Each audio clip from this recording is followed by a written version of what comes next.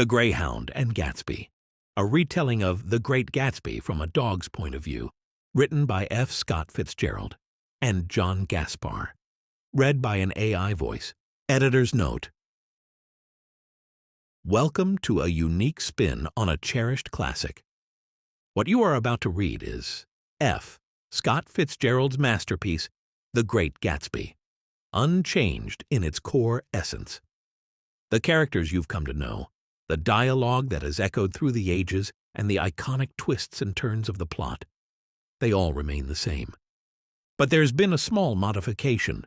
The tale is now seen through the eyes of a different observer, one with a keen sense of smell and an affinity for racing, a greyhound named Dash. As a silent observer in the Carraway household, Dash provides a fresh lens to view the drama unfolding in the world of the enigmatic Jay Gatsby. So, make yourself comfortable, brew your favorite cup of tea, light a cozy fire, and relax into your preferred reading spot as you immerse yourself in The Greyhound and Gatsby, a retelling of The Great Gatsby from a dog's point of view. It's the same classic story you know and love, now with a slightly different tale. Chapter 1. In my younger and more vulnerable years, my father gave me some advice that I've been turning over in my keen canine mind ever since. Whenever you feel like growling at anyone, he told me, just remember that all the people in this world haven't had the advantages that you've had. We greyhounds, as a breed, have always been unusually communicative in a reserved way, and with my sharp hound's ears, I understood that he meant a great deal more than that. Like him, I'm inclined to reserve all judgments, a habit that has opened up many curious natures to me and also made me the victim of not a few veteran bores. The abnormal mind is quick to detect and attach itself to this quality when it appears in a man like my master, Nick Carraway, and a hound such as myself. And so it came about that in college, which I attended faithfully at my master's heel, Nick was unjustly accused of being a politician because he was privy to the secret griefs of wild, unknown men. Most of the confidences were unsought by Nick and often avoided by me. Frequently I have feigned sleep, preoccupation, or a hostile levity when I realized by some unmistakable sign that an intimate revelation was quivering on the horizon. For the intimate revelations of young men, or at least the terms in which they express them, are usually plagiaristic and marred by obvious suppressions. Reserving judgments is a matter of infinite hope.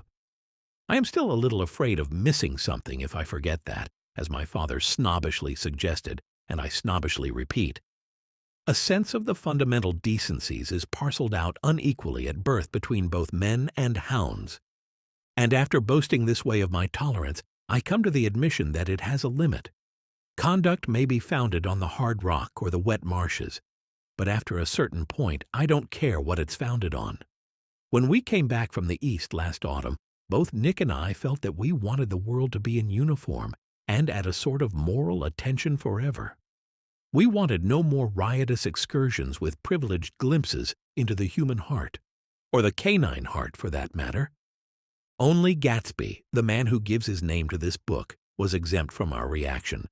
Gatsby, who had a singular scent untainted by the foul odors my hound nose typically detects.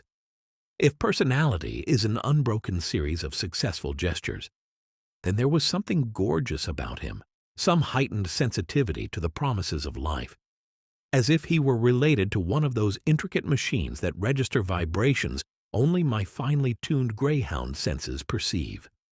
This responsiveness had nothing to do with that flabby impressionability which is dignified under the name of the creative temperament. It was an extraordinary gift for hope, a romantic readiness such as Nick nor I have ever found in any other person, and which it is not likely we shall ever find again. No, Gatsby turned out all right at the end. It is what preyed on Gatsby, what foul dust floated in the wake of his dreams that temporarily closed out our interest in the abortive sorrows and short-winded elations of men. Nick's family had been prominent, prosperous folk in a Midwestern city for 3 generations. The Carraways were something of a pack, with traditions tracing their line back to aristocracy. though the true founder was my master's grandfather's brother who came here in 1851. He sent a stand-in to the Great Civil War and started the hardware business that Nick's father now leads. I never met this long-past ancestor, but supposedly my master resembles him, particularly a rather stern painting that hangs in his father's den. Nick graduated from a university in 1915, just a quarter century after his father. Later, Nick participated in the Great War that left him, to my canine mind, restless, longing for new horizons. I got the sense that the open landscapes of his youth no longer seemed the warm heart of the world, but rather the ragged edge. And so my transient master decided to go east and learn human business affairs. All Nick's aunts and uncles discussed it as if selecting a training school for him, before finally nodding and saying, "Why, yes," with grave faces. His father agreed to fund Nick for a year. After various delays, Nick and I came permanently east that spring, or so we thought at the time. Finding lodgings in the great city was the sensible course. But it was warm weather, and we both had just left a country of broad lawns and leafy trees, so when another young man suggested we all share a dwelling outside the urban cluster, it sounded ideal. The chap located a humble abode for the three of us, but was then called away on business. And so it came to pass my transient master and I arrived in new territory, without his planned human companion. It was lonely at first, just the two of us with a silent Finnish woman who prepared meals and kept house. But then one morning another young newcomer, more fresh than Nick or myself, stopped my master on the road. As I stood at Nick's side, the lost man asked, "How do you get to West Egg Village?" Nick told him, and in so doing we became the guides, trailblazers for this new arrival. With that simple interaction, we were lonely no longer. As sunshine swelled, bursting green leaves on branches, life felt renewed. There were books to read, vigor to draw from the youthful air. As Nick sat reading in our home's sunny parlor, I lay contentedly at his feet, occasionally raising my head when an intriguing scent drifted by on the breeze through the open window. Nick acquired volumes on human commerce and finance to line our shelves like minted golden coins, sure to unlock Midas's secrets. He aspired to wide learning, recalling our scholarly college days, writing solemn editorials. Now Nick aimed to regain the breadth of the well-rounded man, not mere epigram, for life reveals its truths best through one window. Of course, that window must be open to those truths, and I believe Nick and I were. And so we settled into our new dwelling, the world expanding with opportunity outside our weathered walls. My watchful eyes were fixed on my master as I followed him loyally from room to room, as I waited to see what new paths we would trailblaze together when we ventured outside. It was a matter of chance that Nick should have rented a house in one of the strangest communities in North America. It was on that slender, riotous island which extends itself due east of New York and where there are, among other natural curiosities, two unusual formations of land. 20 miles from the city, a pair of enormous eggs, identical in contour and separated only by a courtesy bay, jut out into the most domesticated body of salt water in the Western Hemisphere, the great wet barnyard of Long Island Sound. They are not perfect ovals, the shapes remind me of the way a ball gets flattened on one side after much chewing. But their physical resemblance must be a source of perpetual confusion to the gulls that fly overhead. To us land-bound hounds, a more arresting phenomenon is their dissimilarity in every particular except shape and size. As we approached, their opposing scents told a tale of contrast as well. We lived at West Egg, the less fashionable of the two, though this is a most superficial tag to express the bizarre and not a little sinister contrast between them. Our house was at the very tip of the egg, only 50 yards from the Sound, and squeezed between two huge places that rented for $12,000 or $15,000 a season. I understand that to be a not inconsiderable amount of money, if Nick's reaction to that fact is any indication. The one on our right was massive by any measure.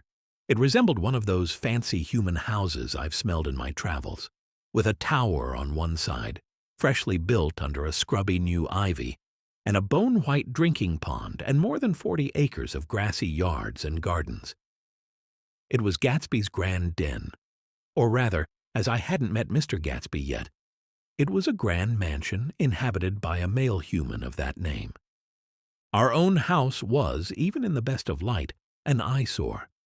But it was a small eyesore, and it had been overlooked, so we had a view of the water, a partial view of our neighbor's lawn, and the consoling proximity of millionaires, all for $80 a month. Across the bay, the white palaces of fashionable East Egg glittered along the water. The history of the summer really begins on the evening Nick and I drove over there to have dinner with the Tom Buchanans.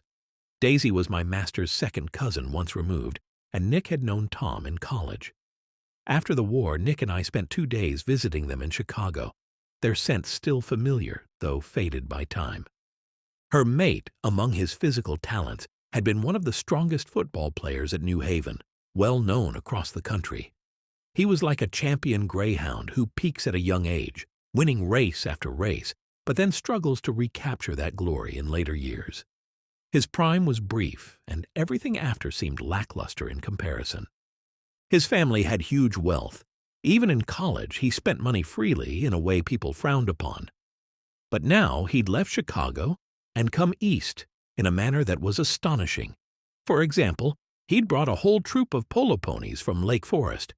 It was unbelievable to me, and to Nick I could tell, that a young man could be rich enough to do that.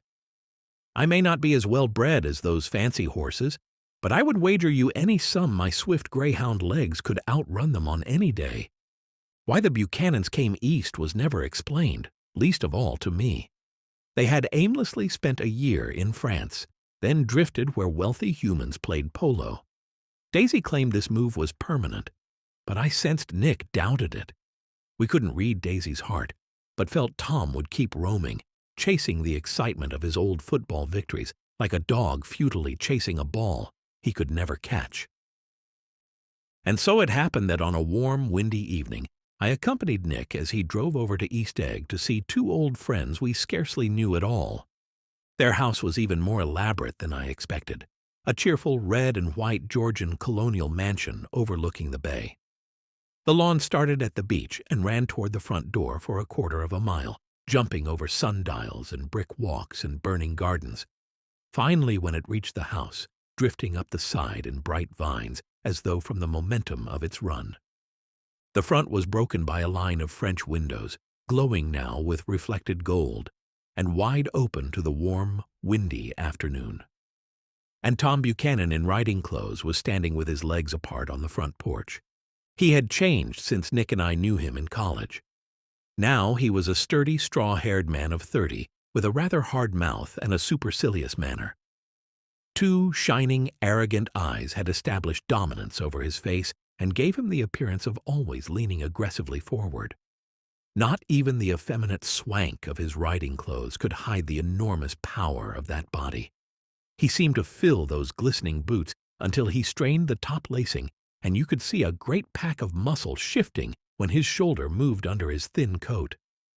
Though I was swift and strong as a champion racer, his was a body capable of enormous leverage, a cruel body. His speaking voice, a gruff, husky tenor, added to the impression of fractiousness he conveyed. There was a touch of paternal contempt in it, even toward people he liked. And Nick had led me to believe there were men at New Haven who had hated Tom's guts. "Now don't think my opinion on these matters is final," he seemed to say, "just because I'm stronger and more of a man than you are." He and Nick were in the same senior society, and while they were never intimate, I always had the impression that he approved of Nick and wanted his friendship, with some harsh, defiant wistfulness of his own. The 2 men talked on the sunny porch while I found a cozy spot to curl up for a short nap in the sunshine. "I've got a nice place here," Tom said, his eyes flashing about restlessly. Turning Nick around by one arm, he moved a broad, flat hand along the front vista, including in its sweep a sunken Italian garden, a half-acre of fragrant roses with scents that made my nose tingle, and a snub-nosed motorboat that bumped the tide offshore. It belonged to Domain, the oil man. The words meant nothing to me, I knew not of oilmen or their possessions. He turned Nick around again, politely and abruptly. "We'll go inside." I followed the two men as they walked through a high hallway into a bright, rosy-colored space, delicately attached to the house by tall windows at either end. The windows were open, shining white against the green grass outside that seemed to creep inward. A breeze blew into the room, flapping the curtains like pale flags, first at one end, then the other, ballooning them toward the decorated ceiling, and then fluttering over the wine-colored floor, making shifting shadows like wind over water. My nose twitched at the scents carried on the breeze as my nails clicked softly on the hard floors. The only thing not stirring in the room was an enormous couch where two female humans floated as if on an anchored balloon. They both wore white, their dresses fluttering as if just blown back inside after a quick run around the yard. I stood a few moments, ears perked at the flapping curtains. Then there was a slam as Tom shut the back windows, and the trapped wind died out around the room. The curtains, rugs, and two young women slowly sank down again. The younger female was a stranger to me. She lay still at her end of the couch, chin tipped up slightly as if balancing a biscuit I longed to snatch. If she saw me out of the corner of her eye, she didn't let on. I almost whimpered an apology for disturbing her calm. The other girl, Daisy, started to get up. She leaned forward a bit, looking dutiful, then laughed, a delightful, silly laugh. "I'm paralyzed with happiness." She laughed once more, as if she'd said something clever, and briefly held Nick's hand, gazing at his face, promising no one delighted her more than him. That charm was her talent. "Dash, you handsome hound! Come say hello!" she exclaimed, noticing me standing nearby. I wagged my tail eagerly and trotted over for her familiar pats and scratches. "It's been too long, dear boy. I've missed you since our college days." Her voice was affectionate and warm. We were old friends reunited. She laughed again, as if she said something very witty, and held Nick's hand for a moment, looking up into his face, promising that there was no one in the world she so much wanted to see. That was a way she had. She hinted in a murmur that the balancing girl was named Baker. I'd noticed that Daisy's soft voice made people lean toward her, an unimportant critique, since its effect was still charming. At any rate, Miss Baker's lips fluttered. She nodded at Nick just barely, ignoring me completely, and quickly tipped her head back again, as if the invisible biscuit she balanced had obviously wobbled, frightening her. Daisy continued fussing over me and Nick, reminiscing about our college days together. Her gentle hands and soothing voice were comforts from an old friend. Daisy began asking Nick questions in her low, thrilling voice. It was the sort of voice that holds the ear, each sentence a unique melody never to be heard again. Her face was lovely and sad, brightened by vivid eyes and an ardent mouth. But her vibrant tone held excitement that men who had loved her found unforgettable. A compelling song, a whispered, "Listen," a promise of gay, thrilling things just past, and more to come within the hour. Nick told her how we had stopped in Chicago for a day on our way east, and how dozens had sent their love through him. "Do they miss me?" she cried ecstatically. "The whole town is desolate. All the cars have black mourning wreaths painted on the left rear wheel, and there's a persistent wail all night along the North Shore." "How gorgeous! Let's go back, Tom. Tomorrow." Then she added irrelevantly, "You ought to see the baby." "I'd like to." "She's asleep. She's 2 years old. Haven't you ever seen her?" "Never." "Well, you ought to see her. She's—" Tom Buchanan, who had been pacing restlessly, stopped and put his hand on Nick's shoulder. I tensed slightly, ready if need be to defend my master from this imposing man. "What are you doing, Nick?" "I'm a bondman." "Who with?" Nick told him. "Never heard of them," Tom said decisively. This annoyance pricked my ears forward. "You will," Nick answered curtly. "You will if you stay in the East." "Oh, I'll stay in the East, don't you worry," Tom said, glancing at Daisy and then back at Nick, as if anticipating more. "I'd be a damned fool to live anywhere else." At this point, Miss Baker suddenly exclaimed, "Absolutely," startling me to full alertness. It was the first word she'd spoken since I entered. She seemed as surprised as us, yawning and swiftly standing up. She arched her back in the same manner I employ after a long nap or just before a short run. "I'm stiff," she complained. "I've been on that sofa as long as I can recall." "Don't look at me," Daisy retorted. "I've been trying to get you to New York all afternoon." "No thanks," said Miss Baker to the 4 cocktails arriving from the pantry. "I'm absolutely in training." As a trained racing greyhound myself, I wondered what sort of athletic training she might be undertaking. Her host stared incredulously. "You are!" He took his drink as if it were a last drop in the glass. "How you ever get anything done is beyond me." I studied Miss Baker, wondering what she ever got done. I enjoyed observing her. She was slender and small-chested, holding herself erect with shoulders flung back like a show dog presenting in the ring. Her tired gray eyes gazed back at me with polite curiosity, framed by a wan, charmingly discontented face. She reminded me of the poodles I'd seen at dog shows, slender creatures standing proudly with an air of fragility and fastidiousness.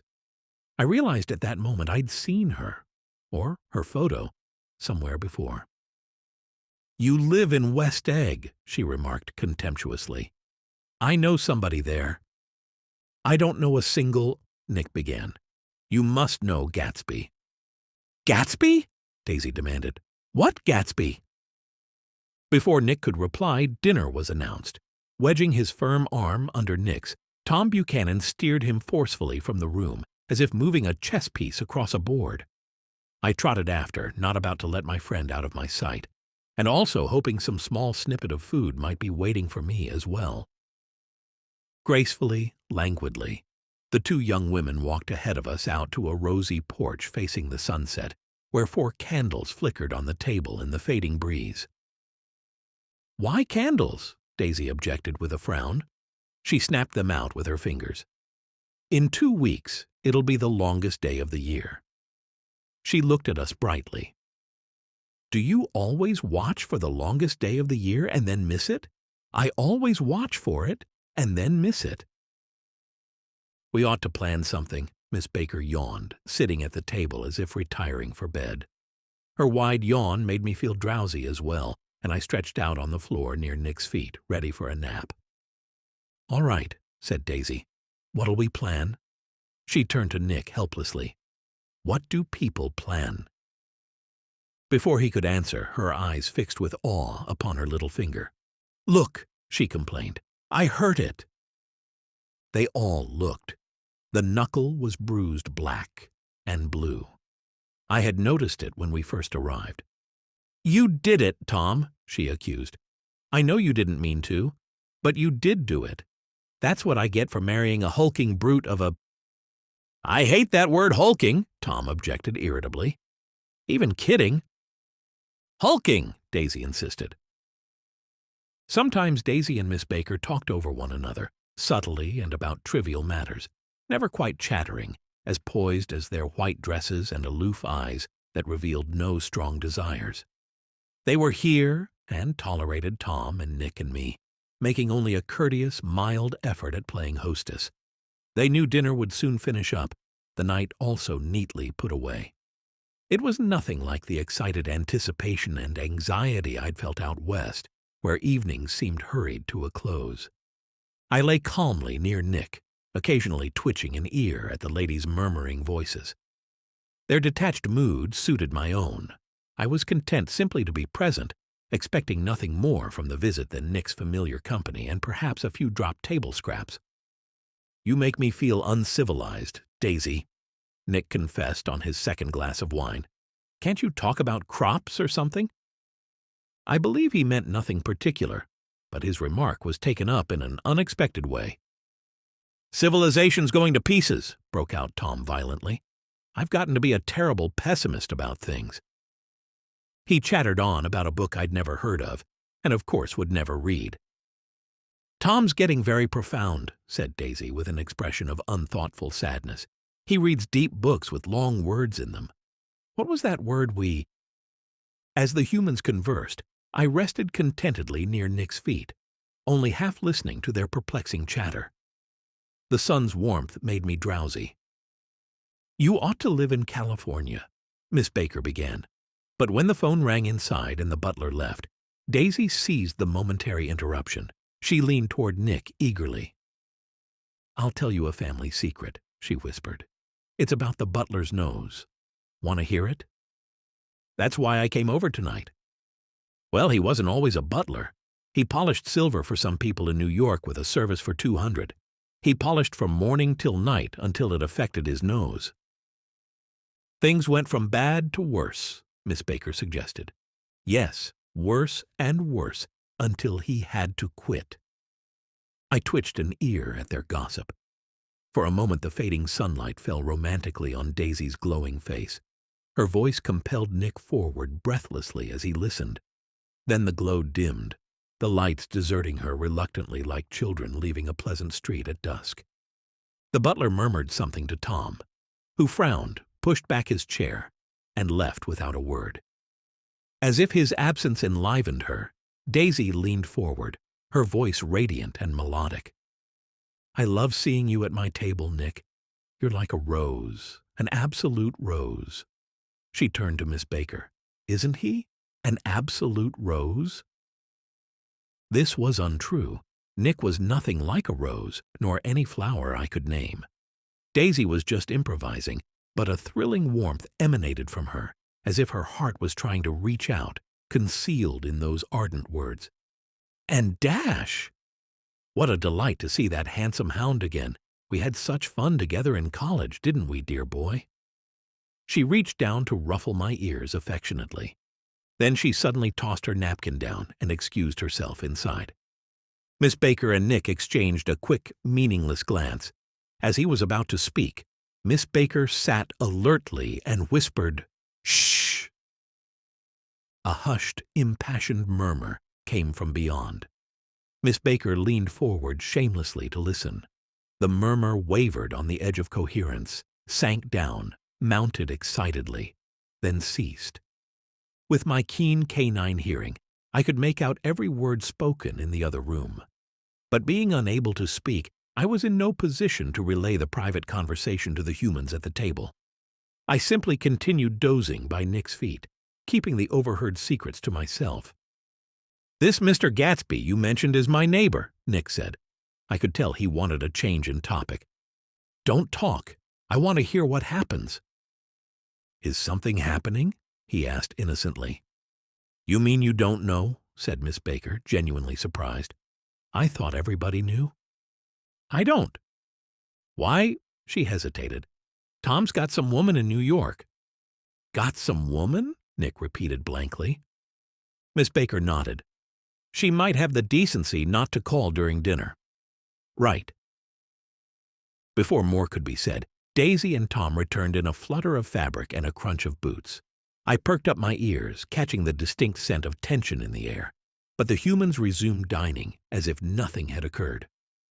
"It couldn't be helped!" Daisy cried with tense gaiety. She sat down, glanced searchingly at Miss Baker, then at Nick, and continued.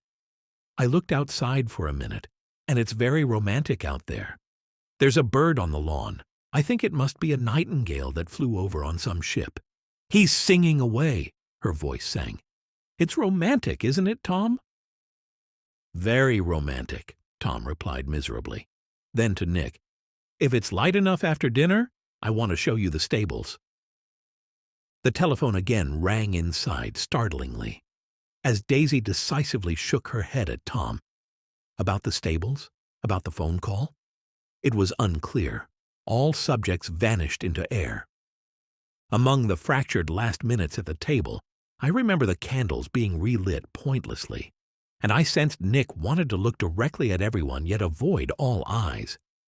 I couldn't guess Daisy and Tom's thoughts, but I doubt even Miss Baker, who seemed to have mastered a hearty skepticism, could fully ignore the shrill metallic urgency of that phone, that sixth unseen guest.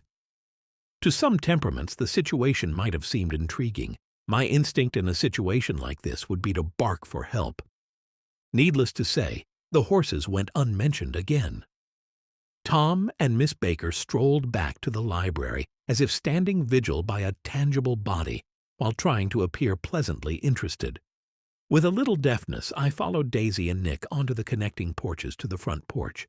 In its deepening gloom, they sat together on a wicker settee. I settled contentedly on the porch near Nick's feet, resting my head on my paws. Daisy held her face in her hands, feeling its shape, her eyes drifting into the velvet dusk. I sensed tumultuous emotions stir within her. Nick asked soothing questions about her daughter, I think meant to calm her. We don't know each other well, Nick, even as cousins. You didn't come to my wedding. I wasn't back from war, he replied.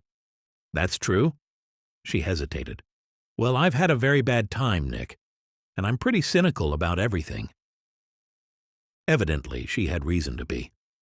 Nick waited, but Daisy said no more. After a moment, he lamely returned to the subject of her daughter. I suppose she talks, and eats, and everything?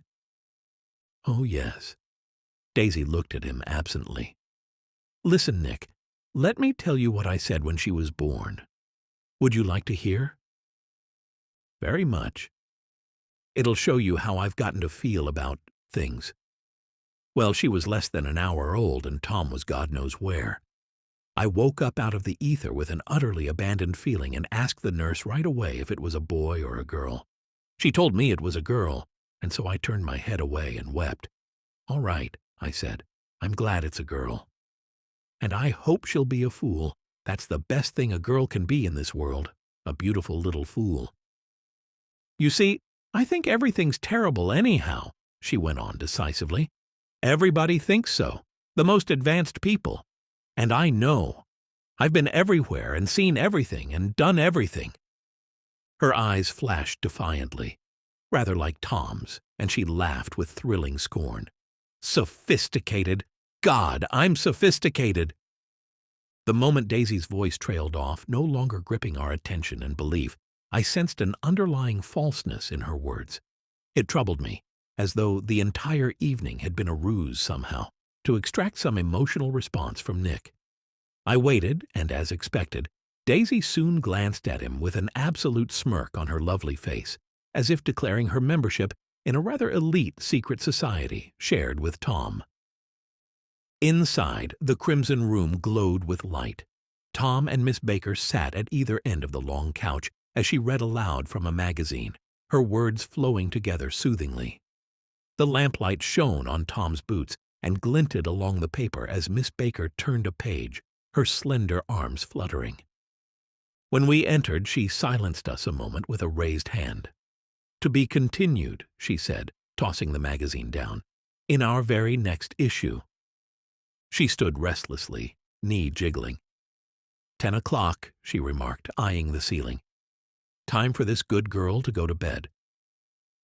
Jordan's playing in a tournament tomorrow in Westchester, Daisy explained. Oh, you're Jordan Baker, Nick said. Like him, I now understood why she looked familiar. We'd seen her contemptuous expression in pictures of high society sporting life. I also vaguely recalled hearing some humans offer an unpleasant story about her, long forgotten. Good night, Miss Baker said softly. Wake me at 8, won't you? If you'll get up. I will. Good night, Mr. Carraway. See you again? Of course you will, Daisy confirmed. In fact, I'll arrange a marriage. Come over often, Nick, and I'll fling you together, lock you in linen closets, push you out to sea, that sort of thing. Good night, called Miss Baker, already on the stairs. I haven't heard a word. She's a nice girl, said Tom after a moment. They shouldn't let her gad about like this. Who shouldn't? Daisy asked coldly. Her family. She's only got one ancient aunt. Besides, Nick will look after her, won't you? She'll spend lots of weekends here this summer. I think it'll be good for her. Daisy and Tom exchanged a long, silent glance. Is she from New York? Nick asked quickly. Louisville. We were girlhood friends there. Did you give Nick a little heart-to-heart on the veranda? Tom interjected. Did I? Daisy looked at Nick. I can't recall, but I think we discussed Nordic races. Yes, I'm sure we did. It sort of crept up, and the next thing you know, I was there and recall no mention of racing. Perhaps I had drifted off. "Don't believe everything you hear, Nick," Tom advised. Nick said lightly he'd heard nothing at all, and soon made motions to leave. They came to the door, standing side by side in the cheerful light. As we started the car, Daisy called out sharply, "Wait!" I forgot to ask something important. "We heard you were engaged to a girl out west." "That's right," Tom affirmed. "We heard you were engaged." "It's a lie. I'm too poor." "But we heard it," Daisy insisted, opening up again vibrantly. "We heard it from 3 people, so it must be true." Of course, I knew what Daisy and Tom referred to, but Nick wasn't even vaguely engaged. Rumors had spread the false news, which was partly why we'd come east.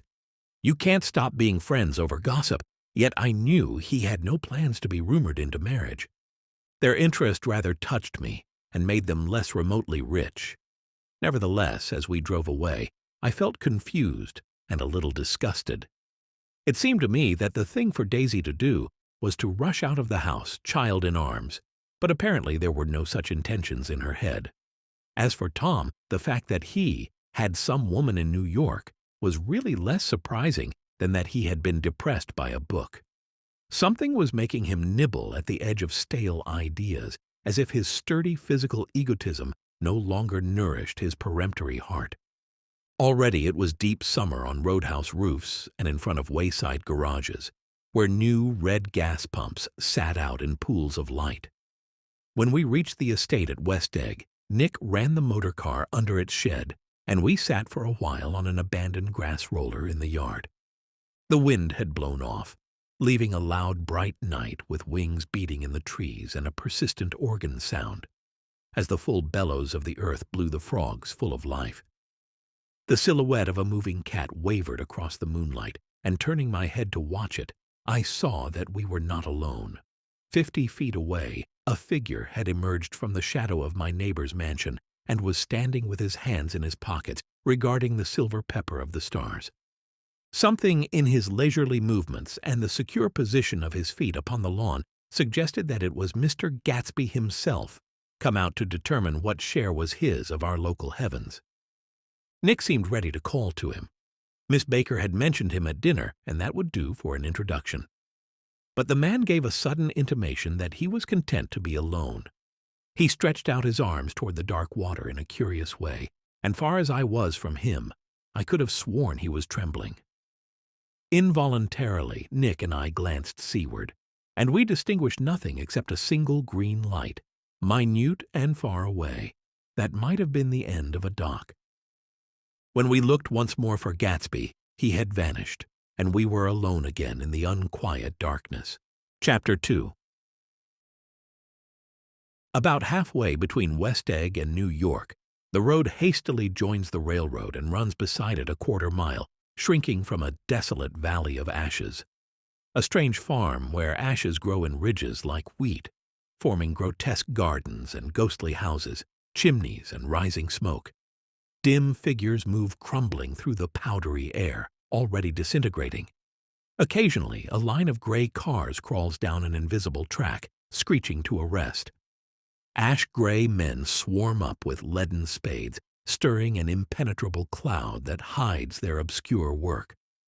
But above the gray land and bleak drifting dust, you eventually perceive the eyes of Dr. T.J. Eckelberg, blue and gigantic, the retinas a yard high. They gaze out from enormous yellow spectacles over a non-existent nose. Some oculist with a morbid sense of humor clearly put the billboards there to attract patients in Queens before sinking into eternal blindness himself or leaving town. The eyes brood dimly over the dumping ground, weathered by sun and rain. The valley borders a small, foul river. When the drawbridge rises for barges, waiting train passengers can stare at the dismal scene for half an hour. It was here I first encountered Tom's mistress, thanks to a mandatory halt. Though curious, I had no desire to meet her, but Nick did. One afternoon we traveled to New York, and when we stopped at the ash heaps, Tom sprang up and dragged my master from the train car. I followed at a slower, less interested pace. "We're getting off," Tom insisted, seemingly fortified from lunch. His determination to have Nick's company bordered on violence. He arrogantly assumed that on a Sunday afternoon we had nothing better to do. The two of us followed him, walking back 100 yards under Dr. Eckelberg's constant stare. The only visible building was a small yellow block sitting on the wasteland's edge, a makeshift main street ministering to nothing beyond. One of its 3 shops was for rent, another an all-night diner with an ashen, unappealing path and an odor which held me at bay. The third was a garage. Repairs. George B. Wilson. Cars bought and sold. I accompanied the 2 men inside. The interior was bare and unprosperous. The only visible car was a dust-cloaked wreck of a Ford crouching dimly in a corner. I'd imagined sumptuous apartments concealed above this shadowy garage, but the wan, faintly handsome proprietor appeared, wiping his hands on waste. His pale blue eyes gleamed damply with desperate hope at the sight of us. "Hello, Wilson, old man," Tom said jovially, clapping his shoulder. "How's business?" "Can't complain," Wilson replied unconvincingly. "When will you sell me that car?" "Next week. My man's working on it now." "Works pretty slow, don't he?" "No, he doesn't," Tom retorted coldly. "Maybe I should sell it elsewhere if you feel that way." "I didn't mean that," Wilson explained quickly. "I just meant—" Wilson's voice faded as Tom glanced impatiently around. Then footsteps descended, and a woman's plump figure blocked the office light. She was in her mid-30s, carrying extra weight sensuously. Her spotted dark blue dress contained no trace of beauty, yet she had an immediately perceptible vitality, as if her nerves smoldered constantly. She smiled slowly, passing through Wilson as if he were a ghost, and shook Tom's hand while staring him in the eye. Then, without turning, she spoke softly and coarsely to her husband. "Get some chairs so someone can sit." "Oh, sure," Wilson agreed hurriedly, blending into the cement-colored walls as he went to the office. Pale dust veiled his dark suit and hair, as it veiled everything except his wife, who moved closer to Tom. "I want to see you," Tom said intensely. "Get on the next train." "All right. I'll meet you at the newsstand downstairs at the station." She nodded and moved away just as Wilson emerged with 2 chairs. We waited down the road, out of sight. It was a few days before the 4th of July. A scrawny Italian child lined up torpedoes along the tracks. "Terrible place, isn't it?" said Tom, exchanging a frown with Dr. Eckelberg's eyes. "Awful." "It's good for her to get away." "Doesn't her husband object?" Nick asked. "Wilson?" "He thinks she visits her sister. He's so dumb. He doesn't know he's alive." So, Tom, his girl, Nick, and myself rode up together to New York, though not precisely together, since Mrs. Wilson discreetly sat apart. Tom deferred that much to the propriety of any East Eggers on board. At the station she bought a tabloid and movie magazine. In the drugstore, cold cream and perfume. She changed into a tight brown dress, and then Tom helped her onto the platform. Upstairs she dismissed 4 taxis before selecting a lavender one with gray upholstery. We slid from the bustling station into sunshine. Abruptly she tapped the front glass. "I want one of those dogs," she said earnestly. "For the apartment. They're nice to have. A dog." "Not a big dog like that one," she added, gesturing dismissively in my direction. "Something I can hold in my hands." We backed toward an old man resembling John D. Rockefeller. A dozen puppies of indistinct breed cowered in his basket. "What kind are they?" Mrs. Wilson asked eagerly as he approached. "All kinds. What kind you want, lady?" "A police dog would be nice. You don't have those, do you?" The man dubiously plunged his hand into the basket and extracted a wriggling pup by the scruff, which yelped faintly. My hackles rose in concern. "That's no police dog," said Tom dryly. I silently agreed with his assessment. "No, not exactly police," the man replied, disappointed. "More of an Airedale." He rubbed the pup's ragged brown fur. "Some coat, eh?" "Won't ever catch cold." "I think he's cute," Mrs. Wilson cooed. How much? $10 for that one?" The pup, undoubtedly part Airedale despite his white feet, settled onto Mrs. Wilson's lap as she stroked his coat lovingly. The other pups whimpered, stirring my caretaking instincts. "Boy or girl?" she asked. "Boy." "It's a bitch," Tom snapped. "Here's cash. Buy 10 more with it." I studied the cavalier wealthy pair. If only I could give those puppies a proper home. But as a mere dog, I could only observe this human folly once again. We drove to Fifth Avenue, so warm and pastoral that Sunday afternoon I half expected to see a great flock of white sheep around the corner. It would have been a refreshing sight. "Hold on, I should leave you here," Nick said. "No, you don't," Tom interjected quickly. "Myrtle will be hurt if you don't come up." Turning to her, "Won't you, Myrtle?" "Come on," she urged. "I'll call my sister Catherine. People say she's a beauty." I could smell my master's hesitation, but his polite nature kept him from refusing outright. We continued over the park towards the West Hundreds. At 158th, the cab stopped before a long white apartment building. With a regal glance around, Mrs. Wilson gathered her things and the young squirming pup and haughtily entered. "I'll have the McKees come over," she announced in the elevator, her shrill perfume overpowering in the confined space. "And my sister, of course." The top-floor apartment was filled with a clutter of fancy human furniture, the abundance of scents and obstacles disorienting my dog senses, like getting lost in a massive kennel full of unfamiliar smells. The only picture was a large photograph of a hen that from afar looked like an old lady's face beaming down. Tabloids and scandal sheets lay scattered about, along with a Bible. Mrs. Wilson first saw to her new puppy. A reluctant elevator boy fetched straw and biscuits, one which slowly disintegrated in the saucer as the afternoon passed. It didn't even look appetizing to me, and I hadn't eaten in several hours. Meanwhile, Tom retrieved whiskey from a cabinet. I'd only seen Nick drunk twice before in life. This would be the latter instance. So I imagine the day has a dim, hazy quality in his memory, though sunlight filled the rooms until after 8. Sitting in Tom's lap, Mrs. Wilson chattered on the phone. With no cigarettes, Nick and I were sent to the store.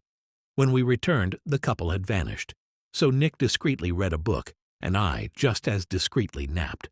The moment Tom and Myrtle reappeared, more company began arriving. I lifted my nose, alert to these strange newcomers.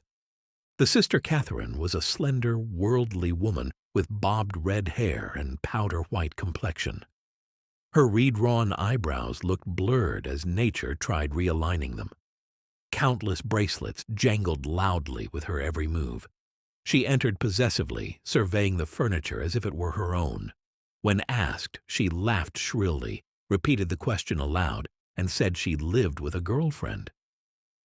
Mr. McKee was a pale, feminine man from downstairs, a spot of shaving lather still on his cheekbone. He politely greeted everyone, and I gathered he was the photographer behind the hazy enlarged photo of Mrs. Wilson's mother on the wall. His wife was handsome yet dreadful. She proudly announced he'd photographed her 127 times since marriage. Mrs. Wilson had changed her costume again and was now attired in an elaborate afternoon dress of cream-colored chiffon, which gave out a continual rustle as she swept about the room. With the influence of the dress, her personality had also undergone a change. The intense vitality that had been so remarkable in the garage was converted into impressive hauteur. Her laughter, her gestures, her assertions became more violently affected moment by moment, and as she expanded, the room grew smaller around her until she seemed to be revolving on a noisy, creaking pivot through the smoky air. "My dear," she told her sister in a high, mincing shout, "most of these fellas will cheat you every time. All they think of is money. I had a woman up here last week to look at my feet, and when she gave me the bill, you'd have thought she had my appendicitis out." "What was the name of the woman?" asked Mrs. McKee. "Mrs. Eberhardt. She goes around looking at people's feet in their own homes." "I like your dress," remarked Mrs. McKee. "I think it's adorable." Mrs. Wilson rejected the compliment by raising her eyebrow in disdain. "It's just a crazy old thing," she said. I just slip it on sometimes when I don't care what I look like." "But it looks wonderful on you, if you know what I mean," pursued Mrs. McKee. "If Chester could only get you in that pose, I think he could make something of it." We all looked silently at Mrs. Wilson, who removed a hair strand from her eyes and smiled brilliantly back at us. Mr. McKee studied her intently with tilted head, then slowly waved his hand before his face. "I should change the light," he said after a moment. "I'd like to bring out the modeling of the features, and I'd try to get hold of all the back hair." "I wouldn't change the light," cried Mrs. McKee. "I think it's—" Her husband shushed her, and we gazed at the subject again until Tom Buchanan audibly yawned and stood up. "Have a drink, McKees," he said. "More ice and mineral water, Myrtle, before we all sleep?" She looked down at me, in my spot on the floor, and laughed for no reason. Then she swooped over to her puppy, kissed it ecstatically, and flounced into the kitchen as if a dozen chefs awaited orders. "I've done nice work out on Long Island," boasted Mr. McKee. Tom stared blankly until McKee clarified. "2 studies, Montauk Point, the gulls, and Montauk Point, the sea." The sister Catherine sat beside Nick on the couch, stepping gingerly over me in the process. "Do you live on Long Island, too?" she asked. "We're in West Egg," Nick replied, with a nod toward me. "Oh, really?" "I was at a party there, thrown by a man named Gatsby. Do you know him?" "I'm his next-door neighbor." "Well, they say he's Kaiser Wilhelm's nephew. That's his money source." "Is that so?" She nodded. "He scares me. I'd hate to cross him." Mrs. McKee suddenly pointed at Catherine, interrupting the gossip about our neighbor. "Chester, I think you could do something with her." But Mr. McKee only nodded in a bored way before turning back to Tom. "I'd like more work on Long Island if I could get access. Just give me a start." "Ask Myrtle," said Tom, laughing as Mrs. Wilson entered with a tray. "She'll give you an intro to her husband so you can paint him. George B. Wilson at the gas pump or something." Catherine whispered to Nick, "Neither can stand their spouse." "Can't they?" "Can't stand them." She looked between Myrtle and Tom. "Why stay married, then?" "I'd divorce and remarry immediately." "Doesn't she like Wilson either?" Myrtle overheard and responded with violent, obscene words. "You see," said Catherine triumphantly, lowering her voice again, "it's his wife keeping them apart. She won't allow divorce." I was confused, having no grasp of human matrimony customs. "When they do marry, they'll go out west until it blows over," Catherine continued. "Europe would be more discreet." "Oh, you like Europe?" she exclaimed, surprised. "I just got back from Monte Carlo." "Really?" "Last year with a girlfriend. We went to Monte Carlo and back through Marseille. We had over $1,200 but lost it all gambling in 2 days. It was awful getting back, I can tell you. God, how I hated that town!" The late sky momentarily bloomed an azure Mediterranean hue in the window before Mrs. McKee's shrill voice pierced my ears, calling us back inside. "I nearly made a mistake, too," she declared loudly. My sensitive hearing cringed at her vigorous tone. "I almost married a little jerk who'd chased me for years. Everyone kept saying, 'Lucille, he's way below you.' But if not for Chester, he'd have gotten me for sure." "Yes, but you didn't marry him." Myrtle nodded, the bracelets on her arms jangling with the motion. The noise grated on my canine senses. "I know I didn't." "Well, I did," said Myrtle, her words tinged with an ambiguity beyond my understanding. "That's the difference with your case and mine." "Why did you, Myrtle?" Catherine demanded. Her authoritative stance reminded me of an alpha dog correcting a lower pack member. Myrtle considered, twirling her gaudy bracelets nervously. "I thought he was a gentleman, that he knew breeding, but he wasn't fit to lick my shoe." "You were crazy for him a while," said Catherine, examining her nails. "Crazy for him!" Myrtle cried incredulously, the pitch piercing my sensitive ears and making them pin back. "I was never any crazier for him than that man there." She pointed suddenly at Nick, and everyone looked at him accusingly. He tried to indicate through cautious body language that he'd played no part in her past. I moved closer to him, prepared to defend if needed. The only crazy I was when I married him. I knew right away I made a mistake. He borrowed somebody's best suit to get married in and never even told me about it, and the man came after it one day when he was out. She looked around to see who was listening. "Oh, is that your suit?" I said. "This is the first I ever heard about it." But I gave it to him, and then I lay down and cried to beat the band all afternoon. "She really ought to get away from him," resumed Catherine to Nick. "They've been living over that garage for 11 years, and Tom's the first sweetie she ever had." The bottle of whiskey, a second one, was now in constant demand by all present, excepting Catherine, who felt just as good on nothing at all. Tom rang for the janitor and sent him for some celebrated sandwiches, which were a complete supper in themselves. Nick slipped me several morsels under the table. Though the human chatter remained a mystery, I was content at his side, enjoying his generous treat. I wanted to get out and walk eastward toward the park through the soft twilight with Nick, but each time we tried to go, he became entangled in some wild, strident argument which pulled him back, as if with ropes, into his chair. Myrtle pulled her chair close to Nick, and suddenly her warm breath poured over him the story of her first meeting with Tom. It was on the two little seats facing each other that are always the last ones left on the train. I was going up to New York to see my sister and spend the night. He had on a dress suit and patent leather shoes, and I couldn't keep my eyes off him. But every time he looked at me, I had to pretend to be looking at the advertisement over his head. When we came into the station, he was next to me, and his white shirt front pressed against my arm. And so I told him I'd have to call a policeman. But he knew I lied. I was so excited that when I got into a taxi with him, I didn't hardly know I wasn't getting into a subway train. All I kept thinking about, over and over, was, "You can't live forever. You can't live forever."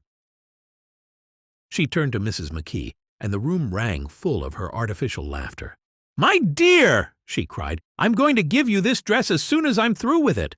I've got to get another one tomorrow. I'm going to make a list of all the things I've got to get.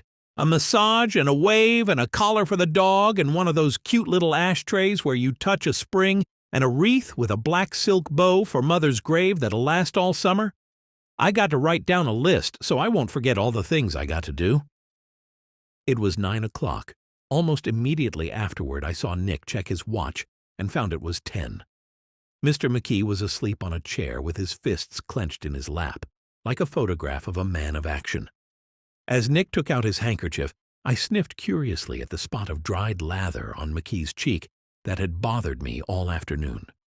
Nick gently wiped it away. The little puppy was sitting on the table, looking with blind eyes through the smoke, and from time to time groaning faintly. The humans around me disappeared, reappeared, made plans to go somewhere, and then lost each other, searching and finding one another just feet away. Sometime toward midnight, Tom Buchanan and Mrs. Wilson stood face to face, discussing in impassioned voices whether Mrs. Wilson had any right to mention Daisy's name. "Daisy! Daisy! Daisy!" shouted Mrs. Wilson. "I'll say it whenever I want to. Daisy! Day!" With a short, deft movement, Tom Buchanan broke her nose with his open hand. Then there were bloody towels upon the bathroom floor, and women's voices scolding, and high over the confusion a long, broken wail of pain. Mr. McKee awoke from his doze and started in a daze toward the door. When he had gone halfway, he turned around and stared at the scene. His wife and Catherine stumbling among the crowded furniture with articles of aid, and the despairing figure on the couch bleeding fluently. Mr. McKee then turned and continued out the door. Nick took his hat from the chandelier, and I followed him closely, eager to leave the chaotic and bewildering scene. "Come to lunch someday," McKee suggested, as we all groaned, descending in the elevator. "Where?" Nick replied. "Anywhere." "Keep your hands off the lever," the elevator boy snapped. "I beg your pardon," McKee said with dignity. "I didn't know I was touching it." "All right," Nick agreed. "I'll be glad to." After the chaotic night, Nick and I helped escort the dazed and stumbling Mr. McKee to his bed. I watched curiously as Nick eased McKee into the sheets. Still clad only in his underwear, McKee fumbled through a large portfolio clutched in his hands. Beauty and the Beast, Loneliness, Old Grocery Horse, Brooklyn Bridge, he mumbled, gazing at photos from his work. Soon after, I lay half asleep on the cold floor of the Pennsylvania station, Nick staring at a newspaper as we awaited the 4 o'clock train. Exhausted from the chaotic night, I dozed contentedly by my loyal master's feet, the familiar smell of his shoes a comfort amidst the bustling station commotion. Chapter 3. There was music drifting from Gatsby's mansion through the summer nights. In his gardens, men and women fluttered about like squirrels amongst whispers, champagne, and stars. At high tide in the afternoon, I watched his guests diving off his raft or sunning themselves on the hot sand, while motorboats cut across the Sound, pulling humans on strange floating boards over foaming wakes. On weekends, his Rolls-Royce turned into a bus, ferrying revelers to and from the city between breakfast time and past midnight, while his station wagon scurried around like a yellow beetle to meet all trains.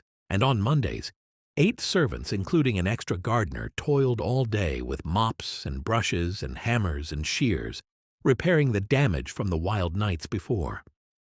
Every Friday, 5 crates of oranges and lemons arrived from a New York fruit vendor, and every Monday these same fruits left Gatsby's back door as mounds of dried pulp. There was a machine in the kitchen that could squeeze the juice from 200 oranges in half an hour, if you possessed nimble fingers and pressed the button 200 times. At least once a fortnight, caterers arrived with tents and colored lights to transform Gatsby's gardens into a Christmas tree. His buffet tables were piled high with gleaming treats and glazed hams that made my mouth water, vivid salads, pastries shaped like animals, and bronzed turkeys.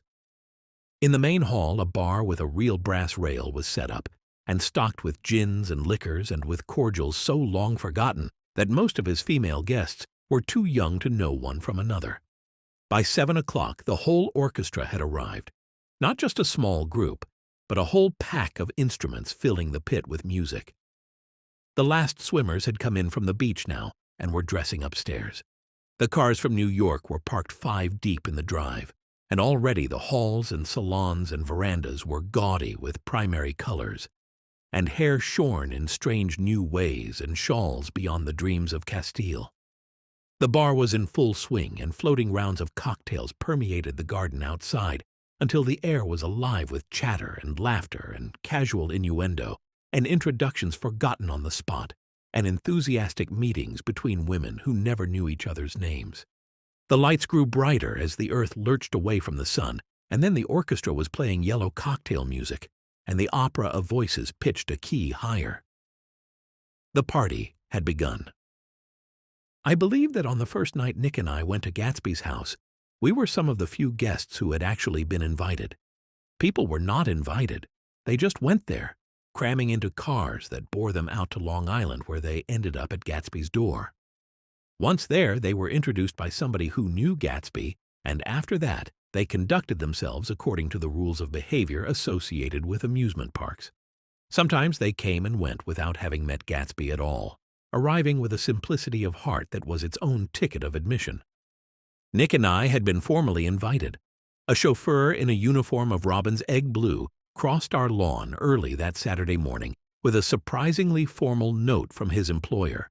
The honor would be entirely Gatsby's, it said, if Nick and his charming Greyhound would attend his little party that night. Gatsby had seen us around and had intended to call on us long before, but a peculiar combination of circumstances had prevented it.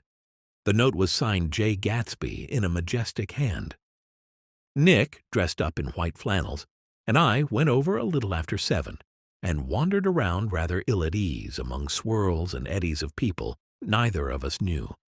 Though here and there was a face I had noticed on the commuting train, I was immediately struck by the number of young Englishmen dotted about, all well-dressed, all looking a little hungry, and all talking in low, earnest voices to solid and prosperous Americans.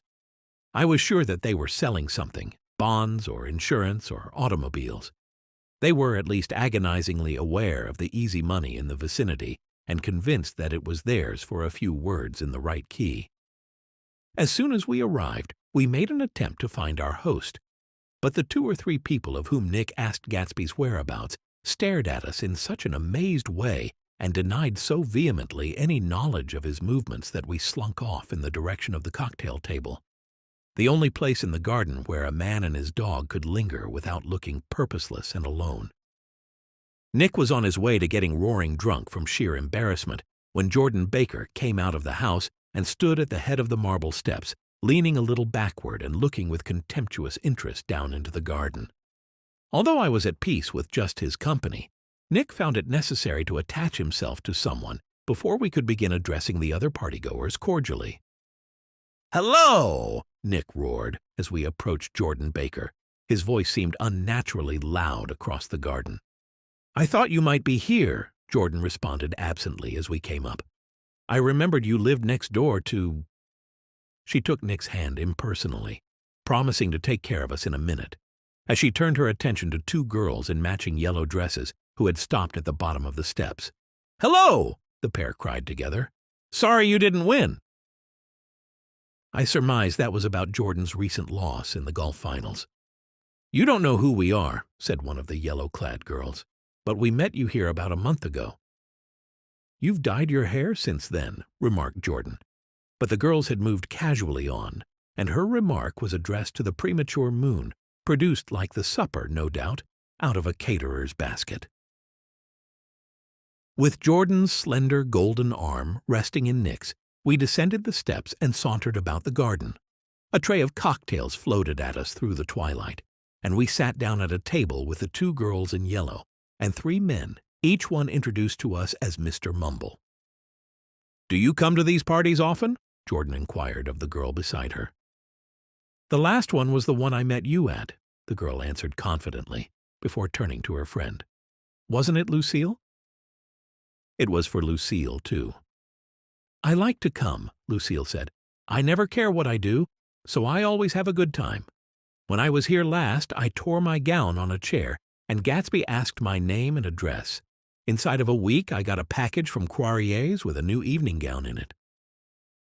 "Did you keep it?" asked Jordan. "Sure I did. I was going to wear it tonight, but it was too big in the bust and had to be altered. It was gas blue with lavender beads. $265. "There's something funny about a fellow that'll do a thing like that," said the other girl eagerly. "He doesn't want any trouble with anybody." "Who doesn't?" Nick inquired. "Gatsby. Somebody told me." The 2 girls and Jordan leaned together confidentially. From my spot under the table, my ears perked up. "Somebody told me they thought he killed a man once." A thrill passed over all of us. The 3 Mr. Mumbles bent forward and listened eagerly. "I don't think it's so much that," argued Lucille skeptically. "It's more that he was a German spy during the war." One of the men nodded in confirmation. "I heard that from a man who knew all about him. Grew up with him in Germany," he assured us positively. "Oh, no," said the first girl. "It couldn't be that, because he was in the American Army during the war." As our credulity switched back to her, she leaned forward with excitement. "You look at him sometimes when he thinks nobody's looking at him. I'll bet he killed a man." She narrowed her eyes and shivered. Lucille shivered too. We all turned and searched for Gatsby in the crowded garden. It was a testament to the romantic speculation Gatsby inspired that there were whispers about him from those who found little that it was necessary to whisper about in this world. The first supper, there would be another after midnight, was now being served. Jordan invited Nick and I to join her group, spread around a table across the garden. There were 3 married couples and Jordan's escort, a persistent undergraduate given to violent innuendo, and obviously under the impression that sooner or later Jordan was going to yield him up her person to a greater or lesser degree. Unlike the rambunctious partygoers, this group maintained a dignified air, representing the genteel nobility of the countryside, East Egg condescending to West Egg's showy revelry. "Let's get out," Jordan whispered after a wasted half-hour of polite chatter. "This is too polite for me." We got up, and Jordan explained we were going to find our elusive host, whom we had yet to meet. The undergraduate nodded in a cynical, melancholy way. The bar where we glanced first was crowded, but Gatsby was not there. She couldn't find him from the top of the steps, and he wasn't on the veranda. On a chance, we tried an important-looking door and walked into a high Gothic library, paneled with carved English oak, and probably transported complete from some ruin overseas. A stout, middle-aged man with enormous owl-eyed spectacles was sitting somewhat drunk on the edge of a great table, staring with unsteady concentration at the shelves of books. As we entered, he wheeled excitedly around and examined Jordan from head to foot. "What do you think?" he demanded impetuously. "About what?" Nick asked. The man waved his hand toward the bookshelves. "About that? No need to bother ascertaining. I already ascertained. They're real." Nick was puzzled. "The books?" The man nodded eagerly. "Absolutely real, pages and everything. I thought they'd be fake cardboard props, but matter of fact, they're genuine books. Pages and here, let me show you." Taking our skepticism for granted, he rushed to the bookcases and returned with Volume 1 of the Stoddard Lectures. "See!" he cried triumphantly. "It's a bona fide piece of printed matter. It fooled me. This fella's a regular Belasco. It's a triumph. What thoroughness! What realism! Knew when to stop, too. Didn't cut the pages. But what do you want? What do you expect?" The man snatched the book back, hastily replacing it and muttering that removing one brick could make the whole library collapse. "Who brought you here?" he demanded of us suddenly. "Or did you just come?" "I was brought. Most people were brought." Jordan looked at him alertly, cheerfully, without answering. "I was brought by a woman named Roosevelt," he continued. "Mrs. Claude Roosevelt. Do you know her? I met her somewhere last night. I've been drunk for about a week now, and I thought it might sober me up to sit in a library." Nick played along. "Has it worked?" "A little bit, I think. Hard to tell yet. I've only been here an hour. Did I mention the books are real? They're—" "You told us," Nick interjected politely. Nick shook hands with him gravely. I gave him a cheerful nod, and we went back outdoors. There was dancing now on the canvas in the garden. Old men pushing young girls backward in eternal graceless circles, superior couples holding each other tortuously, fashionably, and keeping in the corners, and a great number of single girls dancing individualistically or relieving the orchestra for a moment of the burden of the banjo or the traps. By midnight the hilarity had increased.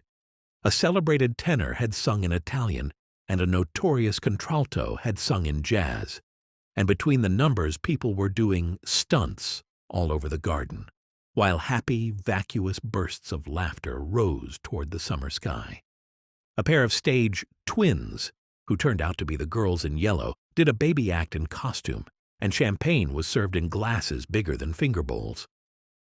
The moon had risen higher, and floating in the sound was a triangle of silver scales, trembling a little to the stiff, tinny drip of the banjos on the lawn. Nick and I were still with Jordan Baker. We were sitting at a table with a man of about Nick's age and a rowdy little girl who gave way upon the slightest provocation to uncontrollable laughter. Nick seemed to be enjoying himself now. He had taken 2 finger bowls of champagne, and I think the scene had changed before his eyes into something significant, elemental, and profound. At a lull in the entertainment, the man looked at Nick and smiled. "Your face is familiar," he said politely. "Weren't you in the 3rd Division during the war?" "Why, yes, I was in the 9th Machine Gun Battalion. I was in the 7th Infantry until June 1918. I knew I'd seen you somewhere before." They talked for a moment about some wet, gray little villages in France. Evidently, he lived in this vicinity, for he told Nick that he had just bought a hydroplane and was going to try it out in the morning. "Want to go with me, old sport?" Just near the shore along the Sound. "What time?" "Any time that suits you best." It was on the tip of Nick's tongue to ask his name when Jordan looked around and smiled. "Having a gay time now?" she inquired. "Much better." Nick turned again to the man. "This is an unusual party for me. I haven't even seen the host. He gestured toward me, in my spot on the grass, and then waved his hand at the invisible hedge in the distance. "We live over there, and this man Gatsby sent over his chauffeur with an invitation." For a moment the man looked at Nick as if he failed to understand. "I'm Gatsby," the man said suddenly. "What?" Nick exclaimed in surprise. "Oh, I beg your pardon." I had recognized him, of course, as the man we'd seen on that earlier night, staring at the green light across the bay. I assumed Nick recognized Gatsby as well, but of course his sight was less acute than mine. "I thought you knew, old sport. I'm afraid I'm not a very good host." Gatsby smiled warmly, reassuringly, one of those rare smiles containing eternal reassurance. For an instant it seemed to face the whole external world before concentrating on Nick with irresistible favor. It understood him just as far as Nick wished to be understood, believed in Nick as Nick wanted to believe in himself, and conveyed precisely the impression Nick hoped to at his best. Precisely at that point it vanished, and I was looking at an elegant young roughneck, a year or two over 30, whose elaborate formality of speech just missed being absurd. Several times before he introduced himself, I'd got a strong impression that he was picking his words with care. Almost at the moment when Mr. Gatsby identified himself, a butler hurried toward him with the information that Chicago was calling him on the wire. Gatsby excused himself with a small bow that included each of us in turn. I was pleased he went so far as to acknowledge not only his guests, but the dogs of his guests as well. "If you want anything, just ask, old sport," he urged Nick. "Excuse me, I'll rejoin you shortly." After he left, Nick turned to Jordan, seeming startled. I sensed Nick had pictured Mr. Gatsby as an older, heavier figure. "Who is he?" Nick asked incredulously. "Do you know?" "He's just a man named Gatsby." "Where is he from, I mean?" "And what does he do?" "Now you're started on the subject," she answered with a wan smile. "Well, he told me once he was an Oxford man." A dim background started to take shape behind him, but at her next remark it faded away. "However, I don't believe it." "Why not?" "I don't know," she insisted. "I just don't think he went there." Something in her tone reminded me of the other girl's remark.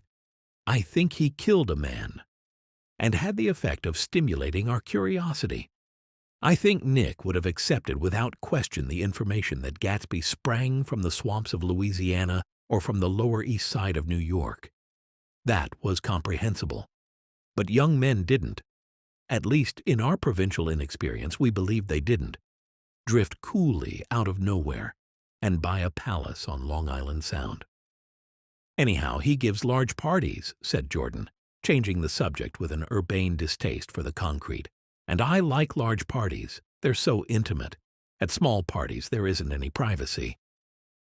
There was the boom of a bass drum, and the voice of the orchestra leader rang out suddenly above the echolalia of the garden. "Ladies and gentlemen," he cried, "at the request of Mr. Gatsby, we are going to play for you Mr. Vladimir Tostof's latest work, which attracted so much attention at Carnegie Hall last May. If you read the papers, you know there was a big sensation." He smiled with jovial condescension and added, "Some sensation," whereupon everybody laughed. "The piece is known," he concluded lustily, "as Vladimir Tostof's Jazz History of the World."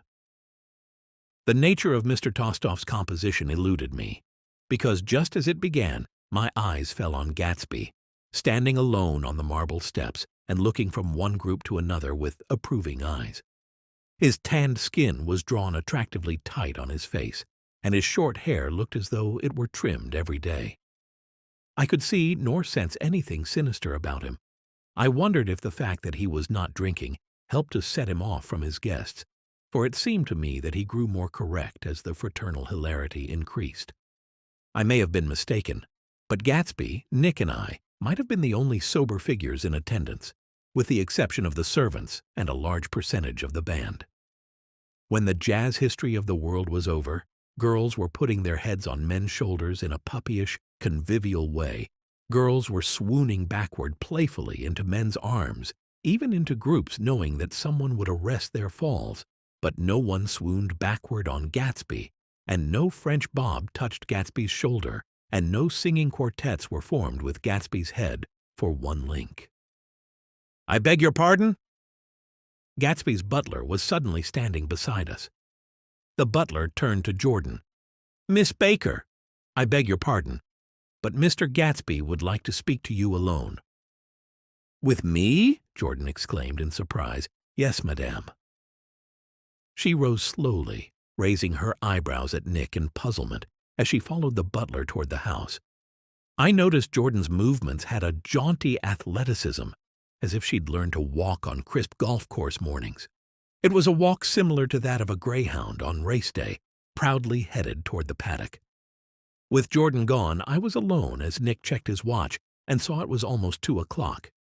For some time, confused and intriguing sounds had floated from the long, many-windowed room overhanging the terrace. Dodging Jordan's drunk undergraduate, now engaged in lewd conversation with chorus girls, Nick and I went inside, impelled by the interesting sounds. The large room was full of people. One of the girls in yellow was playing the piano, and beside her stood a tall, red-haired young lady from a famous chorus engaged in song. She had drunk a quantity of champagne, and during the course of her song, she had decided ineptly that everything was very, very sad. She was not only singing, but she was also weeping. Whenever there was a pause in the song, she filled it with gasping, broken sobs, and then took up the lyric again in a quavering soprano. The tears coursed down her cheeks, not freely, however, for when they came into contact with her heavily beaded eyelashes, they assumed an inky color and pursued the rest of their way in slow black rivulets. A humorous suggestion was made that she sing the notes on her face, whereupon she threw up her hands, sank into a chair, and went off into a deep, vinous sleep. "She had a fight with a man who says he's her husband," a girl beside us explained. I looked around. Most of the remaining women were now having fights with men said to be their husbands. Even Jordan's party, the quartet from East Egg, were rent asunder by dissension.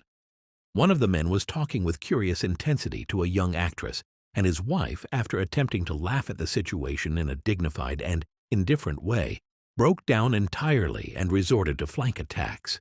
At intervals, she appeared suddenly at his side like an angry diamond and hissed, "You promised!" into his ear. The reluctance to go home was not confined to wayward men. The hall was at present occupied by 2 deplorably sober men and their highly indignant wives. The wives were sympathizing with each other in slightly raised voices. "Whenever he sees I'm having a good time, he wants to go home. Never heard anything so selfish in my life. We're always the first ones to leave." "So are we." "Well, we're almost the last tonight," said one of the men sheepishly. "The orchestra left half an hour ago." In spite of the wives' agreement that such malevolence was beyond credibility, the dispute ended in a short struggle, and both wives were lifted kicking into the night. As Nick and I waited for his hat in the hall, the door of the library opened, and Jordan, Baker, and Gatsby came out together. He was saying some last word to her, but the eagerness in his manner tightened abruptly into formality as several people approached him to say goodbye. Jordan's party were calling impatiently to her from the porch, but she lingered for a moment to shake hands. "I've just heard the most amazing thing," she whispered. "How long were we in there?" "Why, about an hour. It was simply amazing," she repeated abstractedly. "But I swore I wouldn't tell it, and here I am, tantalizing you." She yawned gracefully in Nick's face. "Please come and see me. Phone book. Under the name of Mrs. Sigourney Howard, my aunt." She was hurrying off as she talked. Her brown hand waved a jaunty salute as she melted into her party at the door. Rather ashamed that on our first appearance we had stayed so late, we joined the last of Gatsby's guests who were clustered around him. Nick explained that we'd hunted for him early in the evening and apologized for not having known him in the garden. "Don't mention it," he enjoined Nick eagerly. "Don't give it another thought, old sport." The familiar expression held no more familiarity than the hand which reassuringly brushed Nick's shoulder, and which gave my own back a friendly pat. "And don't forget, we're going up in the hydroplane tomorrow morning at 9 o'clock. Then the butler, behind his shoulder. "Philadelphia wants you on the phone, sir." "All right, in a minute. Tell them I'll be right there. Good night." "Good night. Good night." He smiled, and suddenly there seemed to be a pleasant significance in having been among the last to go, as if he had desired it all the time. "Good night, old sport. Good night to you as well, Dash." But as Nick and I walked down the steps, I saw that the evening was not quite over. 50 feet from the door, a dozen headlights illuminated a bizarre and tumultuous scene. In the ditch beside the road, right side up but violently shorn of one wheel, rested a new coupe which had left Gatsby's drive not 2 minutes before. The sharp jut of a wall accounted for the detachment of the wheel, which was now getting considerable attention from half a dozen curious chauffeurs. However, as they had left their cars blocking the road, a harsh, discordant din from those in the rear had been audible for some time, and added to the already violent confusion of the scene. A man in a long duster had dismounted from the wreck and now stood in the middle of the road, looking from the car to the tire and from the tire to the observers, in a pleasant, puzzled way. "See," he explained, "it went in the ditch." The fact was infinitely astonishing to him, and I recognized first the unusual quality of wonder and then the man. It was the late patron of Gatsby's library. "How did it happen?" He shrugged his shoulders. "I know nothing whatever about mechanics," he said decisively. "But how did it happen? Did you run into the wall?" "Don't ask me," said Owl Eyes, washing his hands of the whole matter. "I know very little about driving, next to nothing. It happened, and that's all I know." "Well, if you're a poor driver, you oughtn't to try driving at night." "But I wasn't even trying," he explained indignantly.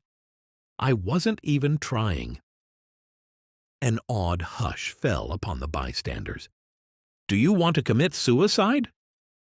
"You're lucky it was just a wheel, a bad driver, and not even trying." "You don't understand," explained the criminal. "I wasn't driving. There's another man in the car." The shock that followed this declaration found voice in a sustained "Ah, ha, ha!" as the door of the coupe swung slowly open. The crowd, it was now a crowd, stepped back involuntarily, and when the door had opened wide, there was a ghostly pause. Then, very gradually, part by part, a pale, dangling individual stepped out of the wreck, pawing tentatively at the ground with a large, uncertain dancing shoe. Blinded by the glare of the headlights and confused by the incessant groaning of the horns, the apparition stood swaying for a moment before he perceived the man in the duster. "What's matter?" he inquired calmly. "Did we run out of gas?" "Look." Half a dozen fingers pointed at the amputated wheel. He stared at it for a moment and then looked upward as though he suspected that it had dropped from the sky. "It came off," someone explained. He nodded. "At first, I didn't notice we'd stopped." A pause. Then, taking a long breath and straightening his shoulders, he remarked in a determined voice, "Wonder if tell me where there's a gas line station?" At least a dozen men, some of them little better off than he was, explained to him that wheel and car were no longer joined by any physical bond. "Back out," he suggested after a moment. "Put her in reverse?" "But the wheel's off." He hesitated. "No harm in trying," he said. The caterwauling horns had reached a crescendo, and Nick and I turned away and cut across the lawn toward home. I glanced back once. A wafer of a moon was shining over Gatsby's house, making the night fine as before and surviving the laughter and the sound of his still glowing garden. A sudden emptiness seemed to flow now from the windows and the great doors, endowing with complete isolation the figure of the host who stood on the porch, his hand up in a formal gesture of farewell. Evaluating this report thus far, I feel a reader might be given the impression that the events of 3 separate nights, several weeks apart, were all that absorbed Nick and myself. On the contrary, they were merely casual events in a crowded summer, and, until much later, they absorbed Nick infinitely less than his personal affairs. For me, they were merely memories. Most of the time, Nick worked. In the early morning, the sun threw his shadow westward as he hurried down the white chasms of lower New York to the Probity Trust. He knew the other clerks and young bond salesmen by their first names, and lunched with them in dark, crowded restaurants on little pig sausages and mashed potatoes and coffee. Nick even had a short affair with a girl who lived in Jersey City and worked in the accounting department. But as I understand it, her brother began throwing mean looks in Nick's direction. So when she went on her vacation in July, he let it blow quietly away. Nick and I took dinner usually at the Yale Club. For some reason it was the gloomiest event of our day. And then we went upstairs to the library, where he studied investments and securities for a conscientious hour. For my part, I merely napped. There were generally a few rioters around, but they never came into the library, so it was a good place for Nick to work and for me to sleep. After that, if the night was mellow, we'd strolled down Madison Avenue past the old Murray Hill Hotel and over 33rd Street to the Pennsylvania Station. Nick and I began to like New York, the racy, adventurous feel of it at night, and the satisfaction that the constant flicker of men and women, and dogs and machines, gives to the restless eye. We liked to walk up Fifth Avenue and pick out romantic women from the crowd and imagine that in a few minutes we were going to enter into their lives, and no one would ever know or disapprove. At the enchanted metropolitan twilight, we both felt a haunting loneliness sometimes, and felt it in others. Poor young clerks who loitered in front of windows, waiting until it was time for a solitary restaurant dinner. Young clerks in the dusk, wasting the most poignant moments of night and life. Again at 8 o'clock, when the dark lanes of the 40s were 5 deep with throbbing taxicabs bound for the theater district, we'd sometimes feel a sinking in our hearts. Forms leaned together in the taxis as they waited, and voices sang, and there was laughter from unheard jokes, and lighted cigarettes outlined unintelligible gestures inside. Imagining that we, too, were hurrying toward gaiety and sharing their intimate excitement, we wished them well. For a while we lost sight of Jordan Baker, and then in midsummer we found her again. At first Nick was flattered to go places with her, because she was a golf champion and everyone knew her name. Then it was something more. He wasn't actually in love, but I think Nick felt a sort of tender curiosity. The bored, haughty face that she'd turned to the world concealed something. Most affectations conceal something eventually, even though they don't in the beginning. And one day we found what it was. When they were on a house party together up in Warwick, she left a borrowed car out in the rain with the top down, and then lied about it. And suddenly I remembered the story about her that had eluded me that night at Daisy's. At her first big golf tournament, there was a row that nearly reached the newspapers, a suggestion that she had moved her ball from a bad lie in the semi-final round. The thing approached the proportions of a scandal, then died away. A caddy retracted his statement, and the only other witness admitted that he might have been mistaken. The incident and the name had remained together in my mind, and, I believe, in Nick's mind as well. She was incurably dishonest. She wasn't able to endure being at a disadvantage, and given this unwillingness, I suppose, she had begun dealing in subterfuges when she was very young, in order to keep that cool, insolent smile turned to the world and yet satisfy the demands of her hard, jaunty body. She was like an unruly puppy who simply never matured, more by choice than nature. It made no difference to Nick. Dishonesty in a woman is a thing he never blamed deeply. He was casually sorry and then forgot. It was at that same house party that they had a curious conversation about driving a car. It started because she passed so close to some workmen that their fender flicked a button on one man's coat.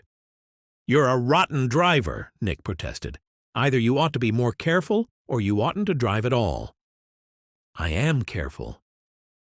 "No, you're not."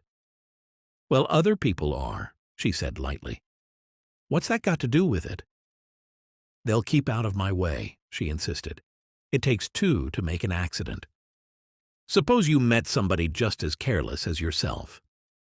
"I hope I never will," she answered. "I hate careless people. That's why I like you." Her gray, sun-strained eyes stared straight ahead, but she had deliberately shifted their relations, and I think, for a moment, Nick thought he loved her. But he was slow-thinking and full of interior rules that acted as brakes on his desires, and Nick knew that first he had to get himself definitely out of that tangle back home. He'd been writing letters back home once a week, and, after staring at the paper for a long moment, signing them. "Love, Nick." But I know all he could think of was how, when that certain girl played tennis, a faint mustache of perspiration appeared on her upper lip. Nevertheless, there was a vague understanding that the relationship back home had to be tactfully broken off before Nick was free. Here's what I've come to understand. Everyone believes they possess at least one of the cardinal virtues. And I suspect Nick considered himself one of the few truly honest people he had ever known. Chapter 4. On Sunday morning, while church bells rang in the villages along shore, the world and its mistress returned to Gatsby's house and twinkled hilariously on his lawn. "He's a bootlegger," said the young ladies, moving somewhere between his cocktails and his flowers. "One time he killed a man who had found out that he was nephew to von Hindenburg and second cousin to the devil. Reach me a rose, honey, and pour me a last drop into that there crystal glass." Nick once wrote down on the empty spaces of a timetable the names of those who came to Gatsby's house that summer. It is an old timetable now, disintegrating at its folds and headed, "This schedule in effect July 5th, 1922. But you can still read the gray names, and they will give you a better impression than my generalities of those who accepted Gatsby's hospitality and paid him the subtle tribute of knowing nothing whatever about him. From East Egg, then, came the Chester Beckers and the Leaches and a man named Bunsen, whom Nick knew at Yale, and Dr. Webster Civet, who was drowned last summer up in Maine. And the Hornbeams and the Willie Voltaires and a whole clan named Blackbuck, who always gathered in a corner and flipped up their noses like poodles at whosoever came near. And the Ismays and the Christies, or rather Hubert Auerbach and Mr. Christie's wife, and Edgar Beaver, whose hair, they say, turned cotton white one winter afternoon for no good reason at all. Clarence Endive was from East Egg, as I remember. He came only once in white knickerbockers and had a fight with a bum named Eddie in the garden. From farther out on the island came the Cheadles and the O.R.P. Schraders, and the Stonewall Jackson Abrams of Georgia, and the Fishguards, and the Ripley Snells. Snell was there 3 days before he went to the penitentiary, so drunk out on the gravel drive that Mrs. Ulysses Sweat's automobile ran over his right hand. The Danceys came too, and S.B. Whitebait, who was well over 60, and Maurice A. Flink and the Hammerheads and Beluga the tobacco importer, and Beluga's girls. A man named Klipspringer was there so often and so long that he became known as the Boarder. I doubt if he had any other home. Of theatrical people there were Gus Ways and Horace O'Donovan and Lester Meyer and George Duckweed and Francis Bull. Also from New York were the Chromes and the Backhissons and the Denekers and Russell Betty and the Corrigans and the Kellehers and the Duors and the Scullys and S.W. Belcher and the Smirks and the Young Quinns, divorced now, and Henry L. Palmetto, who killed himself by jumping in front of a subway train in Times Square. Benny McClenahan arrived, always with 4 girls. They were never quite the same ones in physical person, but they were so identical, one with another, that it inevitably seemed they had been there before. I have forgotten their names. Jacqueline, I think, or else Consuela, or Gloria, or Judy, or June. And their last names were either the melodious names of flowers and months, or the sterner ones of the great American capitalists, whose cousins, if pressed, they would confess themselves to be. In addition to all these, I can remember that Faustina O'Brien came there at least once, and the Baedeker girls, and young Brewer, who had his nose shot off in the war, and Mr. Albrucksberger and Miss Hogg, his fiancée, and Ardita Fitzpeters, and Mr. P. Jewett, once head of the American Legion, and Miss Claudia Hip, with a man reputed to be her chauffeur, and a prince of something whom we called Duke, and whose name, if I ever knew it, I have forgotten. All these people came to Gatsby's house in the summer, and not one of them had the common decency to bring a dog along, except for my friend, Nick Carraway. At 9 o'clock one morning late in July, Gatsby's gorgeous car lurched up the rocky drive to our door and gave out a burst of melody from its three-noted horn. It was the first time he had called on us, though Nick and I had gone to 2 of his parties. Nick had even mounted in his hydroplane, and at Gatsby's urgent invitation, both of us made frequent use of his beach. For a morning run, with sand pushing between your paws, there was nothing finer. "Good morning, old sport. Good morning, Dash. You're both having lunch with me today, and I thought we'd ride up together." He was balancing himself on the dashboard of his car with that resourcefulness of movement that is so peculiarly American, that comes, I suppose, with the absence of lifting work or rigid sitting in youth, and even more, with the formless grace of the nervous, sporadic games of humans.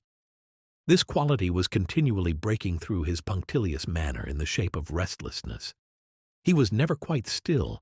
There was always a tapping foot somewhere, or the impatient opening and closing of a hand. Like a dog whose tail never stops quivering, Gatsby was always in motion. He saw Nick looking with admiration at his car. "It's pretty, isn't it, old sport?" He jumped off to give him a better view. "Haven't you ever seen it before?" Nick had seen it. I had seen it. Everybody had seen it. It was a rich cream color, bright with nickel, swollen here and there in its monstrous length with triumphant hat boxes and supper boxes and tool boxes, and terraced with a labyrinth of windshields that mirrored a dozen suns. Sitting down behind many layers of glass in a sort of green leather conservatory, we started to town. As usual, I sat in the back, looking out a side window, enjoying the constantly moving view as it blurred past. While other dogs may have considered placing their heads out the open window, greyhounds don't do that. We never have. Nick had talked with Gatsby perhaps half a dozen times in the past month, and found to our disappointment that Gatsby had little to say. So our first impression, that he was a person of some undefined consequence, had gradually faded, and he had become simply the proprietor of an elaborate roadhouse next door. And then came that disconcerting ride. We hadn't reached West Egg Village before Gatsby began leaving his elegant sentences unfinished and slapping himself indecisively on the knee of his caramel-colored suit. "Look here, old sport," he broke out surprisingly. "What's your opinion of me, anyhow?" A little overwhelmed, Nick began the generalized evasions which that question deserves. "Well, I'm going to tell you something about my life," Gatsby interrupted. "I don't want you to get a wrong idea of me from all these stories you hear." So he was aware of the bizarre accusations that flavored conversation in his halls. I have excellent hearing, so of course I had heard them. But I was surprised Gatsby had heard them as well. "I'll tell you God's truth." His right hand suddenly ordered divine retribution to stand by. "I am the son of some wealthy people in the Middle West, all dead now.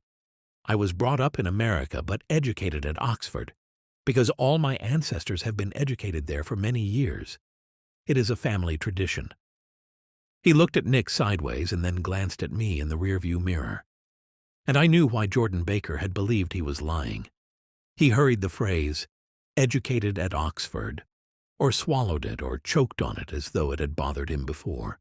And with this doubt, his whole statement fell to pieces, and I wondered if there wasn't something a little sinister about him after all.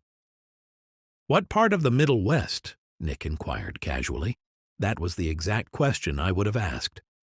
"San Francisco." "I see. My family all died, and I came into a good deal of money." His voice was solemn, as if the memory of that sudden extinction of a clan still haunted him. For a moment I suspected that he was pulling our legs, but a glance at him convinced me otherwise. "After that, I lived like a young Raja in all the capitals of Europe, Paris, Venice, Rome, collecting jewels, chiefly rubies, hunting big game, painting a little. things for myself only, and trying to forget something very sad that had happened to me long ago. With what I could see was an effort, Nick managed to restrain incredulous laughter. The very phrases were worn so threadbare that they evoked no image except that of a turbaned character, leaking sawdust at every pore as he pursued a tiger through the Bois de Boulogne. Then came the war, old sport. It was a great relief, and I tried very hard to die, but I seemed to bear an enchanted life. I accepted a commission as first lieutenant when it began. In the Argonne forest, I took 2 machine gun detachments so far forward that there was a half-mile gap on either side of us where the infantry couldn't advance. We stayed there 2 days and 2 nights, 130 men with 16 Lewis guns. And when the infantry came up at last, they found the insignia of 3 German divisions among the piles of dead. I was promoted to be a major, and every Allied government gave me a decoration. Even Montenegro, little Montenegro down on the Adriatic Sea. Little Montenegro. He lifted up the words and nodded at them with his smile. The smile comprehended Montenegro's troubled history and sympathized with the brave struggles of the Montenegrin people. My incredulity was submerged in fascination now. It was like skimming hastily through a dozen magazines. He reached in his pocket, and a piece of metal slung on a ribbon fell into Nick's palm. "That's the one from Montenegro." Nick held it up for closer inspection, giving me a clear view. To my astonishment, the thing had an authentic look. Orderi di Danilo ran the circular legend, Montenegro, Nicholas Rex. "Turn it." "Major Jay Gatsby," Nick read, "for valor extraordinary." Here's another thing I always carry. A souvenir of Oxford days. It was taken in Trinity Quad. The man on my left is now the Earl of Dorchester. It was a photograph of half a dozen young men in blazers, loafing in an archway, through which were visible a host of spires. There was Gatsby looking a little, not much, younger, with a cricket bat in his hand. Then it was all true. I saw the skins of tigers flaming in his palace on the Grand Canal. I saw him opening a chest of rubies to ease, with their crimson-lighted depths, the gnawings of his broken heart. "I'm going to make a big request of you 2 today," he said, pocketing his souvenirs with satisfaction. "So I thought you ought to know something about me. I didn't want you to think I was just some nobody. You see, I usually find myself among strangers because I drift here and there trying to forget the sad thing that happened to me." He hesitated. "You'll hear about it this afternoon." "At lunch?" "No, this afternoon. I happened to find out that you're taking Miss Baker to tea." "Do you mean you're in love with Miss Baker?" "No, old sport, I'm not. But Miss Baker has kindly consented to speak to you about this matter." I hadn't the faintest idea what this matter was, but I was more annoyed than interested. I know Nick hadn't asked Jordan to tea in order to discuss Mr. Jay Gatsby. I was sure the request would be something utterly fantastic, and for a moment I was sorry I'd ever set a paw upon his overpopulated lawn. He wouldn't say another word. His correctness grew on him as we neared the city. We passed Port Roosevelt, where there was a glimpse of red-belted ocean-going ships, and sped along a cobbled slum lined with the dark, undeserted saloons of the faded gilt 1900s. Then the Valley of Ashes opened out on both sides of us, and I had a glimpse of Mrs. Wilson straining at the garage pump with panting vitality as we went by. With fenders spread like wings, we scattered light through half Astoria. Only half, for as we twisted among the pillars of the elevated, I heard the familiar jug, jug, spat of a motorcycle, and a frantic policeman rode alongside. "All right, old sport," called Gatsby. We slowed down. Taking a white card from his wallet, he waved it before the man's eyes. "Right you are," agreed the policeman, tipping his cap. "Know you next time, Mr. Gatsby." "Excuse me." "What was that?" Nick inquired. "The picture of Oxford?" "I was able to do the commissioner a favor once, and he sends me a Christmas card every year." Over the great bridge, with the sunlight through the girders making a constant flicker upon the moving cars, with the city rising up across the river in white heaps, and sugar lumps, all built with a wish out of non-olfactory money. The city seen from the Queensboro Bridge is always the city seen for the first time, in its first wild promise of all the mystery and the beauty in the world. A dead man passed us in a hearse heaped with blooms, followed by 2 carriages with drawn blinds, and by more cheerful carriages for friends. The friends looked out at us with the tragic eyes and short upper lips of southeastern Europe, and I was glad that the sight of Gatsby's splendid car was included in their somber holiday. Anything can happen now that we've slid over this bridge, I thought. Anything at all. Even Gatsby could happen, without any particular wonder. Roaring noon. In a well-fanned 42nd Street cellar, we met Gatsby for lunch. Blinking away the brightness of the street outside, my eyes picked him out obscurely in the anteroom, talking to another man. I led Nick in that direction, as his eyes were still adjusting. "Mr. Carraway, this is my friend, Mr. Wolfsheim." A small, flat-nosed man raised his large head and regarded us with 2 fine growths of hair which luxuriated in either nostril. After a moment I discovered his tiny eyes in the half-darkness. "So, I took one look at him," said Mr. Wolfsheim, shaking Nick's hand earnestly. "And what do you think I did?" "What?" Nick inquired politely. But evidently he was not addressing Nick, for he dropped his hand and turned to Gatsby. "I handed the money to Catspaw, and I said, 'All right, Catspaw, don't pay him a penny till he shuts his mouth.' He shut it then and there." Gatsby moved us forward into the restaurant, whereupon Mr. Wolfsheim swallowed a new sentence he was starting and lapsed into a somnambulatory abstraction. "Highballs?" asked the head waiter. "This is a nice restaurant here," said Mr. Wolfsheim, looking at the Presbyterian nymphs on the ceiling. "But I like across the street better." "Yes, highballs," agreed Gatsby.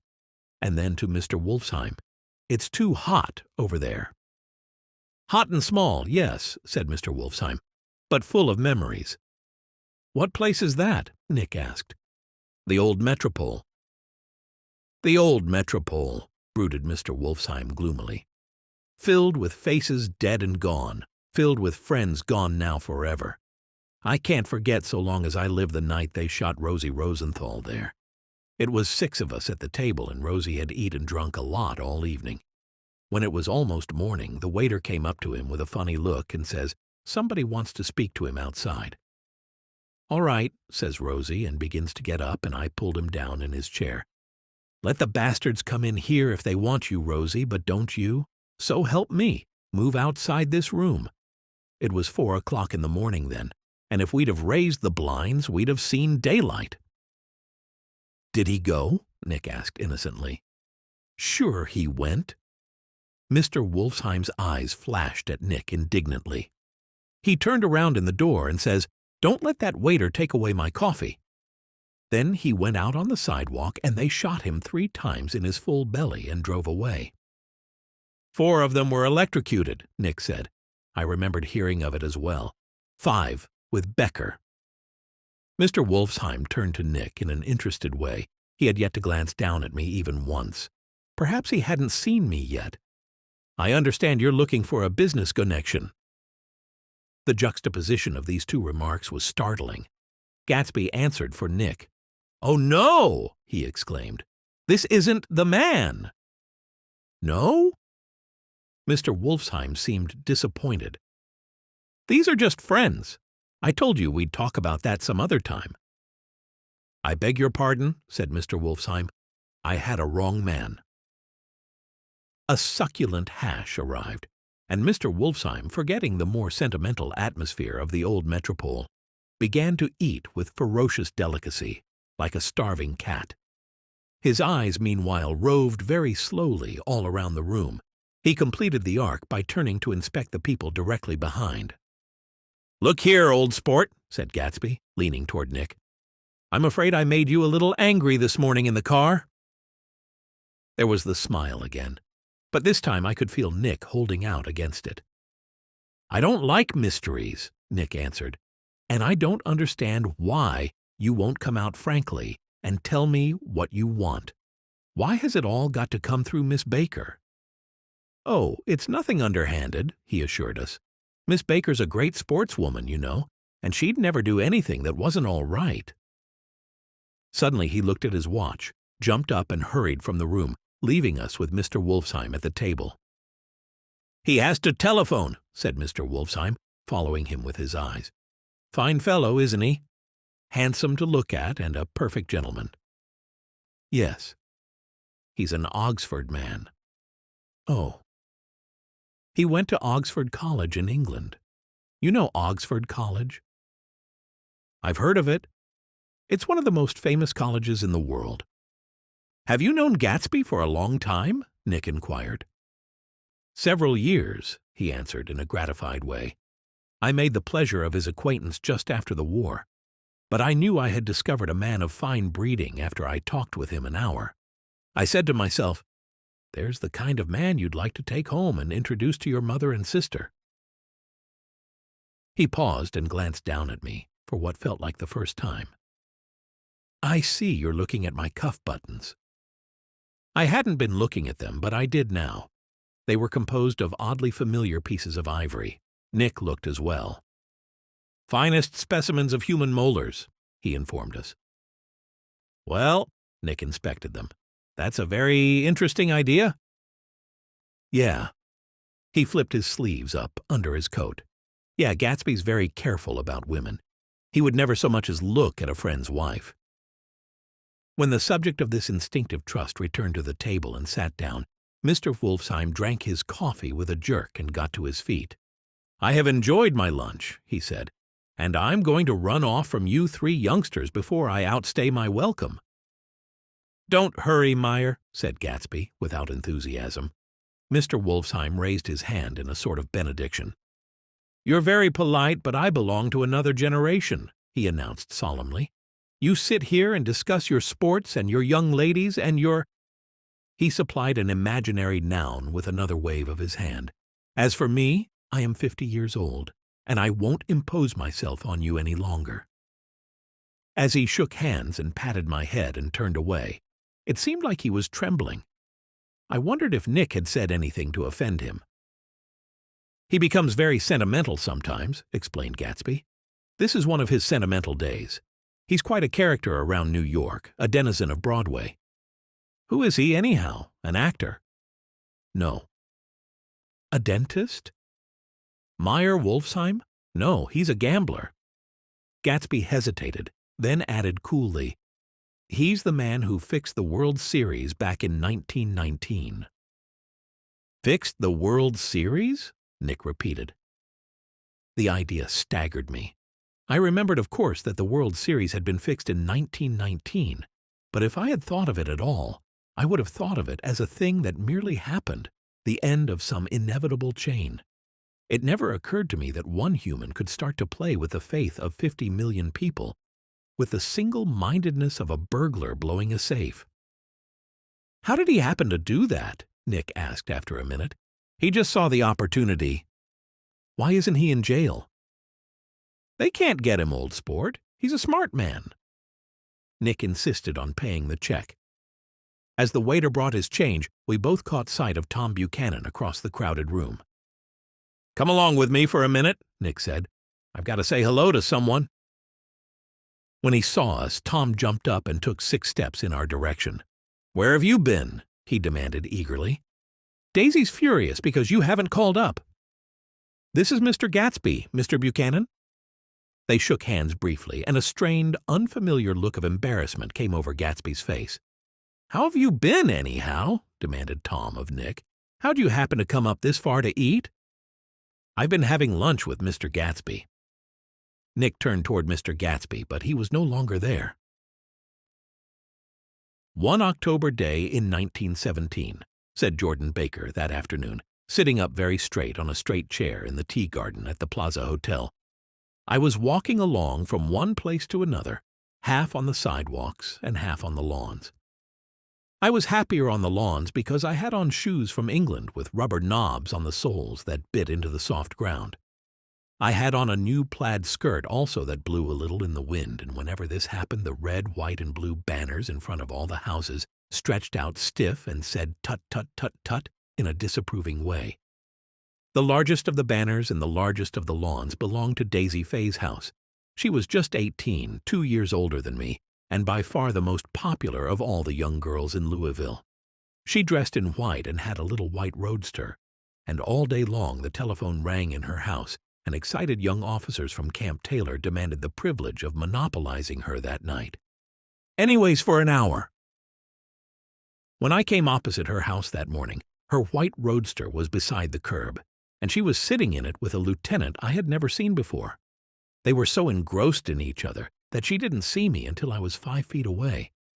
"Hello, Jordan," she called unexpectedly. "Please come here." I was flattered that she wanted to speak to me.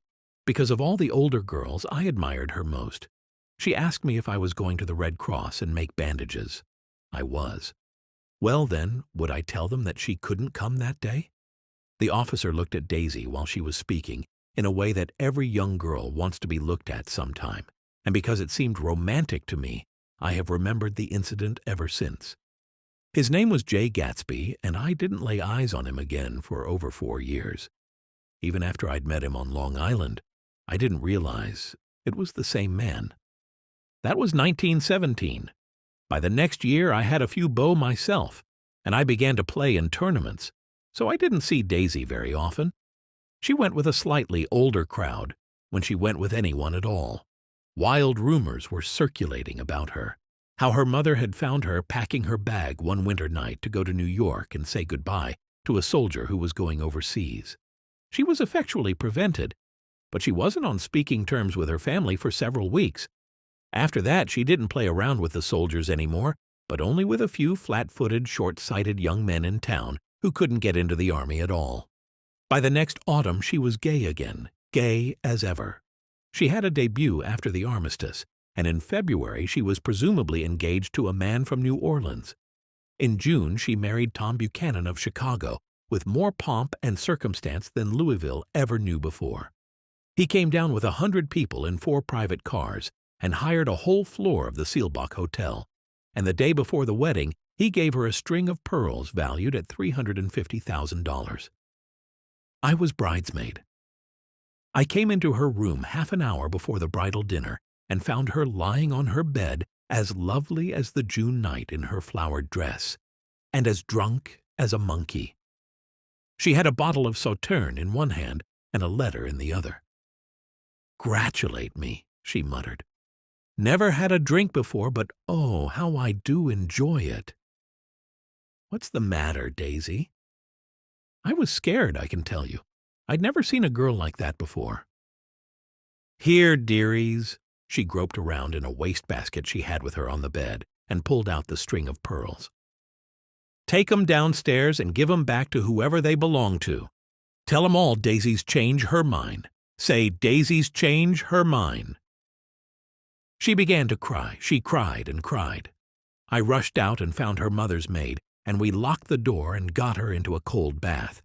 She wouldn't let go of the letter.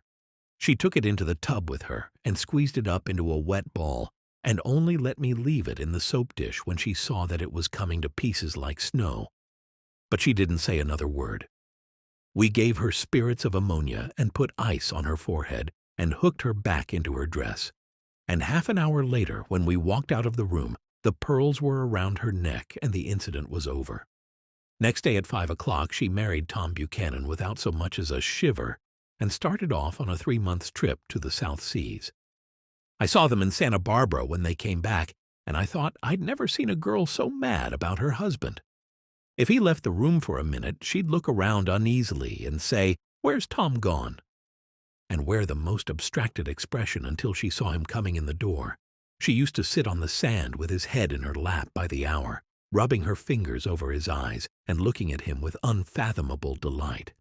It was touching to see them together. It made you laugh in a hushed, fascinated way.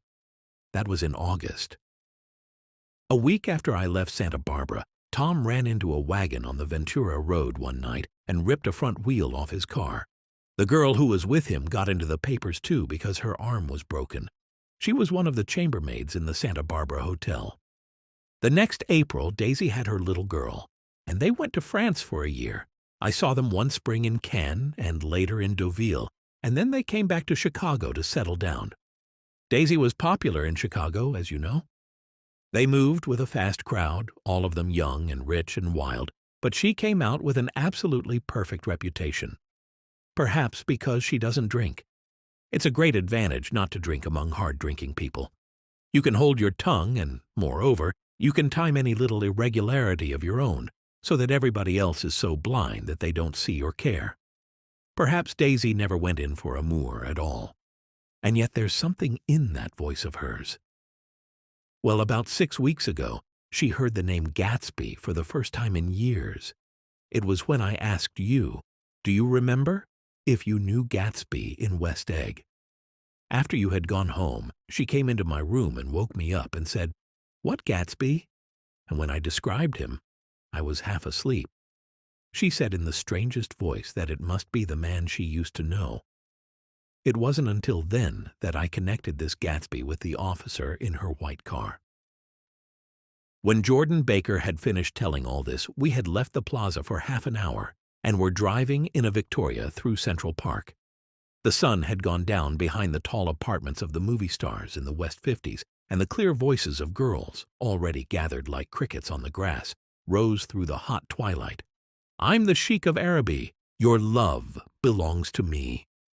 At night when you're asleep, into your tent I'll creep." It was a strange coincidence, Nick said, but it wasn't a coincidence at all. Why not? Gatsby bought that house so that Daisy would be just across the bay? Then it had not been merely the stars to which he had aspired on that June night. He came alive to me, delivered suddenly from the womb of his purposeless splendor. "He wants to know," continued Jordan, "if you'll invite Daisy to your house some afternoon and then let him come over." I could tell the modesty of the demand shook Nick. Gatsby had waited 5 years and bought a mansion where he'd dispensed starlight to casual moths so that he could come over some afternoon to a stranger's garden. Did I have to know all this before he could ask such a little thing? "He's afraid. He's waited so long. He thought you might be offended. You see, he's a regular tough underneath it all." Something worried Nick. "Why didn't he ask you to arrange a meeting?" "He wants her to see his house," she explained, "and your house is right next door." "Oh." "I think he half expected her to wander into one of his parties some night, but she never did," Jordan continued. "Then he began asking people casually if they knew her, and I was the first one he found. It was that night he sent for me at his dance, and you should have heard the elaborate way he worked up to it. Of course, I immediately suggested a luncheon in New York, and I thought he'd go mad. 'I don't want to do anything out of the way,' he kept saying. 'I want to see her right next door.' When I said you were a particular friend of Tom's, he started to abandon the whole idea. He doesn't know very much about Tom, though he says he's read a Chicago paper for years, just on the chance of catching a glimpse of Daisy's name." It was dark now, and as we dipped under a little bridge, Nick put his arm around Jordan's golden shoulder and drew her toward him and asked her to dinner. I could tell he wasn't thinking of Daisy and Gatsby anymore, but of this clean, hard, limited person who dealt in universal skepticism and who leaned back jauntily just within the circle of his arm. A phrase began to beat in my ears with a sort of heady excitement. There are only the pursued, the pursuing, the busy, and the tired. I have run races, I have lost races, and I have sat them out as well. I understood the sentiment. "And Daisy ought to have something in her life," murmured Jordan to Nick. "Does she want to see Gatsby?" "She's not to know about it. Gatsby doesn't want her to know. You're just supposed to invite her to tea." We passed a barrier of dark trees, and then the facade of 59th Street, a block of delicate pale light, beamed down into the park. Unlike Gatsby and Tom Buchanan, Nick had no girl whose disembodied face floated along the dark cornices and blinding signs. And so he drew up the girl beside him, tightening his arms, Her wan, scornful mouth smiled, and so he drew her up again, closer, this time to his face. Chapter 5. When we came home to West Egg that night, I was afraid for a moment that our house was on fire. 2 o'clock and the whole corner of the peninsula was blazing with light, which fell unreal on the shrubbery and made thin, elongating glints upon the roadside wires. Turning a corner, I saw that it was Gatsby's house, lit from tower to cellar. At first I thought it was another party, a wild rout that had resolved itself into hide-and-go-seek or sardines in the box, with all the house thrown open to the game. But there wasn't a sound. Only wind in the trees, which blew the wires and made the lights go off and on again, as if the house had winked into the darkness. As our taxi groaned away, I saw Gatsby walking toward us across his lawn. "Your place looks like the World's Fair," Nick said. "Does it?" He turned his eyes toward it absently. "I have been glancing into some of the rooms. Let's go to Coney Island, old sport, in my car." "It's too late." "Well, suppose we take a plunge in the swimming pool. I haven't made use of it all summer." "We've got to go to bed." "All right." He waited, looking at us with suppressed eagerness. "I talked with Miss Baker," Nick said after a moment. "I'm going to call up Daisy tomorrow and invite her over here to tea." "Oh, that's all right," he said carelessly. "I don't want to put you to any trouble." "What day would suit you?" "What day would suit you?" he corrected Nick quickly. "I don't want to put you to any trouble, you see." "How about the day after tomorrow?" He considered for a moment. Then, with reluctance, "I want to get the grass cut," he said. We all looked at the grass. There was a sharp line where our ragged lawn ended, and the darker, well-kept expanse of his began. I supposed that he meant our lawn. Personally, I saw no need to cut our grass. I love the feel of long, unkempt blades of grass between my paws during a morning run. But as I suspected from the beginning, my taste was not that of Gatsby's. "There's another little thing," he said uncertainly and hesitated. "Would you rather put it off for a few days?" Nick asked. "Oh, it isn't about that. At least—" He fumbled with a series of beginnings. "Why, I thought, why, look here, old sport. You don't make much money, do you?" "Not very much." This seemed to reassure him, and he continued more confidently. "I thought you didn't, if you'll pardon you see, I carry on a little business on the side, a sort of sideline, you understand. And I thought that if you don't make very much, you're selling bonds, aren't you, old sport? Trying to— Well, this would interest you. It wouldn't take up much of your time, and you might pick up a nice bit of money. It happens to be a rather confidential sort of thing." I realize now that under different circumstances, that conversation might have been one of the crises of Nick's life. But because the offer was obviously and tactlessly for a service to be rendered, I think Nick had no choice except to cut him off there. "I've got my hands full," Nick said. "I'm much obliged, but I couldn't take on any more work." Gatsby waited a moment longer, hoping, I think, for Nick to begin a conversation. But Nick was too absorbed to be responsive, so Gatsby went unwillingly home. The evening had made Nick light-headed and happy. I think he walked into a deep sleep as we entered our front door. For my part, I didn't know whether or not Gatsby went to Coney Island, or for how many hours he glanced into rooms while his house blazed gaudily on.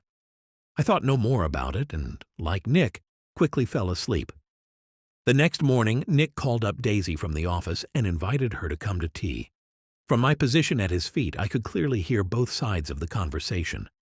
"Don't bring Tom," he warned her. "What?" "Don't bring Tom." "Who is Tom?" she asked innocently. The day agreed upon was pouring rain. At 11 o'clock, a man in a raincoat dragging a lawnmower tapped at our front door and said that Mr. Gatsby had sent him over to cut our grass. This reminded Nick that he had forgotten to tell our silent Finnish woman, who prepared meals and kept house, to come back. So we drove into West Egg Village to search for her among soggy, whitewashed alleys, and to buy some cups and lemons and flowers. The flowers were unnecessary, for at 2 o'clock a greenhouse arrived from Gatsby's with innumerable receptacles to contain it. An hour later, the front door opened nervously, and Gatsby in a white flannel suit, silver shirt, and gold-colored tie hurried in. He was pale, and there were dark signs of sleeplessness beneath his eyes. "Is everything all right?" he asked immediately. "The grass looks fine, if that's what you mean." "What grass?" he inquired blankly. "Oh, the grass in the yard." He looked out the window at it, but judging from his expression, I don't believe he saw a thing. "Looks very good," he remarked vaguely. "One of the papers said they thought the rain would stop about 4. I think it was the Journal. Have you got everything you need in the shape of tea?" We took him into the pantry, where he looked a little reproachfully at the Finn.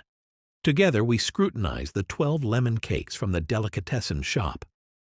"Will they do?" Nick asked. Of course. "They're fine," and he added hollowly, "Old sport." The rain cooled about 3:30 to a damp mist through which occasional thin drops swam like dew. Gatsby looked with vacant eyes through a copy of Clay's Economics, peering toward the bleared windows from time to time, as if a series of invisible but alarming happenings were taking place outside. Finally, he got up and informed us in an uncertain voice that he was going home. "Why's that?" "Nobody's coming to tea. It's too late." He looked at his watch as if there was some pressing demand on his time elsewhere. "I can't wait all day." "Don't be silly. It's just 2 minutes to 4.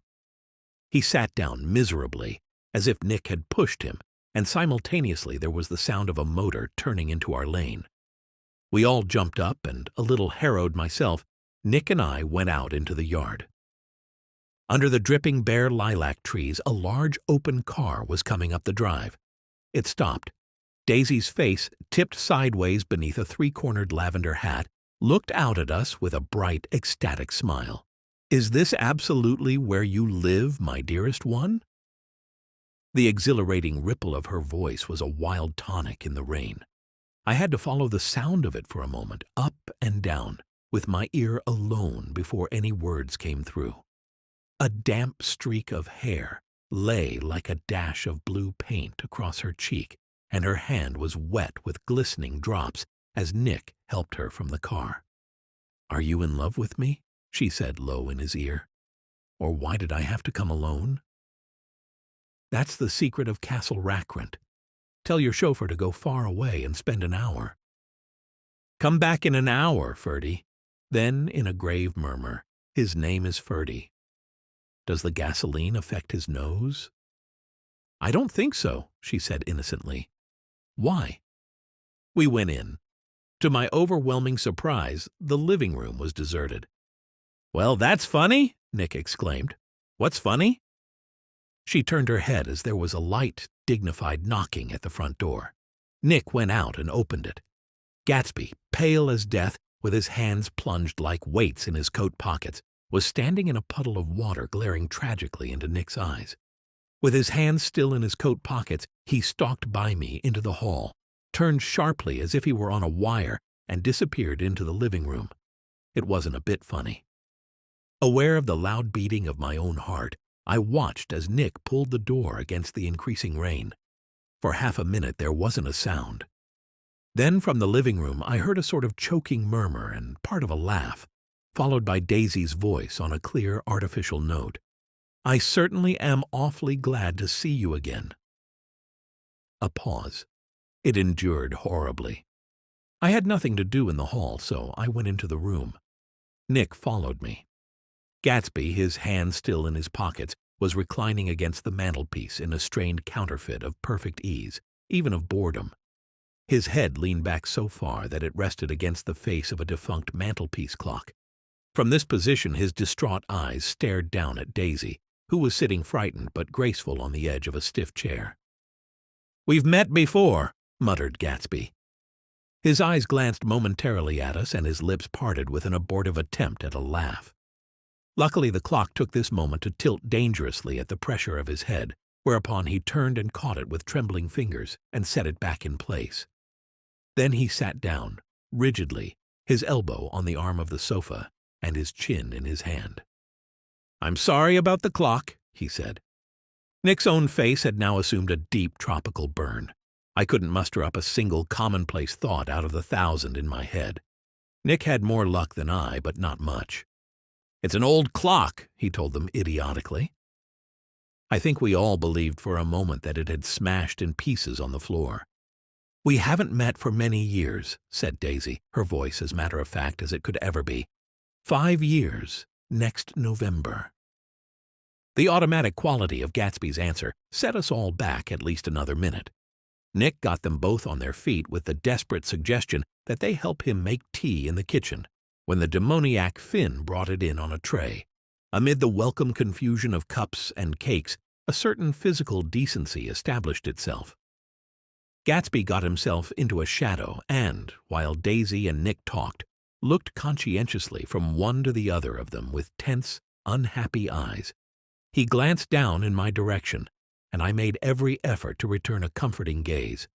However, as calmness wasn't an end in itself, Nick made an excuse at the first possible moment and got to his feet. "Where are you going?" demanded Gatsby in immediate alarm. "I'll be back." "I've got to speak to you about something before you go." He followed us wildly into the kitchen, closed the door, and whispered, "Oh, God," in a miserable way. "What's the matter?" "This is a terrible mistake," he said, shaking his head from side to side.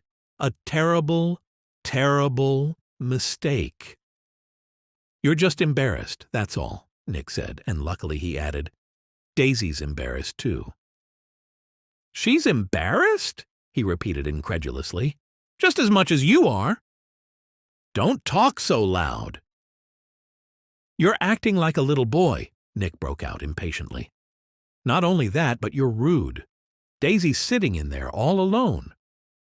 He raised his hand to stop Nick's words, looked at him with unforgettable reproach, and, opening the door cautiously, went back into the other room. Nick and I walked out the back way, just as Gatsby had when he had made his nervous circuit of the house half an hour before. And we ran for a huge black knotted tree whose massed leaves made a fabric against the rain.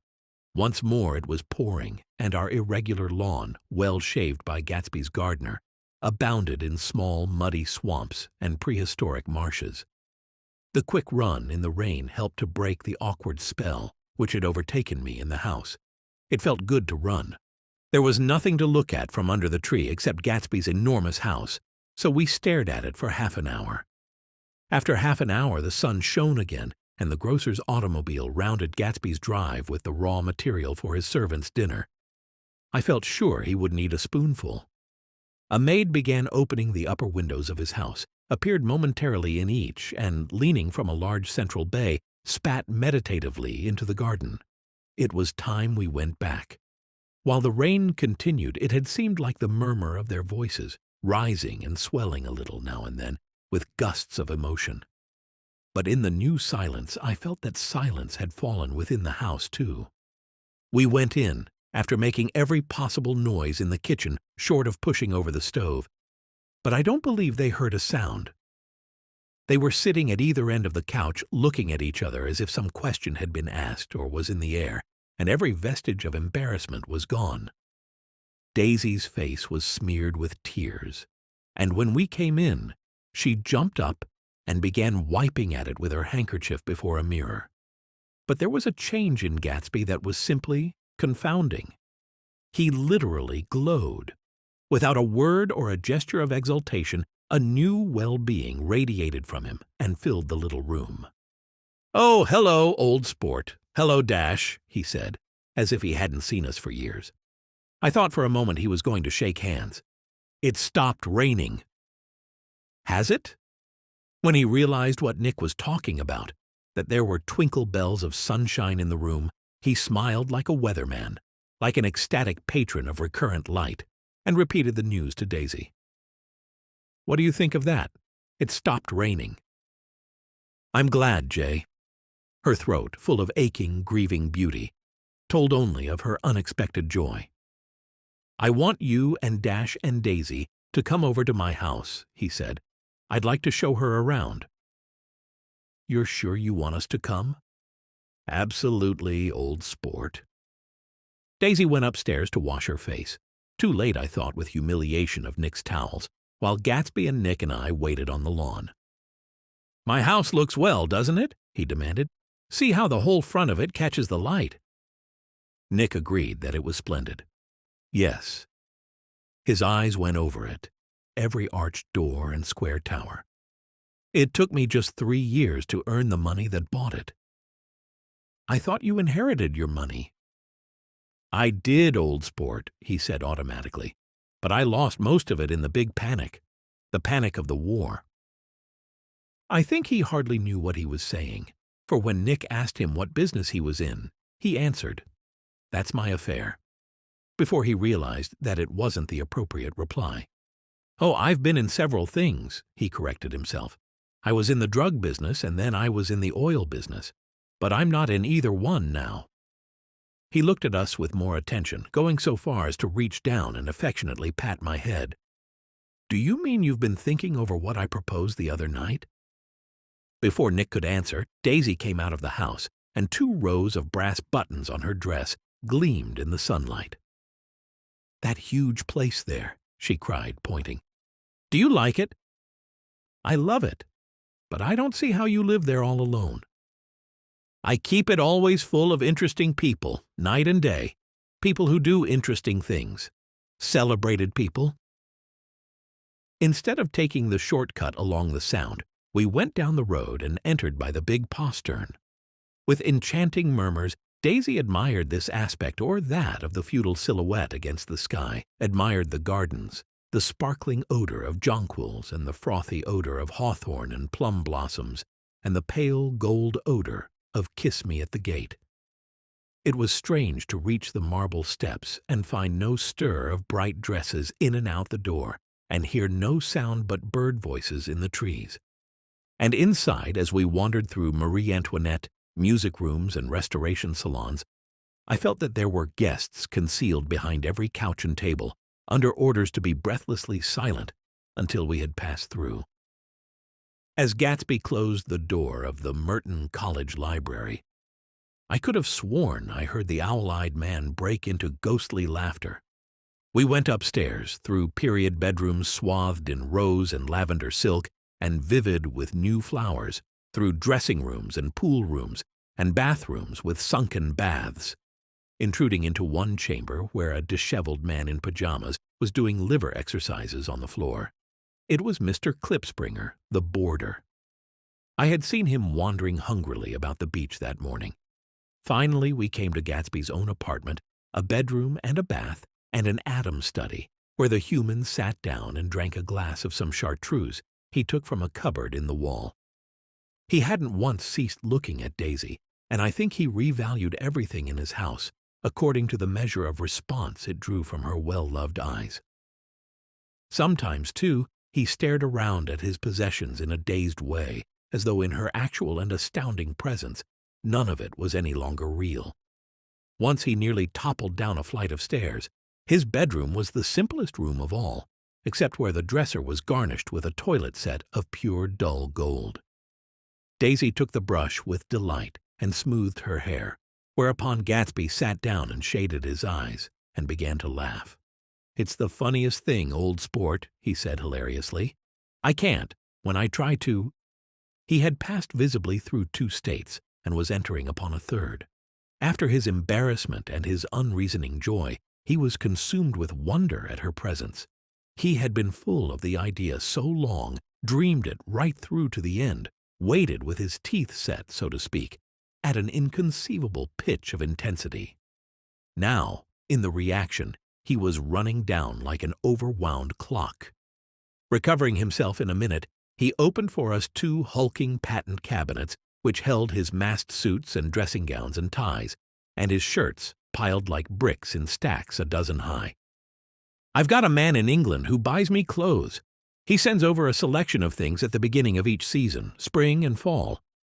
He took out a pile of shirts and began throwing them, one by one, before us, shirts of sheer linen and thick silk and fine flannel, which lost their folds as they fell, and covered the table in many-colored disarray. While we admired, he brought more, and the soft, rich heap mounted higher. Shirts with stripes and scrolls and plaids in coral and apple green and lavender and faint orange with monograms of Indian blue. Suddenly, with a strained sound, Daisy bent her head into the shirts and began to cry stormily. "They're such beautiful shirts," she sobbed, her voice muffled in the thick folds. "It makes me sad because I've never seen such beautiful shirts before." After the house, we were to see the grounds and the swimming pool, and the hydroplane and the midsummer flowers. But outside Gatsby's window it began to rain again, so we stood in a row looking at the corrugated surface of the Sound. "If it wasn't for the mist, we could see your home across the bay," said Gatsby. "You always have a green light that burns all night at the end of your dock." Daisy put her arm through his abruptly, but he seemed absorbed in what he had just said. Possibly it had occurred to him that the colossal significance of that light had now vanished forever. Compared to the great distance that had separated him from Daisy, it had seemed very near to her, almost touching her. It had seemed as close as a star to the moon. Now it was again a green light on a dock. His count of enchanted objects had diminished by one. Nick and I began to walk about the room, examining various indefinite objects in the half-darkness. A large photograph of an elderly man in yachting costume attracted us, hung on the wall over his desk. "Who's this?" "That? That's Mr. Dan Cody, old sport." The name sounded faintly familiar. "He's dead now. He used to be my best friend years ago." There was a small picture of Gatsby, also in yachting costume, on the bureau, Gatsby with his head thrown back defiantly, taken apparently when he was about 18. "I adore it!" exclaimed Daisy. "The pompadour! You never told me you had a pompadour or a yacht." "Look at this," said Gatsby quickly. "Here's a lot of clippings about you." They stood side by side examining it. When the phone rang, Gatsby took up the receiver. "Yes, well, I can't talk now. I can't talk now, old sport. I said a small town. He must know what a small town is. Well, he's no use to us if Detroit is his idea of a small town." He rang off. "Come here quick," cried Daisy at the window. The rain was still falling, but the darkness had parted in the west, and there was a pink and golden billow of foamy clouds above the sea. "Look at that," she whispered, and then, after a moment, "I'd like to just get one of those pink clouds and put you in it, and push you around." Nick and I tried to go then, but they wouldn't hear of it. Perhaps our presence made them feel more satisfactorily alone. "I know what we'll do," said Gatsby. "We'll have Klipspringer play the piano." He went out of the room calling Ewing, and returned in a few minutes accompanied by an embarrassed, slightly worn young man with shell-rimmed glasses and scanty blonde hair. He was now decently clothed in a sport shirt open at the neck, sneakers and duck trousers of a nebulous hue. "Did we interrupt your exercises?" inquired Daisy politely. "I was asleep," cried Mr. Klipspringer in a spasm of embarrassment. "That is, I'd been asleep. Then I got up." "Klipspringer plays the piano," said Gatsby, cutting him off. "Don't you, Ewing, old sport?"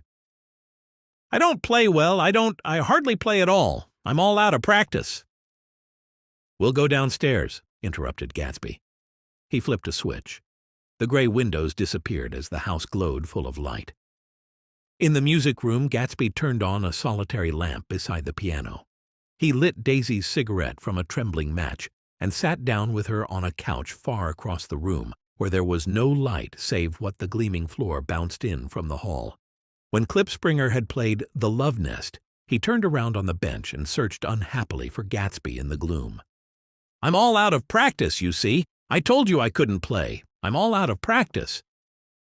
"Don't talk so much, old sport," commanded Gatsby. "Play." "In the morning, in the evening, ain't we got fun?" Outside the wind was loud, and there was a faint flow of thunder along the Sound. All the lights were going on in West Egg now. The electric trains, men carrying, were plunging home through the rain from New York. It was the hour of a profound human change, and excitement was generating on the air.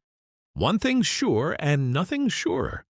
The rich get richer and the poor get children.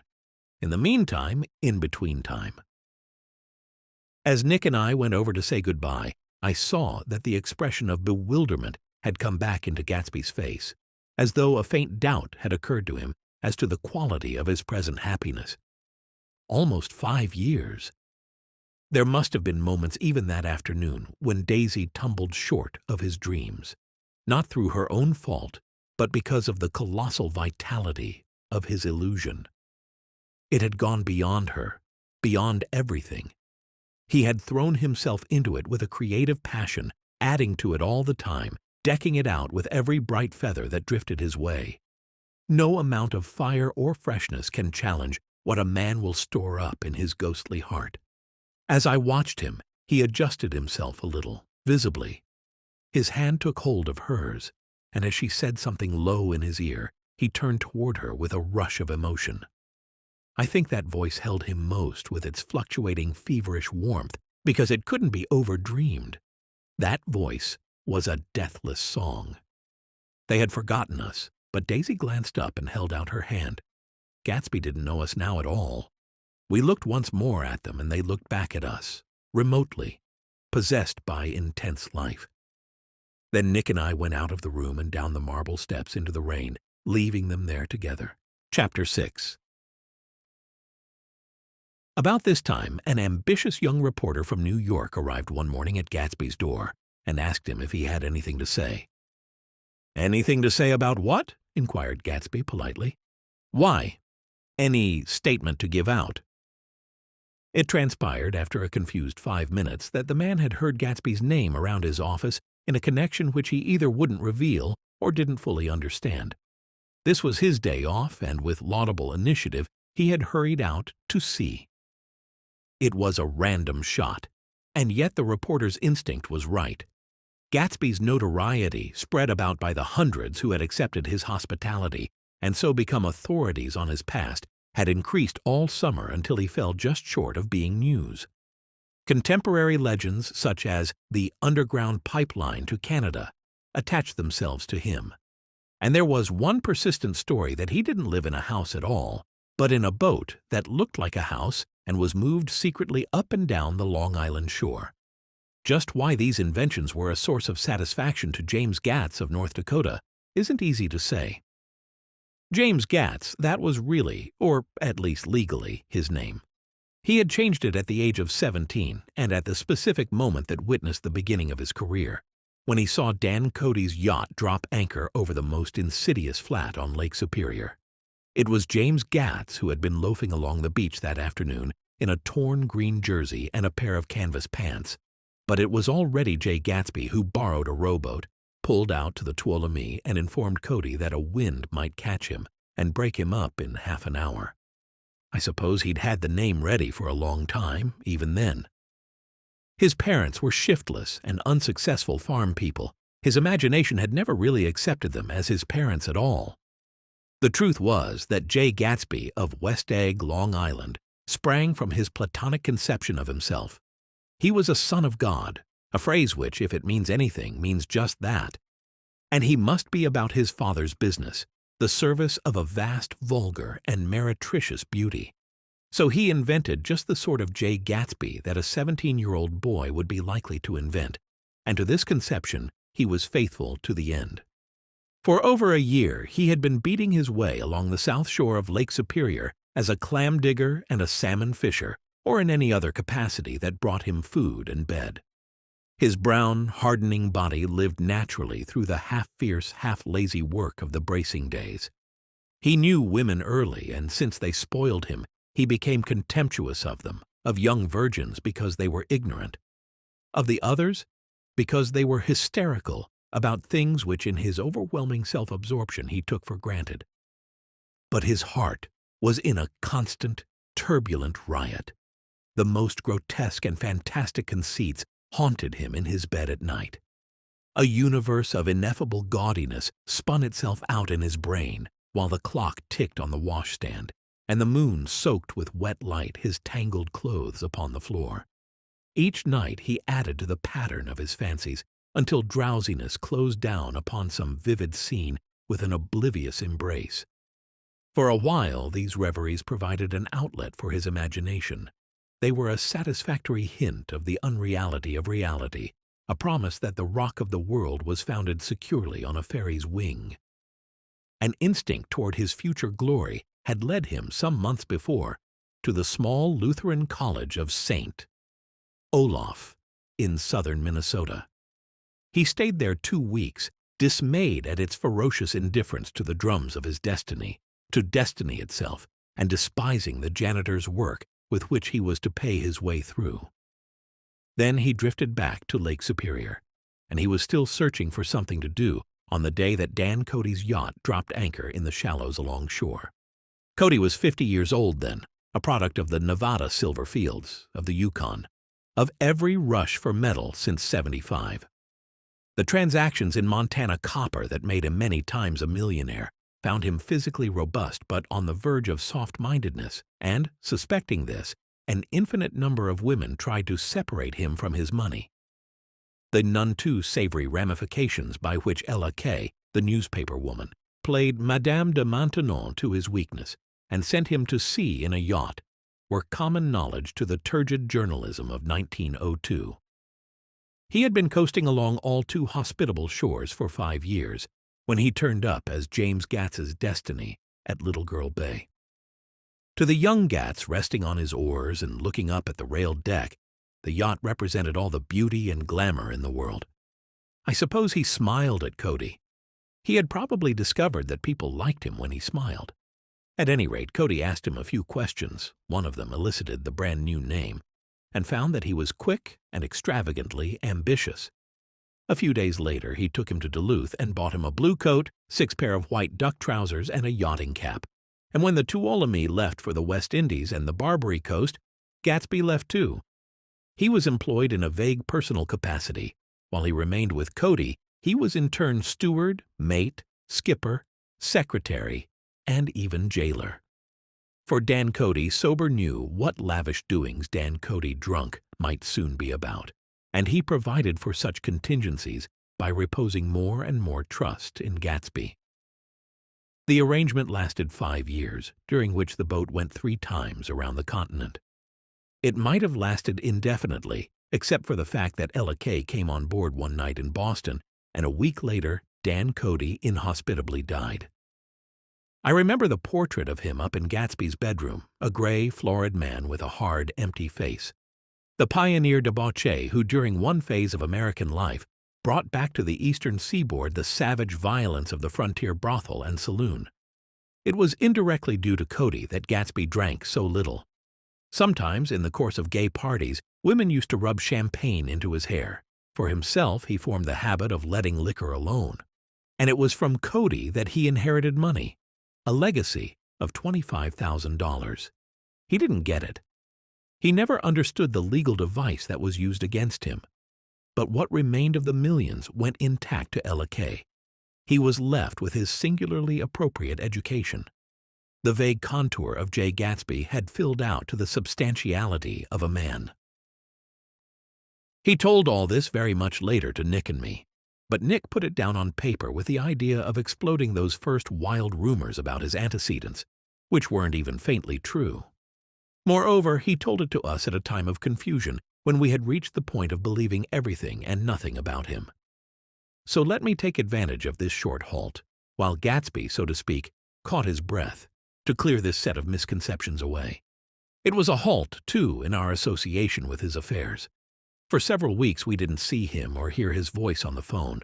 Mostly Nick and I were in New York, trotting around with Jordan as Nick tried to ingratiate himself with her senile aunt, who took to me instantly but less so to Nick. But finally we went over to his house one Sunday afternoon. We hadn't been there 2 minutes when somebody brought Tom Buchanan in for a drink.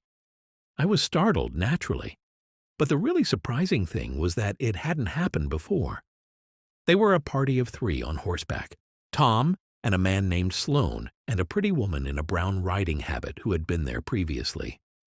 The horses, however, were new to me.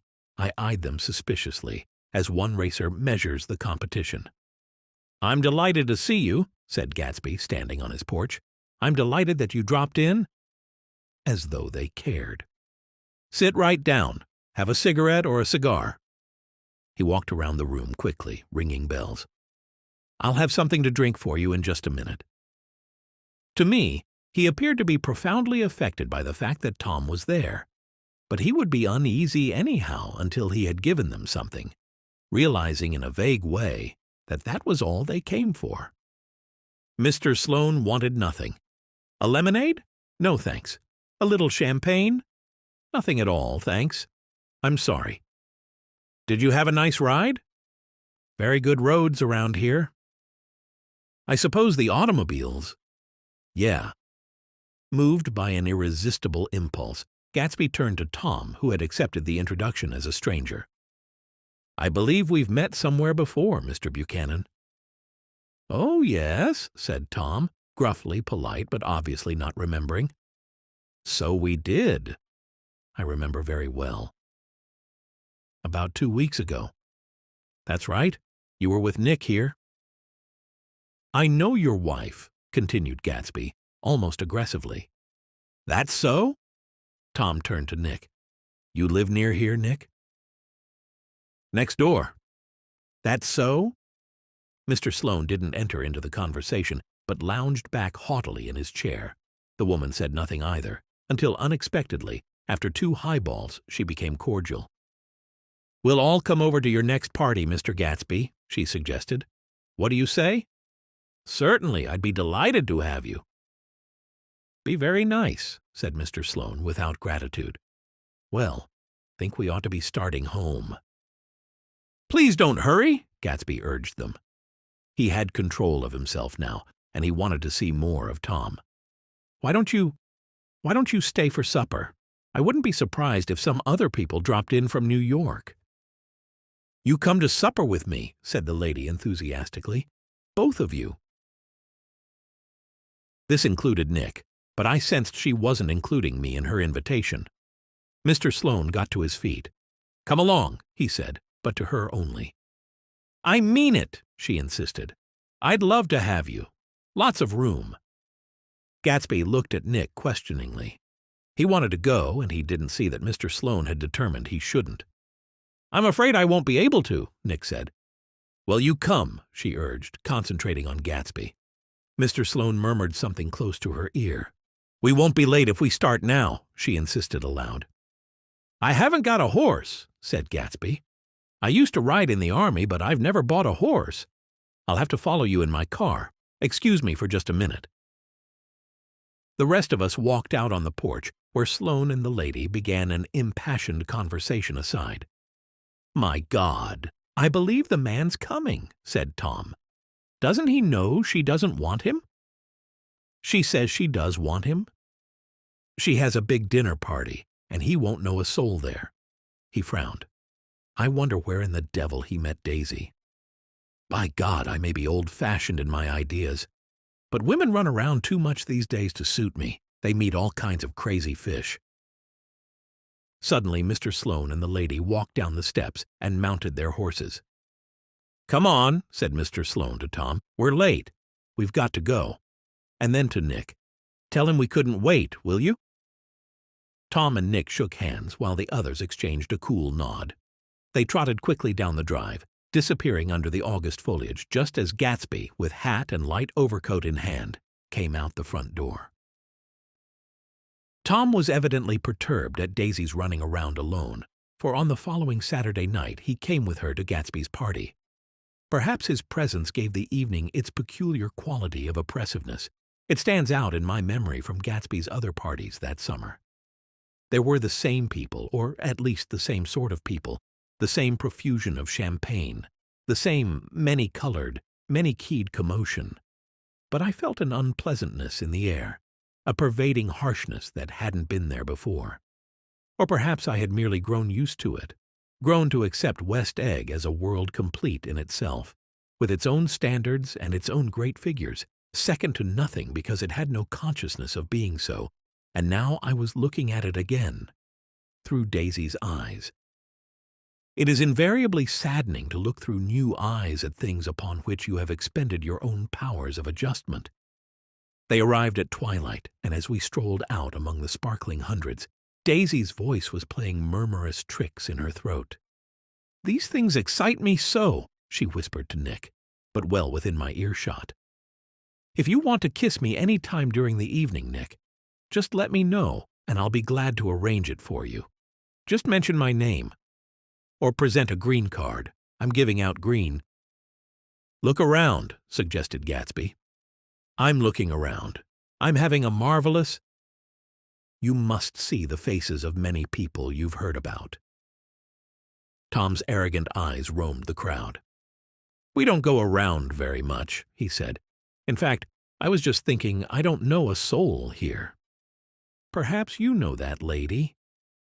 Gatsby indicated a gorgeous, scarcely human orchid of a woman who sat in state under a white plum tree. Tom and Daisy stared with that peculiarly unreal feeling that accompanies the recognition of a hitherto ghostly celebrity of the movies. "She's lovely," said Daisy. "The man bending over her is her director." He took them ceremoniously from group to group, Mrs. Buchanan and Mr. Buchanan.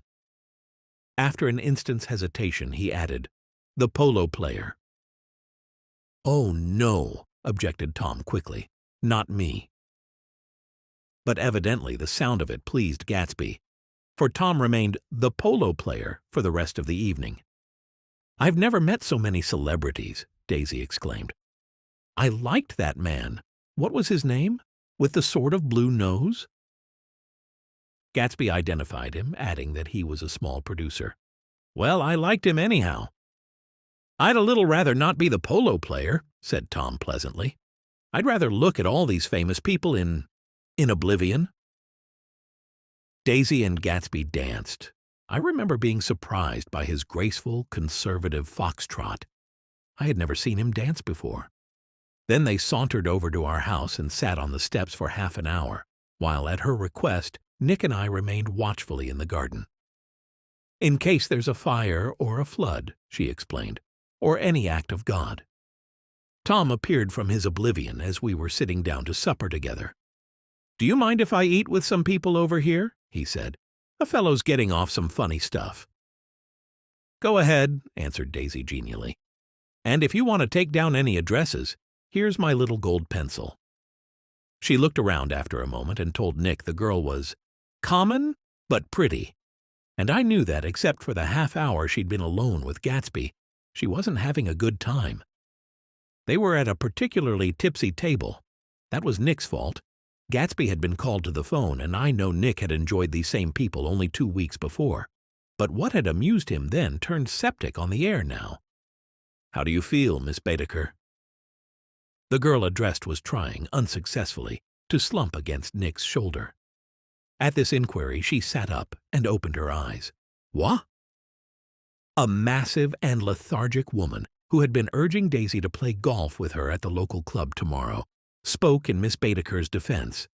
"Oh, she's all right now. When she's had 5 or 6 cocktails, she always starts screaming like that. I tell her she ought to leave it alone." "I do leave it alone," affirmed the accused hollowly. "We heard you yelling, so I said to Doc Civet here, 'There's somebody that needs your help, Doc.'" "She's much obliged, I'm sure," said another friend without gratitude. "But you got her dress all wet when you stuck her head in the pool." "Anything I hate is to get my head stuck in a pool," mumbled Miss Baedeker. "They almost drowned me once over in New Jersey." "Then you ought to leave it alone," countered Dr. Civet. "Speak for yourself," cried Miss Baedeker violently. "Your hand shakes. I wouldn't let you operate on me." It was like that. Almost the last thing I remember was standing with Nick and Daisy and watching the moving picture director and his star. They were still under the white plum tree, and their faces were touching except for a pale thin ray of moonlight between. It occurred to me that he had been very slowly bending toward her all evening to attain this proximity, and even while I watched I saw him stoop one ultimate degree and kiss at her cheek. "I like her," said Daisy. "I think she's lovely." But the rest offended her, and inarguably, because it wasn't a gesture but an emotion. She was appalled by West Egg, this unprecedented place that Broadway had begotten upon a Long Island fishing village. Appalled by its raw vigor that chafed under the old euphemisms and by the too obtrusive fate that herded its inhabitants along a short cut from nothing to nothing. She saw something awful in the very simplicity she failed to understand. Nick and I sat on the front steps with them while they waited for their car. It was dark here in front. Only the bright door sent 10 square feet of light volleying out into the soft black morning. Sometimes a shadow moved against a dressing-room blind above, gave way to another shadow, an indefinite procession of shadows who rouged and powdered in an invisible glass. "Who is this Gatsby, anyhow?" demanded Tom suddenly. "Some big bootlegger?" "Where'd you hear that?" Nick inquired. "I didn't hear it. I imagined it. A lot of these newly rich people are just big bootleggers, you know." "Not Gatsby," Nick said shortly. He was silent for a moment. The pebbles of the drive crunched under his feet. "Well, he certainly must have strained himself to get this menagerie together." A breeze stirred the gray haze of Daisy's fur collar. I felt it tickle my ears as well. "At least they're more interesting than the people we know," she said with an effort. "You didn't look so interested." "Well, I was." Tom laughed and turned to Nick. "Did you notice Daisy's face when that girl asked her to put her under a cold shower?" Daisy began to sing with the music in a husky, rhythmic whisper, bringing out a meaning in each word that it had never had before and would never have again. When the melody rose, her voice broke up sweetly, following it in a way contralto voices have. And each change tipped out a little of her warm human magic upon the air. "Lots of people come who haven't been invited," she said suddenly. "That girl hadn't been invited. They simply forced their way in, and he's too polite to object." "I'd like to know who he is and what he does," insisted Tom. "And I think I'll make a point of finding out." "I can tell you right now," she answered. "He owned some drugstores, a lot of drugstores. He built them up himself." The dilatory limousine came rolling up the drive. "Good night, Nick. Good night, Dash," said Daisy, giving my head a quick but loving pat. Her glance left me and sought the lighted top of the steps where, 3 o'clock in the morning, a neat, sad little waltz of that year was drifting out the open door. After all, in the very casualness of Gatsby's party, there were romantic possibilities totally absent from her world. What was it up there in the song that seemed to be calling her back inside? What would happen now in the dim, incalculable hours? Perhaps some unbelievable guest would arrive, a person infinitely rare and to be marveled at. Some authentically radiant young girl who, with one fresh glance at Gatsby, one moment of magical encounter, would blot out those 5 years of unwavering devotion. We stayed late that night. Gatsby asked us to wait until he was free, and we lingered in the garden until the inevitable swimming party had run up, chilled and exalted, from the black beach, until the lights were extinguished in the guest rooms overhead. When he came down the steps at last, the tanned skin was drawn unusually tight on his face, and his eyes were bright and tired. "She didn't like it," he said immediately. "Of course she did." "She didn't like it," he insisted. "She didn't have a good time." He was silent, and I guessed at his unutterable depression. "I feel far away from her," he said. "It's hard to make her understand." "You mean about the dance?" "The dance?" He dismissed all the dances he had given with a snap of his fingers. "Old sport. The dance is unimportant." He wanted nothing less of Daisy than that she should go to Tom and say, "I never loved you." After she had obliterated 3 years with that sentence, they could decide upon the more practical measures to be taken. One of them was that after she was free, they were to go back to Louisville and be married from her house, just as if it were 5 years ago. "And she doesn't understand," he said. "She used to be able to understand. We'd sit for hours." He broke off and began to walk up and down a desolate path of fruit rinds and discarded favors and crushed flowers. "I wouldn't ask too much of her," Nick ventured. "You can't repeat the past." "Can't repeat the past?" he cried incredulously. "Why, of course you can." He looked around him wildly as if the past were lurking here in the shadow of his house, just out of reach of his hand. "I'm going to fix everything just the way it was before," he said, nodding determinedly. "She'll see." He talked a lot about the past, and I gathered that he wanted to recover something, some idea of himself perhaps, that had gone into loving Daisy. His life had been confused and disordered since then, but if he could once return to a certain starting place and go over it all slowly, he could find out what that thing was. One autumn night, 5 years before, they had been walking down the street when the leaves were falling, and they came to a place where there were no trees and the sidewalk was white with moonlight. They stopped here and turned toward each other. Now it was a cool night, with that mysterious excitement in it which comes at the 2 changes of the year. The quiet lights in the houses were humming out into the darkness, and there was a stir and bustle among the stars. Out of the corner of his eye, Gatsby saw that the blocks of the sidewalk really formed a ladder and mounted to a secret place above the trees. He could climb to it if he climbed alone, and once there he could suck on the pap of life, gulp down the incomparable milk of wonder. His heart beat faster and faster as Daisy's white face came up to his own. He knew that when he kissed this girl and forever wed his unutterable visions to her perishable breath, his mind would never romp again like the mind of God. So he waited, listening for a moment longer to the tuning fork that had been struck upon a star. Then he kissed her. At his lips' touch, she blossomed for him like a flower, and the incarnation was complete. Through all he said, even through his appalling sentimentality, I was reminded of something, an elusive rhythm, a fragment of lost words that I had heard somewhere a long time ago. But they made no sound, and what I had almost remembered was uncommunicable forever. Chapter 7. It was when curiosity about Gatsby was at its highest that the lights in his house failed to go on one Saturday night, and as obscurely as it had begun, his career as Trimalchio was over. Only gradually did I become aware that the automobiles which turned expectantly into his drive stayed for just a minute and then drove sulkily away. Wondering if he were sick, Nick and I went over to find out. An unfamiliar butler with a villainous face squinted at us suspiciously from the door. "Is Mr. Gatsby sick?" "Nope."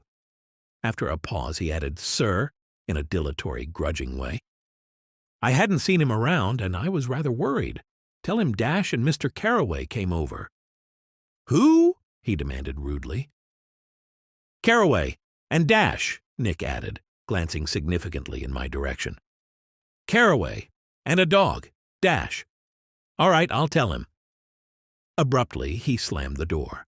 Our Finn informed us that Gatsby had dismissed every servant in his house a week ago and replaced them with half a dozen others, who never went into West Egg Village to be bribed by the tradesmen, but ordered moderate supplies over the telephone. The grocery boy reported that the kitchen looked like a pigsty, and the general opinion in the village was that the new people weren't servants at all. Next day, Gatsby called me on the phone. "Going away?" Nick inquired. "No, old sport." "I hear you fired all your servants." "I wanted somebody who wouldn't gossip. Daisy comes over quite often, in the afternoons." So the whole caravansary had fallen in like a card house at the disapproval in her eyes. "There's some people Wolfsheim wanted to do something for. They're all brothers and sisters. They used to run a small hotel." "I see." He was calling up at Daisy's request. Would Nick and I come to lunch at her house tomorrow? Miss Baker would be there. Half an hour later, Daisy herself telephoned and seemed relieved to find that we were coming. Something was up. And yet I couldn't believe that they would choose this occasion for a scene, especially for the rather harrowing scene that Gatsby had outlined in the garden. The next day was broiling, almost the last, certainly the warmest, of the summer. As our train emerged from the tunnel into sunlight, only the hot whistles of the National Biscuit Company broke the simmering hush at noon. The straw seats of the car hovered on the edge of combustion. The woman next to us perspired delicately for a while into her white shirtwaist, and then, as her newspaper dampened under her fingers, lapsed despairingly into deep heat with a desolate cry. Her pocketbook slapped to the floor next to my warm, sleeping head. "Oh, my," she gasped. Nick picked it up with a weary bend and handed it back to her, holding it at arm's length and by the extreme tip of the corners to indicate that he had no designs upon it. But everyone nearby, including the woman, suspected him just the same. Through the hall of the Buchanan's house blew a faint wind, carrying the sound of the telephone bell out to Gatsby and us as we waited at the door. "The master's body!" roared the butler into the mouthpiece. "I'm sorry, madame, but we can't furnish it. It's far too hot to touch this noon." What he really said was, "Yes, I'll see." He set down the receiver and came toward us, glistening slightly, to take our stiff straw hats. "Madame expects you in the salon," he cried, needlessly indicating the direction. In this heat, every extra gesture was an affront to the common store of life. The room, shadowed well with awnings, was dark and cool. Daisy and Jordan lay upon an enormous couch, like silver idols, weighing down their own white dresses against the singing breeze of the fans. "We can't move," they said together. Jordan's fingers, powdered white over their tan, rested for a moment in Nick's. "And Mr. Thomas Buchanan, the athlete?" Nick inquired. Simultaneously, I heard his voice, gruff, muffled, husky, at the hall telephone. Gatsby stood in the center of the crimson carpet and gazed around with fascinated eyes. Daisy watched him and laughed, her sweet, exciting laugh. A tiny gust of powder rose from her bosom into the air. "The rumor is," whispered Jordan, "that that's Tom's girl on the telephone." We were silent. The voice in the hall rose high with annoyance. "Very well, then. I won't sell you the car at all. I'm under no obligations to you at all. And as for your bothering me about it at lunchtime, I won't stand that at all." "Holding down the receiver," said Daisy cynically. "No, he's not," Nick assured her. "It's a bona fide deal. I happen to know about it." Tom flung open the door, blocked out its space for a moment with his thick body, and hurried into the room. "Mr. Gatsby," he put out his broad, flat hand with well-concealed dislike. "I'm glad to see you, sir, Nick, and, of course, the faithful Dash." "Make us a cold drink," cried Daisy. As he left the room again, she got up and went over to Gatsby and pulled his face down, kissing him on the mouth. "You know I love you," she murmured. "You forget there's a lady present," said Jordan. Daisy looked around doubtfully. "You kiss Nick, too. What a low, vulgar girl." "I don't care," cried Daisy, and began to clog on the brick fireplace. Then she remembered the heat and sat down guiltily on the couch, just as a freshly laundered nurse leading a little girl came into the room. "Blessed precious," she crooned, holding out her arms. "Come to your own mother that loves you." The child, relinquished by the nurse, rushed across the room and rooted shyly into her mother's dress. "The blessed precious! Did mother get powder on your old yellowy hair? Stand up now and say how-de-do." Gatsby and Nick, in turn, leaned down and took the small, reluctant hand. Afterward, he kept looking at the child with surprise. I don't think he had ever really believed in its existence before. "I got dressed before luncheon," said the child, turning eagerly to Daisy. "That's because your mother wanted to show you off." Her face bent into the single wrinkle of the small white neck. "You dream, you. You absolute little dream." "Yes," admitted the child calmly. "Aunt Jordan's got on a white dress, too." "How do you like mother's friends?" Daisy turned her around so that she faced Gatsby. "Do you think they're pretty? Isn't that a pretty dog?" "Where's Daddy?" The child expressed no interest in any of us, not even me. "She doesn't look like her father," explained Daisy. "She looks like me. She's got my hair and shape of the face. Daisy sat back upon the couch. The nurse took a step forward and held out her hand. "Come, Pammy." "Goodbye, sweetheart." With a reluctant backward glance, the well-disciplined child held to her nurse's hand and was pulled out the door just as Tom came back, preceding 4 gin rickeys that clicked full of ice. Gatsby took up his drink. "They certainly look cool," he said with visible tension. They drank in long, greedy swallows. The staff had kindly left a bowl of water on the floor for me. I sipped at it, my drink more daintily than the humans. "I read somewhere that the sun's getting hotter every year," said Tom genially. "It seems that pretty soon the Earth's going to fall into the sun, or wait a minute, it's just the opposite. The sun's getting colder every year. Come outside," he suggested to Gatsby. "I'd like you to have a look at the place." Nick and I went with them out to the veranda. On the green Sound, stagnant in the heat, one small sail crawled slowly toward the fresher sea. Gatsby's eyes followed it momentarily. He raised his hand and pointed across the bay. "I'm right across from you." "So you are." Our eyes lifted over the rose beds and the hot lawn and the weedy refuse of the dog days along shore. Dog days, a term which still left me baffled. Slowly, the white wings of the boat moved against the blue cool limit of the sky. Ahead lay the scalloped ocean and the abounding Blessed Isles. "There's sport for you," said Tom, nodding. "I'd like to be out there with him for about an hour." We had luncheon in the dining room, darkened, too, against the heat, and the humans drank down nervous gaiety with the cold ale. I supped happily on some dry kibble, which Nick had secreted with him from home. "What'll we do with ourselves this afternoon?" cried Daisy. "And the day after that? And the next 30 years? "Don't be morbid," Jordan said. "Life starts all over again when it gets crisp in the fall." "But it's so hot," insisted Daisy on the verge of tears, "and everything's so confused. Let's all go to town." Her voice struggled on through the heat, beating against it, molding its senselessness into forms. "I've heard of making a garage out of a stable," Tom was saying to Gatsby, "but I'm the first man who ever made a stable out of a garage." "Who wants to go to town?" demanded Daisy insistently. Gatsby's eyes floated toward her. "Ah!" she cried. "You look so cool." Their eyes met, and they stared together at each other, alone in space. With an effort, she glanced down at the table. "You always look so cool," she repeated. She had told him that she loved him, and Tom Buchanan saw. He was astounded. His mouth opened a little, and he looked at Gatsby, and then back at Daisy as if he had just recognized her as someone he knew a long time ago. "You resemble the advertisement of the man?"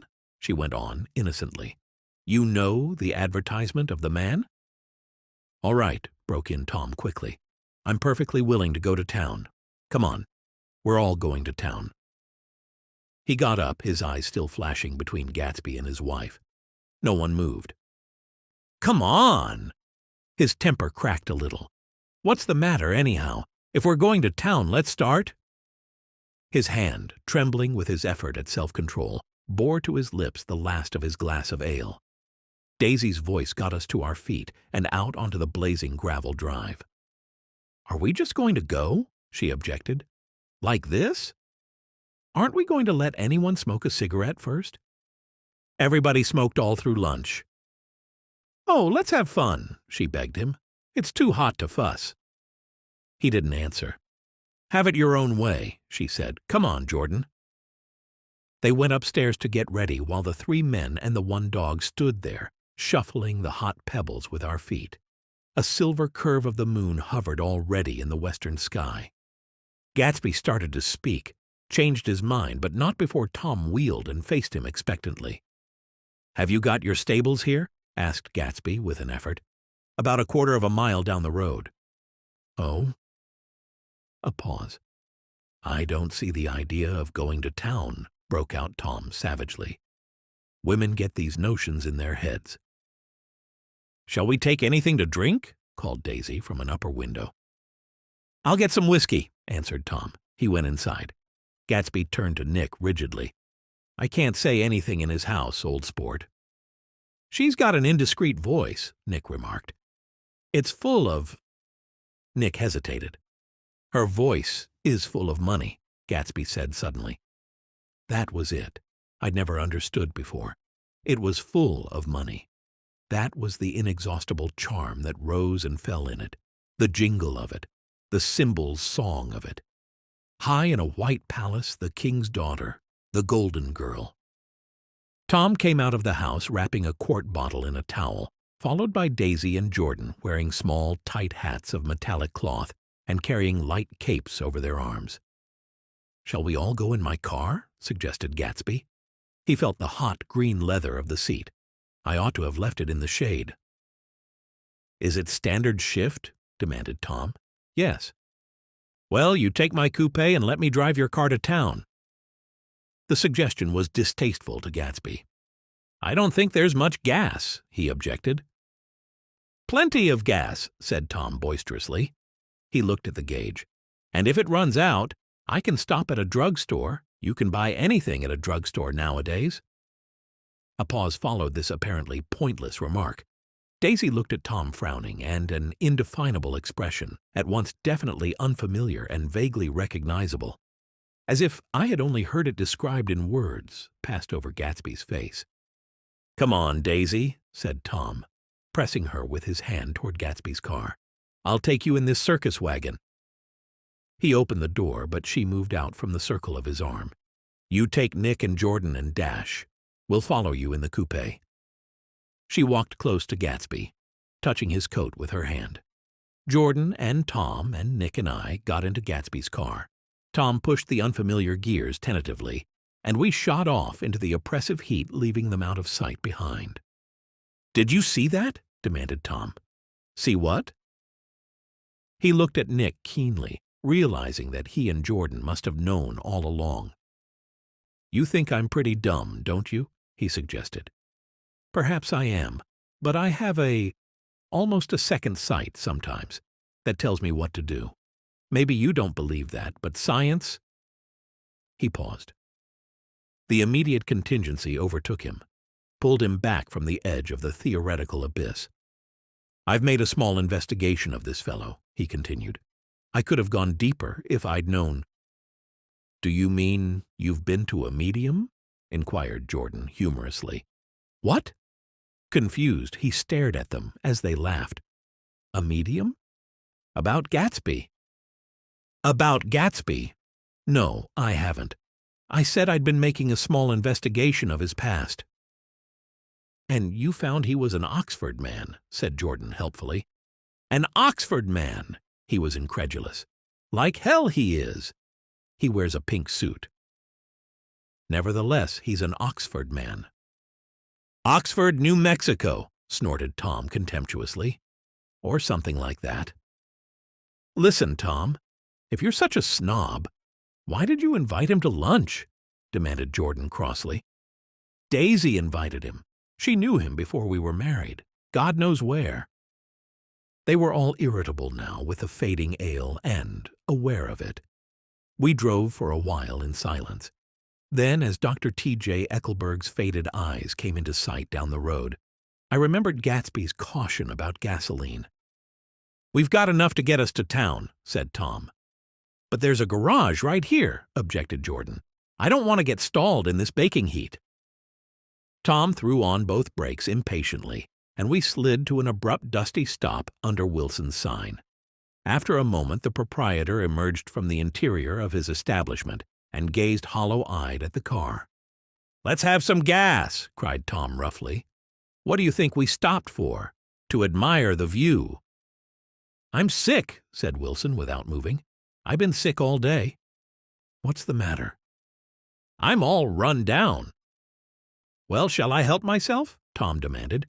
"You sounded well enough on the phone." With an effort, Wilson left the shade and support of the doorway, and breathing hard, unscrewed the cap of the tank. In the sunlight his face was green. "I didn't mean to interrupt your lunch," he said, "but I need money pretty bad, and I was wondering what you were going to do with your old car." "How do you like this one?" inquired Tom. "I bought it last week." "It's a nice yellow one," said Wilson as he strained at the handle. "Like to buy it?" "Big chance?" Wilson smiled faintly. "No, but I could make some money on the other." "What do you want money for all of a sudden?" "I've been here too long. I want to get away. My wife and I want to go west." "Your wife does?" exclaimed Tom, startled. "She's been talking about it for 10 years. He rested for a moment against the pump, shading his eyes. "And now she's going whether she wants to or not. I'm going to get her away." The coupe flashed by us with a flurry of dust and the flash of a waving hand. "What do I owe you?" demanded Tom harshly. "I just got wised up to something funny the last 2 days," remarked Wilson. "That's why I want to get away. That's why I've been bothering you about the car." "What do I owe you?" $1.20. The relentless beating heat was beginning to confuse me, and I had a bad moment there before I realized that so far his suspicions hadn't alighted on Tom. He had discovered that Myrtle had some sort of life apart from him in another world, and the shock had made him physically sick. I stared at him and then at Tom, who had made a parallel discovery less than an hour before, and it occurred to me that there was no difference between men in intelligence or race so profound as the difference between the sick and the well. Wilson was so sick that he looked guilty, unforgivably guilty, as if he had just got some poor girl with child. "I'll let you have that car," said Tom. "I'll send it over tomorrow afternoon." That locality was always vaguely disquieting, even in the broad glare of afternoon, and now I turned my head as though I had been warned of something behind. Over the ash heaps, the giant eyes of Dr. T.J. Eckelberg kept their vigil, but I perceived after a moment that other eyes were regarding us with peculiar intensity from less than 20 feet away. In one of the windows over the garage, the curtains had been moved aside a little, and Myrtle Wilson was peering down at the car. So engrossed was she that she had no consciousness of being observed, and one emotion after another crept into her face like objects into a slowly developing picture. Her expression was curiously familiar. It was an expression I had often seen on women's faces. But on Myrtle Wilson's face, it seemed purposeless and inexplicable, until I realized that her eyes, wide with jealous terror, were fixed not on Tom, but on Jordan Baker, whom she took to be his wife. There is no confusion like the confusion of a simple mind, and as we drove away I could tell Tom was feeling the hot whips of panic. His wife and his mistress, until an hour ago, secure and inviolate, were slipping precipitately from his control. Instinct made him step on the accelerator with the double purpose of overtaking Daisy and leaving Wilson behind. We sped along toward Astoria at 50 miles an hour until, among the spidery girders of the elevated, we came in sight of the easygoing blue coupe. "Those big movies around 50th Street are cool," suggested Jordan. "I love New York on summer afternoons when everyone's away. There's something very sensuous about it, overripe, as if all sorts of funny fruits were going to fall into your hands." I sensed the word sensuous had the effect of further disquieting Tom, but before he could invent a protest, the coupe came to a stop, and Daisy signaled us to draw up alongside. "Where are we going?" she cried. "How about the movies?" "It's so hot," she complained. "You go. We'll ride around and meet you after." With an effort, her wit rose faintly. "We'll meet you on some corner. I'll be the man smoking 2 cigarettes. "We can't argue about it here," Tom said impatiently, as a truck gave out a cursing whistle behind us. "You follow me to the south side of Central Park, in front of the plaza." Several times he turned his head and looked back for their car, and if the traffic delayed them, he slowed up until they came into sight. I think he was afraid they would dart down a side street and out of his life forever. But they didn't, and we all took the less explicable step of engaging the parlor of a suite in the Plaza Hotel. The prolonged and tumultuous argument that ended by herding us into that room eludes me, though I have a sharp physical memory. The human voices, so sharp, like the pained yelps of unhappy pups. The notion originated with Daisy's suggestion that we hire 5 bathrooms and take cold baths, and then assumed more tangible form as, a place to have a mint julep. Each of the humans said over and over that it was a crazy idea. They all talked at once to a baffled clerk and thought, or pretended to think, that they were being very funny. The room was large and stifling, and though it was already 4 o'clock, opening the windows admitted only a gust of hot shrubbery from the park. Daisy went to the mirror and stood with her back to us, fixing her hair. "It's a swell suite," whispered Jordan respectfully, and everyone laughed. "Open another window," commanded Daisy without turning around. "There aren't any more?" "Well, we'd better telephone for an axe." "The thing to do is to forget about the heat," said Tom impatiently. "You make it 10 times worse by crabbing about it." He unrolled the bottle of whiskey from the towel and put it on the table. "Why not let her alone, old sport?" remarked Gatsby. "You're the one that wanted to come to town." There was a moment of silence. The telephone book slipped from its nail and splashed to the floor, whereupon Jordan whispered, "Excuse me." But this time no one laughed. "I'll pick it up," Nick offered. "I've got it." Gatsby examined the parted string, muttered "hum" in an interested way, and tossed the book on a chair. "That's a great expression of yours, isn't it?" said Tom sharply. "What is?" "All this old sport business. Where'd you pick that up?" "Now see here, Tom," said Daisy, turning around from the mirror. "If you're going to make personal remarks, I won't stay here a minute. Call up and order some ice for the mint julep." As Tom took up the receiver, the compressed heat exploded into sound, and we were listening to the portentous chords of Mendelssohn's Wedding March from the ballroom below. "Imagine marrying anybody in this heat," cried Jordan dismally. "Still, I was married in the middle of June," Daisy remembered. "Louisville in June. Somebody fainted. Who was it fainted, Tom?" "Biloxi," he answered shortly. "A man named Biloxi. Blocks. Biloxi. And he made boxes, that's a fact. And he was from Biloxi, Tennessee." "They carried him into my house," appended Jordan, "because we lived just 2 doors from the church, and he stayed 3 weeks until Daddy told him he had to get out. The day after he left, Daddy died." After a moment she added, as if she might have sounded irreverent, "There wasn't any connection." "I used to know a Bill Biloxi from Memphis," Nick remarked. "That was his cousin. I knew his whole family history before he left. He gave me an aluminum putter that I use today."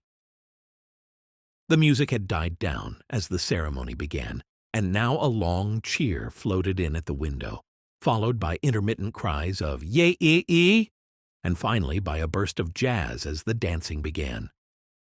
"We're getting old," said Daisy. "If we were young, we'd rise and dance."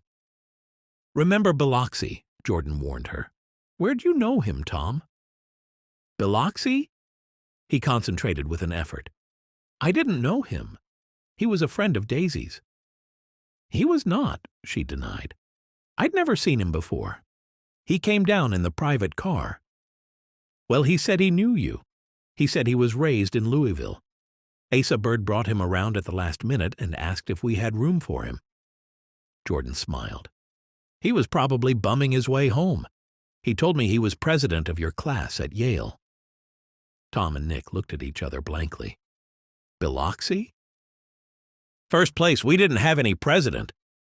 Gatsby's foot beat a short, restless tattoo, and Tom eyed him suddenly.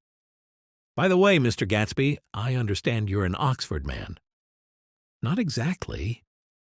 "Oh, yes, I understand you went to Oxford." "Yes, I went there."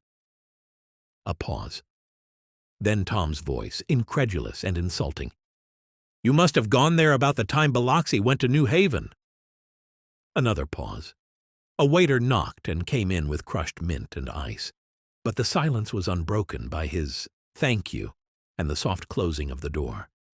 This tremendous detail was to be cleared up at last. "I told you I went there," said Gatsby. "I heard you, but I'd like to know when."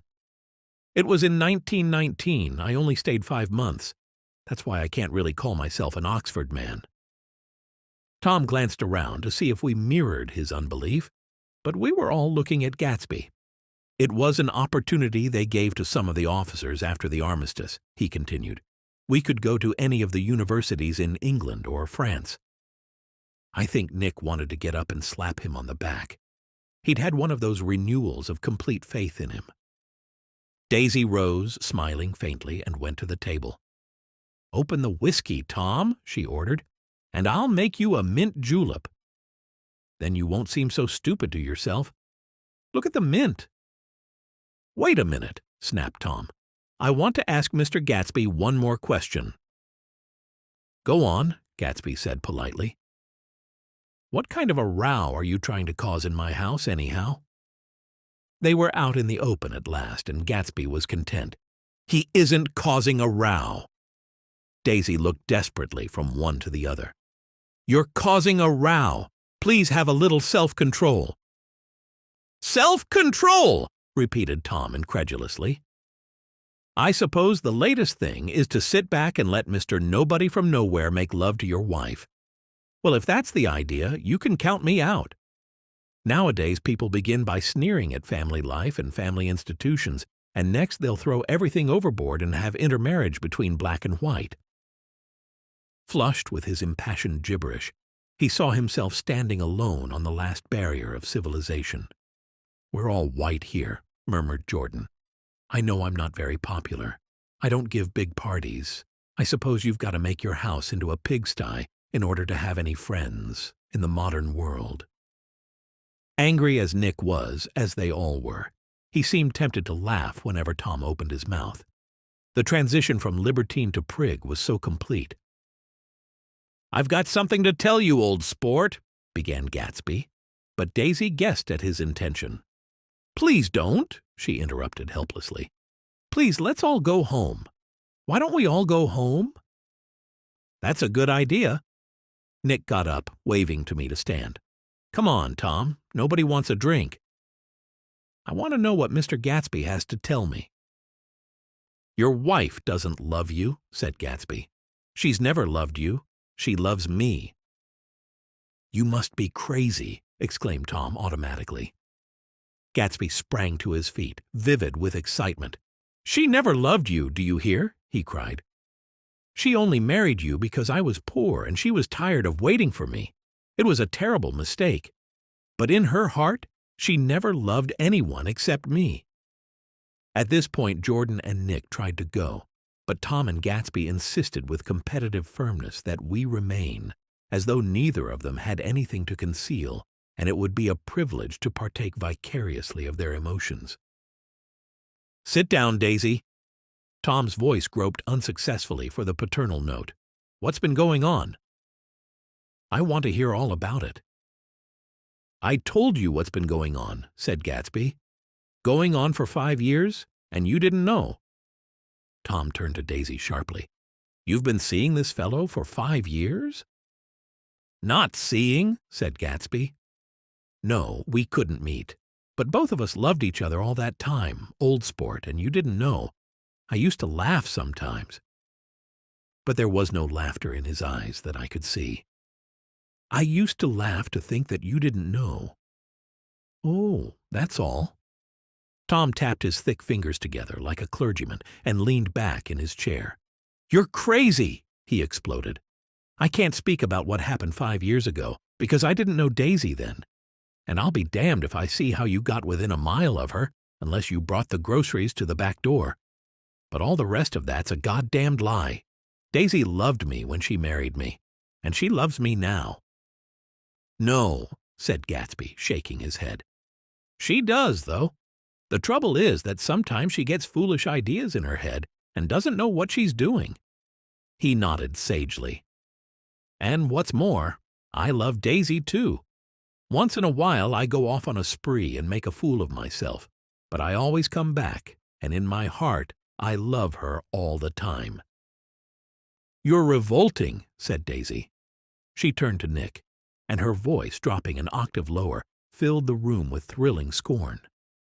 "Do you know why we left Chicago? I'm surprised that they didn't treat you to the story of that little spree." Gatsby walked over and stood beside her.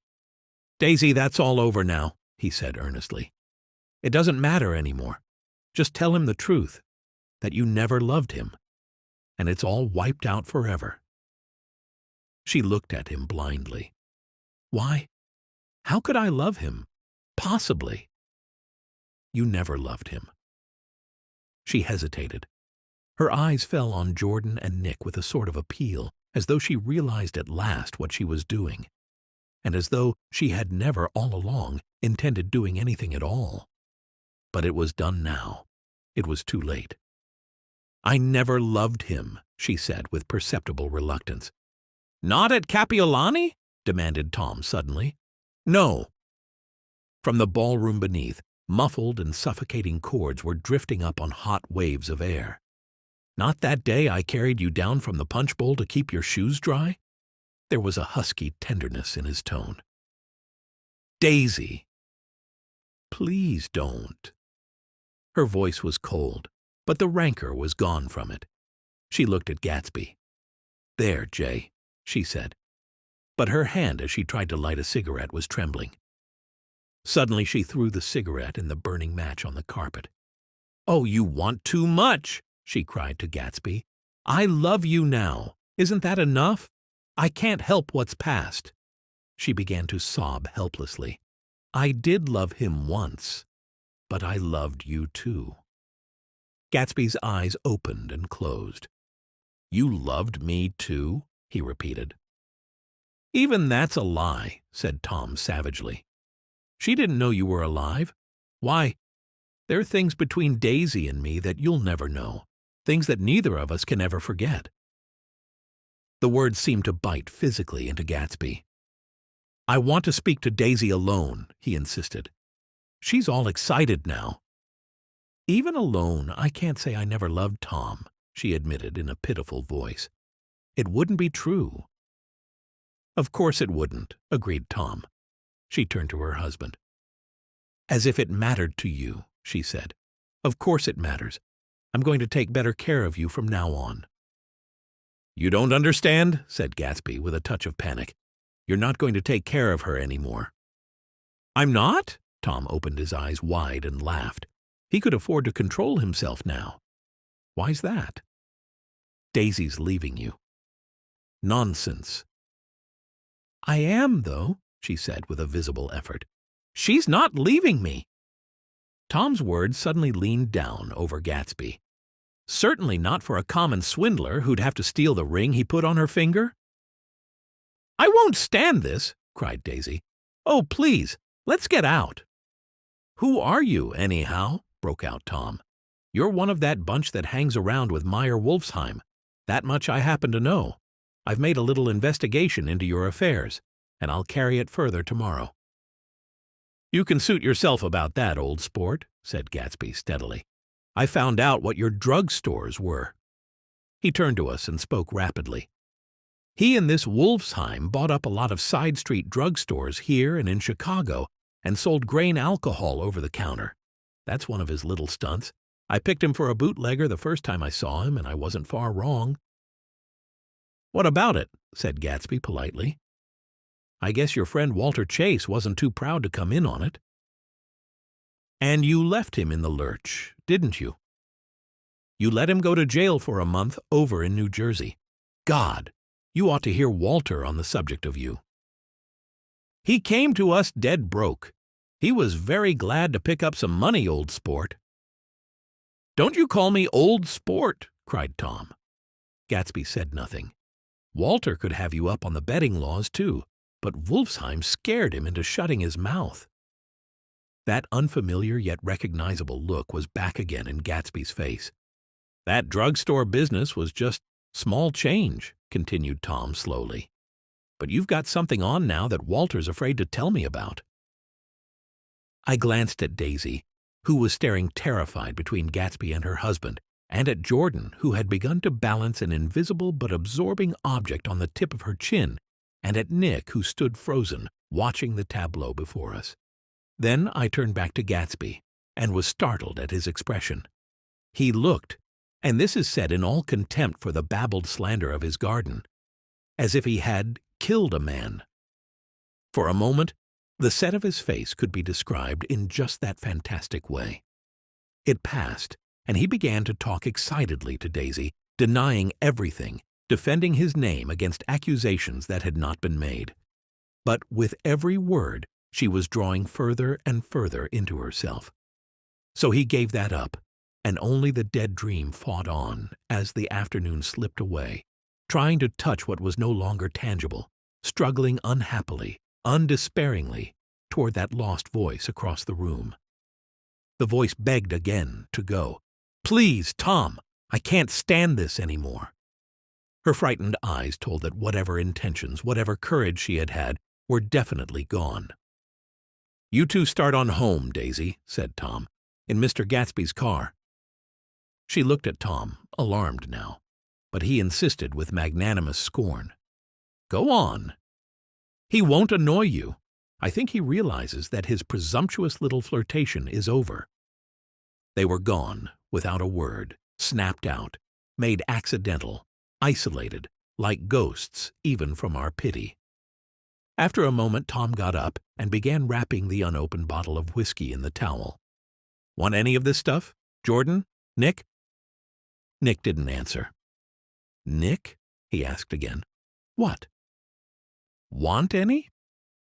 "No, I just remembered that today's my birthday." He was 30.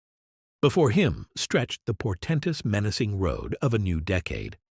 It was 7 o'clock when we got into the coupe with him and started for Long Island.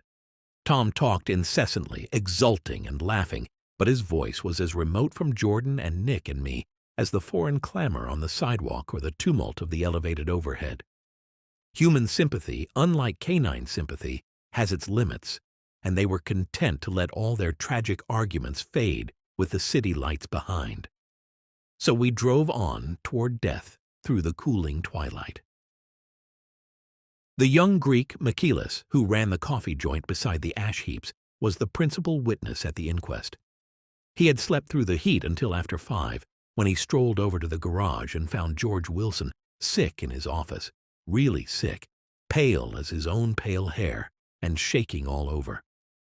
Michaelis advised him to go to bed, but Wilson refused, saying that he'd miss a lot of business if he did. While his neighbor was trying to persuade him, a violent racket broke out overhead. "I've got my wife locked in up there," explained Wilson calmly. "She's going to stay there till the day after tomorrow, and then we're going to move away." Michaelis was astonished. They had been neighbors for 4 years, and Wilson had never seemed faintly capable of such a statement. Generally, he was one of these worn-out men. When he wasn't working, he sat on a chair in the doorway and stared at the people and the cars that passed along the road. When anyone spoke to him, he invariably laughed in an agreeable, colorless way. He was his wife's man, and not his own. So naturally, Michaelis tried to find out what had happened. But Wilson wouldn't say a word. Instead, he began to throw curious, suspicious glances at his visitor and ask him what he'd been doing at certain times on certain days. Just as the latter was getting uneasy, some workman came past the door bound for his restaurant, and Michaelis took the opportunity to get away, intending to come back later. But he didn't. He supposed he forgot to, that's all. When he came outside again a little after 7, he was reminded of the conversation because he heard Mrs. Wilson's voice, loud and scolding, downstairs in the garage. "Beat me!" he heard her cry. "Throw me down and beat me, you dirty little coward!" A moment later, she rushed out into the dusk, waving her hands and shouting. Before he could move from his door, the business was over. The death car, as the newspapers called it, didn't stop. It came out of the gathering darkness, wavered tragically for a moment, and then disappeared around the next bend. Michaelis wasn't even sure of its color. He told the first policeman that it was light green. The other car, the one going toward New York, came to rest 100 yards beyond, and its driver hurried back to where Myrtle Wilson, her life violently extinguished, knelt in the road and mingled her thick, dark blood with the dust. Michaelis and this man reached her first, but when they had torn open her shirtwaist, still damp with perspiration, they saw that her left breast was swinging loose like a flap, and there was no need to listen for the heart beneath. The mouth was wide open and ripped at the corners as though she had choked a little in giving up the tremendous vitality she had stored so long. We saw the 3 or 4 automobiles and the crowd when we were still some distance away. "Wreck!" said Tom. "That's good. Wilson will have a little business at last."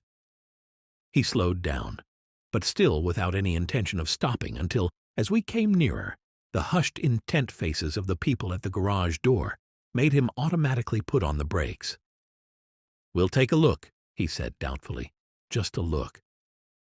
I became aware now of a hollow, wailing sound which issued incessantly from the garage, a sound which, as we got out of the coupe and walked toward the door, resolved itself into the words, "Oh my God," uttered over and over in a gasping moan. "There's some bad trouble here," said Tom excitedly.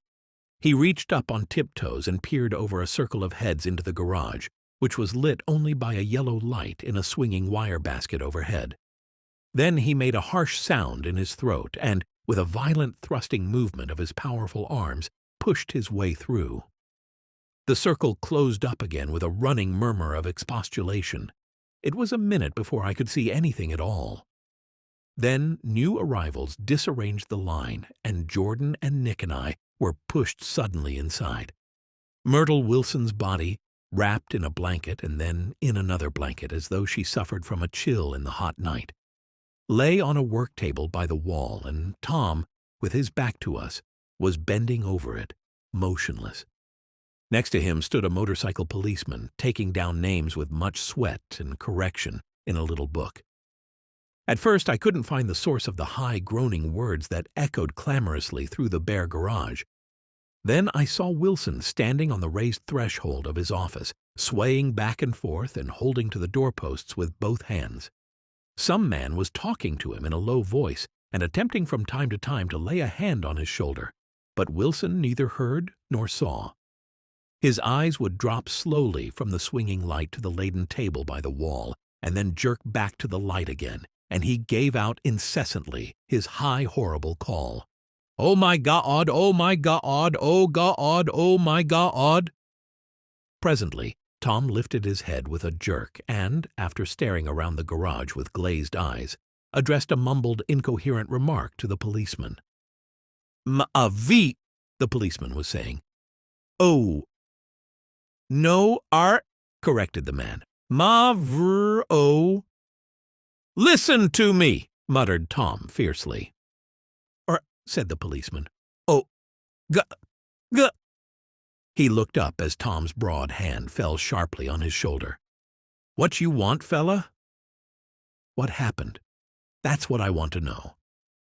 "Auto hit her? Instantly killed?" "Instantly killed," repeated Tom, staring. "She ran out Ena Road. Son of a bitch didn't even stop us car." "There was 2 cars," said Michaelis. "One comin', one goin', see?" "Going where?" asked the policeman keenly. "One goin' each way.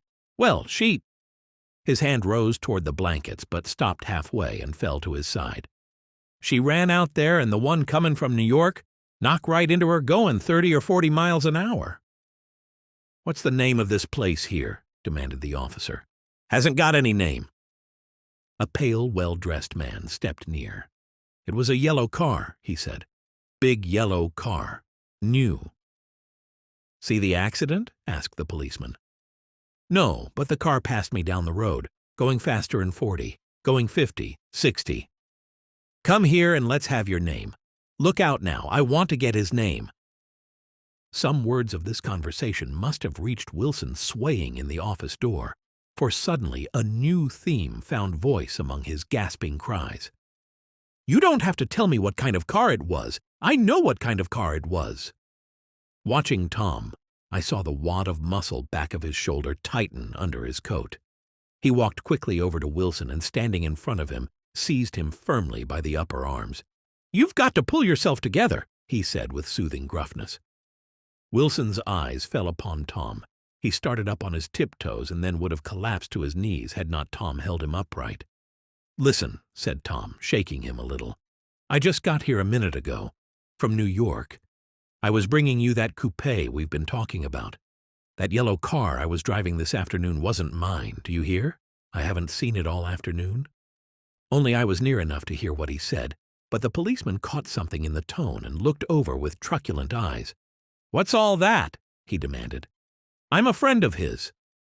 Tom turned his head, but kept his hands firm on Wilson's body. "He says he knows the car that did it. It was a yellow car."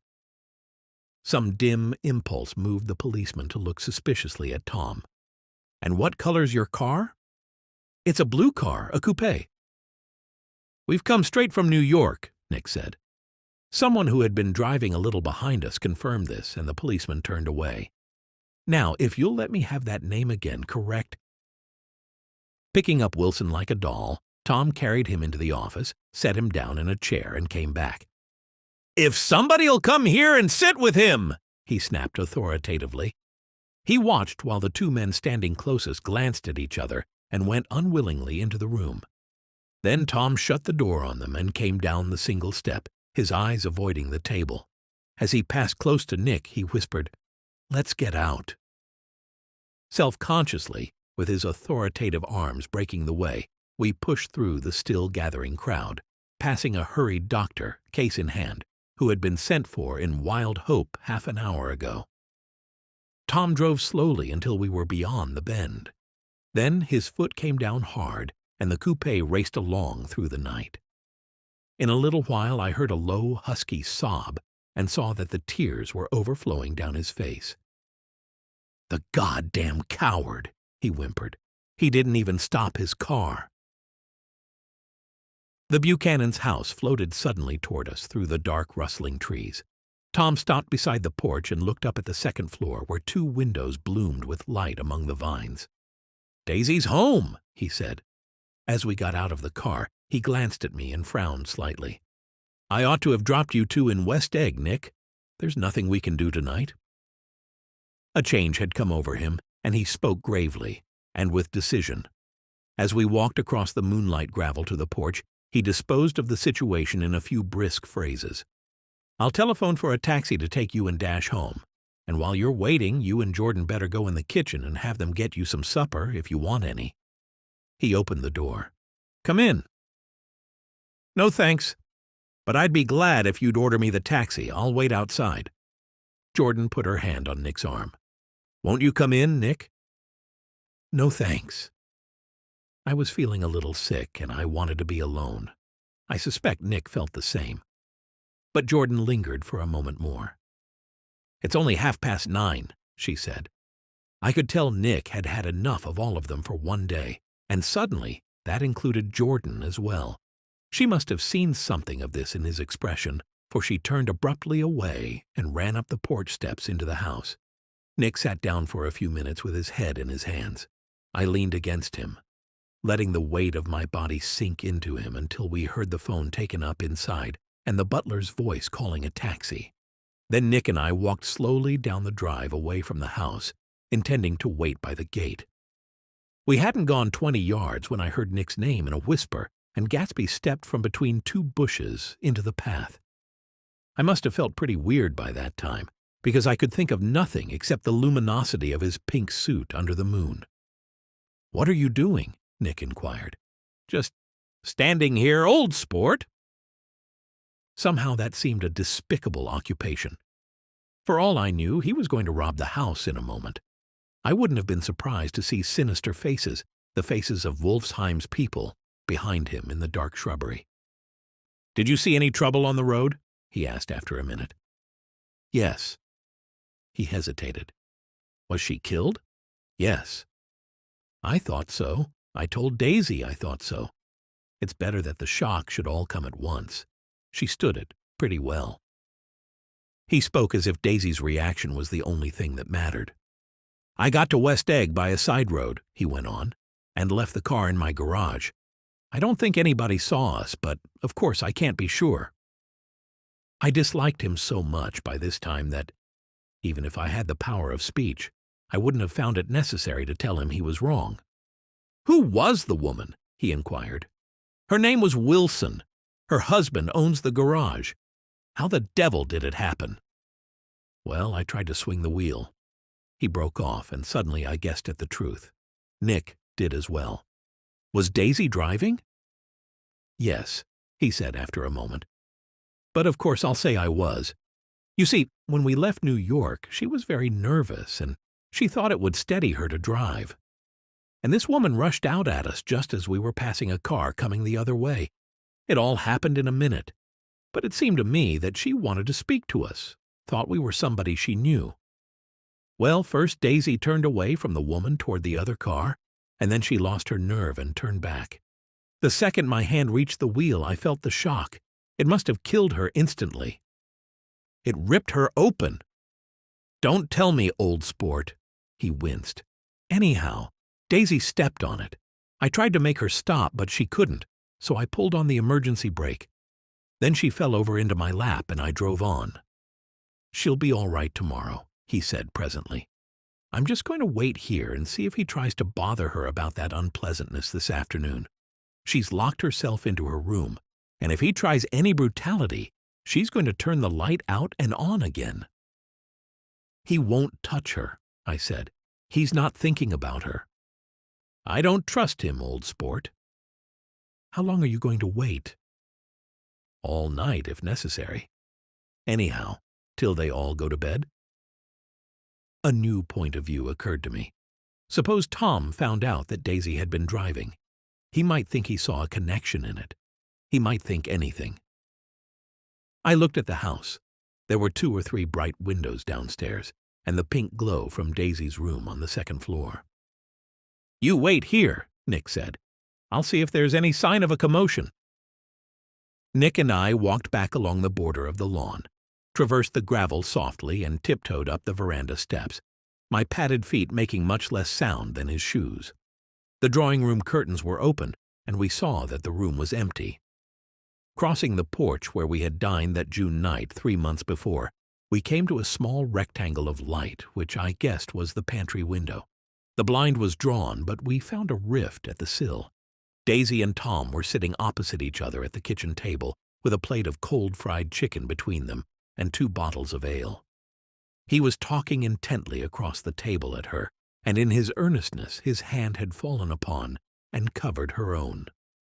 Once in a while she looked up at him and nodded in agreement. They weren't happy, and neither of them had touched the chicken or the ale, and yet they weren't unhappy either. There was an unmistakable air of natural intimacy about the picture, and anybody would have said that they were conspiring together. As we tiptoed from the porch, I heard our taxi feeling its way along the dark road toward the house. Gatsby was waiting where we had left him in the drive. Is it all quiet up there? He asked anxiously. Yes, it's all quiet. Nick hesitated. You'd better come home and get some sleep. He shook his head. I want to wait here till Daisy goes to bed. Good night, old sport. Good night, Dash. He put his hands in his coat pockets and turned back eagerly to his scrutiny of the house, as though our presence marred the sacredness of the vigil. So we walked away and left him standing there in the moonlight, watching over nothing. Chapter 8. Nick couldn't sleep all night. A foghorn was groaning incessantly on the sound, and he tossed half-sick between grotesque reality and savage, frightening dreams. I lay beside him, sharing the nightmares as best I could. Toward dawn, we heard a taxi go up Gatsby's drive, and immediately Nick jumped out of bed and began to dress. It was as if Nick felt that he had something to tell him, something to warn him about, and morning would be too late. Crossing his lawn, we saw that his front door was still open, and he was leaning against a table in the hall, heavy with dejection or sleep. Nothing happened, he said wanly. I waited, and about 4 o'clock she came to the window and stood there for a minute, and then turned out the light. His house had never seemed so enormous to me as it did that night when we hunted through the great rooms for cigarettes. They pushed aside curtains that were like pavilions and felt over innumerable feet of dark wall for electric light switches. Once Nick tumbled with a sort of splash upon the keys of a ghostly piano. There was an inexplicable amount of dust everywhere, and the rooms were musty as though they hadn't been aired for many days. Nick found the humidor on an unfamiliar table with 2 stale, dry cigarettes inside. Throwing open the French windows of the drawing room, he and Gatsby sat smoking out into the darkness. "You ought to go away," Nick said. "It's pretty certain they'll trace your car." "Go away now, old sport. Go to Atlantic City for a week or up to Montreal." He wouldn't consider it. He couldn't possibly leave Daisy until he knew what she was going to do. He was clutching at some last hope, and Nick couldn't bear to shake him free. It was this night that he told us the strange story of his youth with Dan Cody. Told it to us because Jay Gatsby had broken up like glass against Tom's hard malice, and the long, secret extravaganza was played out. I think that he would have acknowledged anything now, without reserve. But he wanted to talk about Daisy. She was the first nice girl he had ever known. In various unrevealed capacities, he had come in contact with such people, but always with indiscernible barbed wire between. He found her excitingly desirable. He went to her house, at first with other officers from Camp Taylor, then alone. It amazed him. He had never been in such a beautiful house before. But what gave it an air of breathless intensity was that Daisy lived there. It was as casual a thing to her as his tent out at camp was to him. There was a ripe mystery about it, a hint of bedrooms upstairs more beautiful and cool than other bedrooms, of gay and radiant activities taking place through its corridors, and of romances that were not musty and laid away already in lavender, but fresh and breathing and redolent of this year's shining motor cars, and of dances whose flowers were scarcely withered. It excited him, too, that many men had already loved Daisy. It increased her value in his eyes. He felt their presence all about the house, pervading the air with the shades and echoes of still vibrant emotions. But he knew that he was in Daisy's house by a colossal accident. However glorious might be his future as Jay Gatsby, he was at present a penniless young man without a past, and at any moment the invisible cloak of his uniform might slip from his shoulders. So he made the most of his time. He took what he could get, ravenously and unscrupulously. Eventually, he took Daisy one still October night. Took her because he had no real right to touch her hand. He might have despised himself, for he had certainly taken her under false pretenses. I don't mean that he had traded on his phantom millions, but he had deliberately given Daisy a sense of security. He let her believe that he was a person from much the same stratum as herself, that he was fully able to take care of her. As a matter of fact, he had no such facilities. He had no comfortable family standing behind him, and he was liable at the whim of an impersonal government to be blown anywhere about the world. But he didn't despise himself, and it didn't turn out as he had imagined. He had intended, probably, to take what he could and go, but now he found that he had committed himself to the following of a grail. He knew that Daisy was extraordinary, but he didn't realize just how extraordinary a nice girl could be. She vanished into her rich house, into her rich, full life, leaving Gatsby nothing. He felt married to her, that was all. When they met again, 2 days later, it was Gatsby who was breathless, who was somehow betrayed. Her porch was bright with the bought luxury of starshine. The wicker of the settee squeaked fashionably as she turned toward him, and he kissed her curious and lovely mouth. She had caught a cold, and it made her voice huskier and more charming than ever. And Gatsby was overwhelmingly aware of the youth and mystery that wealth imprisons and preserves, of the freshness of many clothes, and of Daisy, gleaming like silver, safe and proud, above the hot struggles of the poor. I can't describe to you how surprised I was to find out I loved her, old sport. I even hoped for a while that she'd throw me over, but she didn't, because she was in love with me, too. She thought I knew a lot because I knew different things from her. Well, there I was, way off my ambitions, getting deeper in love every minute, and all of a sudden I didn't care. What was the use of doing great things if I could have a better time telling her what I was going to do? On the last afternoon before he went abroad, he sat with Daisy in his arms for a long, silent time. It was a cold fall day, with fire in the room and her cheeks flushed. Now and then she moved, and he changed his arm a little, and once he kissed her dark, shining hair. The afternoon had made them tranquil for a while, as if to give them a deep memory for the long parting the next day promised. They had never been closer in their month of love, nor communicated more profoundly one with another than when she brushed silent lips against his coat's shoulder, or when he touched the end of her fingers, gently, as though she were asleep. He did extraordinarily well in the war. He was a captain before he went to the front, and following the Argonne battles, he got his majority in the command of the divisional machine guns. After the armistice, he tried frantically to get home, but some complication or misunderstanding sent him to Oxford instead. He was worried now. There was a quality of nervous despair in Daisy's letters.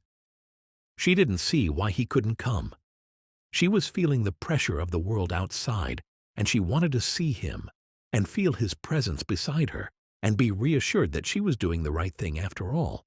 For Daisy was young, and her artificial world was redolent of orchids and pleasant, cheerful snobbery, and orchestras which set the rhythm of the year, summing up the sadness and suggestiveness of life in new tunes.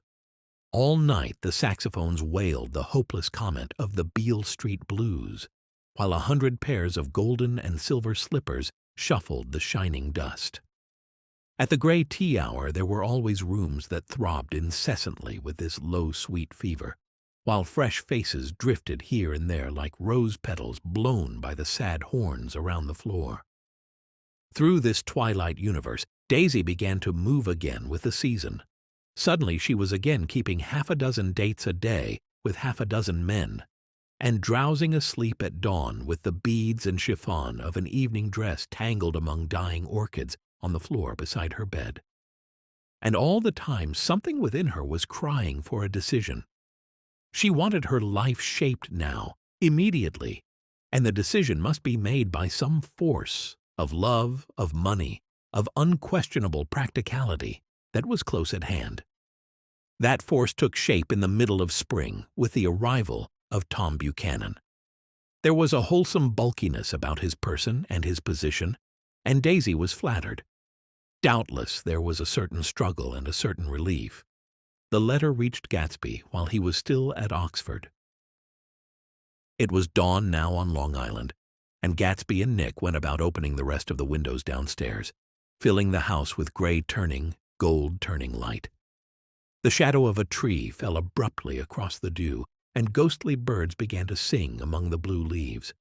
There was a slow, pleasant movement in the air, scarcely a wind, promising a cool, lovely day. I don't think she ever loved him.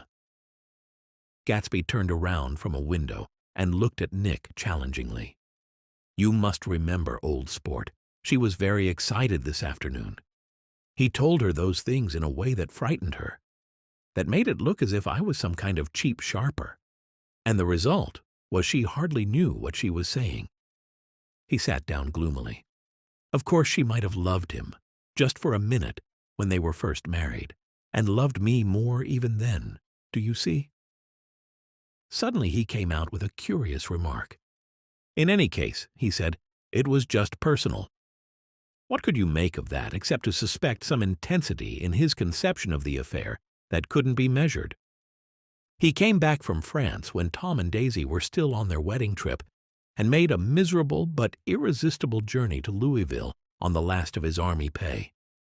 He stayed there a week, walking the streets where their footsteps had clicked together through the November night and revisiting the out-of-the-way places to which they had driven in her white car.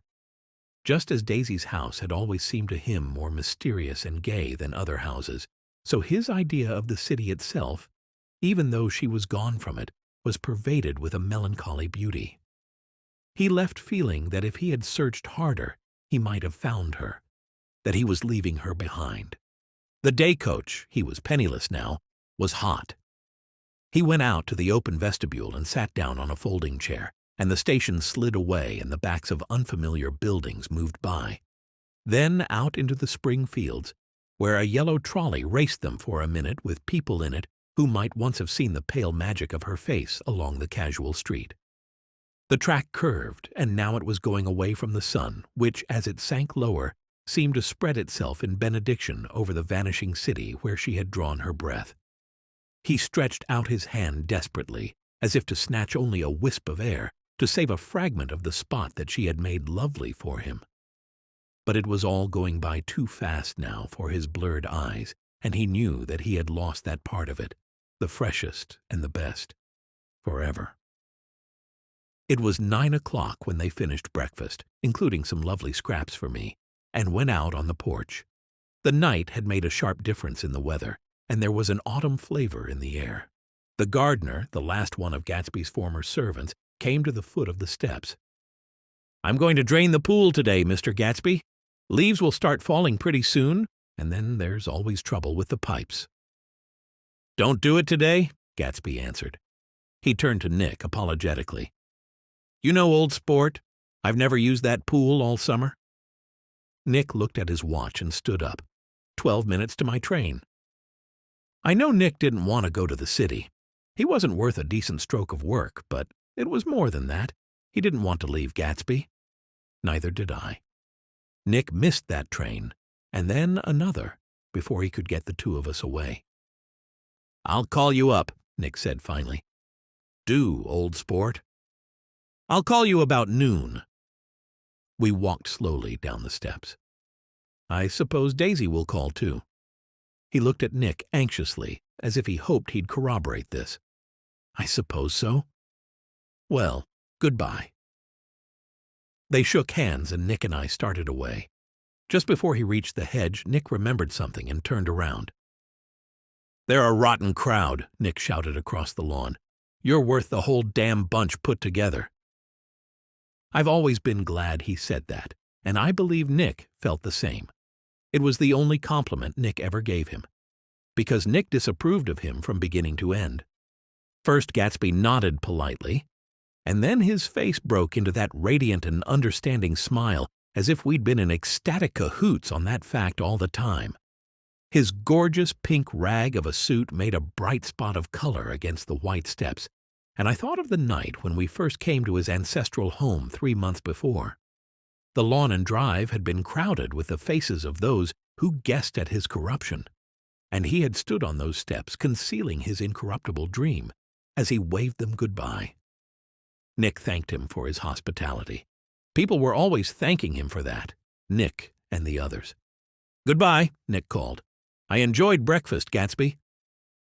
I echoed the sentiment with a single, warm bark. Up in the city, Nick tried for a while to list the quotations on an interminable amount of stock.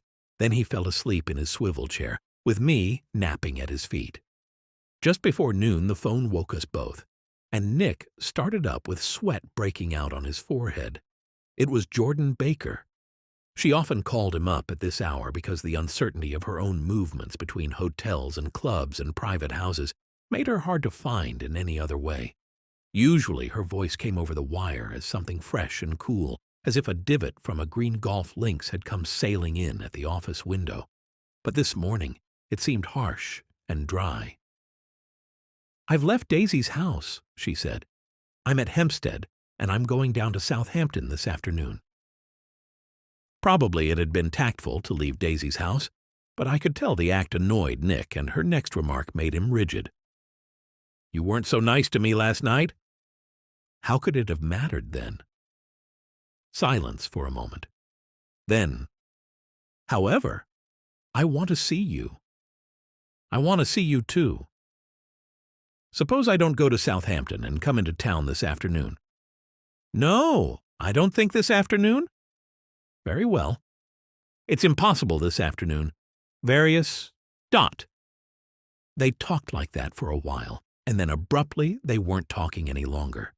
I don't know which of them hung up with a sharp click, but I know Nick didn't care. He couldn't have talked to her across a tea table that day if he never talked to her again in this world, and I felt the same. Nick called Gatsby's house a few minutes later, but the line was busy. He tried 4 times. Finally, an exasperated central operator told him the wire was being kept open for long distance from Detroit. Taking out the timetable, he drew a small circle around the 3:50 train. Then he leaned back in his chair and tried to think. It was just noon. When we passed the ash heaps on the train that morning, Nick and I had crossed deliberately to the other side of the car. I suppose there'd be a curious crowd around there all day, with little boys searching for dark spots in the dust, and some garrulous man telling over and over what had happened until it became less and less real even to him, and he could tell it no longer. And Myrtle Wilson's tragic achievement was forgotten. Now I want to go back a little and tell what happened at the garage after we left there the night before. They had difficulty in locating the sister, Catherine. She must have broken her rule against drinking that night, for when she arrived, she was stupid with liquor and unable to understand that the ambulance had already gone to Flushing. When they convinced her of this, she immediately fainted, as if that was the intolerable part of the affair. Someone kind or curious took her in his car and drove her in the wake of her sister's body. Until long after midnight, a changing crowd lapped up against the front of the garage, while George Wilson rocked himself back and forth on the couch inside. For a while, the door of the office was open, and everyone who came into the garage glanced irresistibly through it. Finally, someone said it was a shame and closed the door. Michaelis and several other men were with him, first 4 or 5 men, later 2 or 3 men.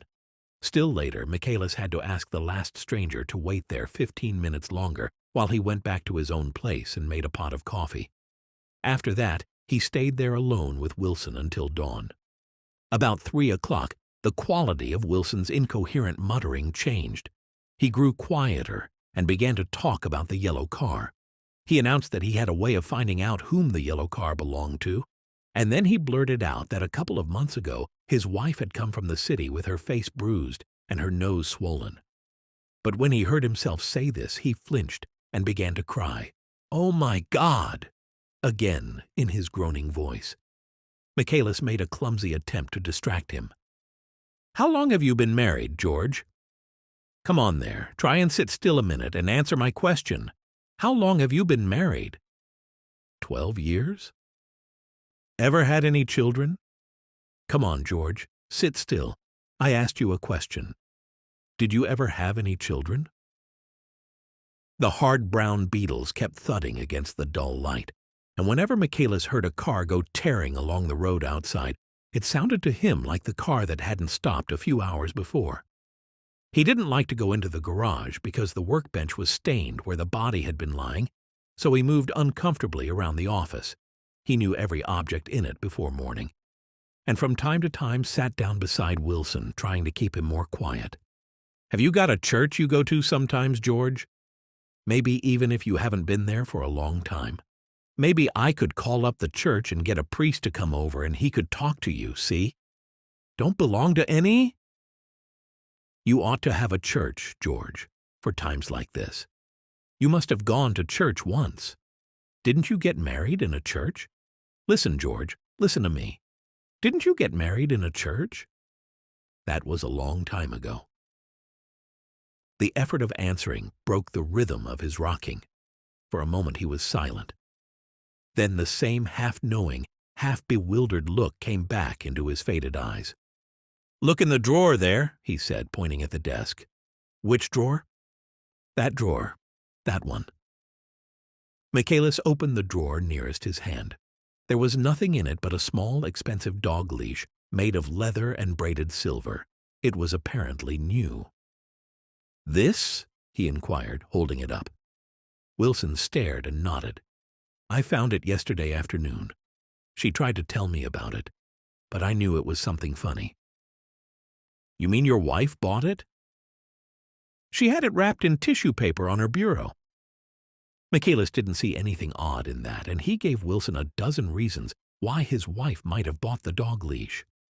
But conceivably, Wilson had heard some of these same explanations before, from Myrtle, because he began saying, "Oh my God!"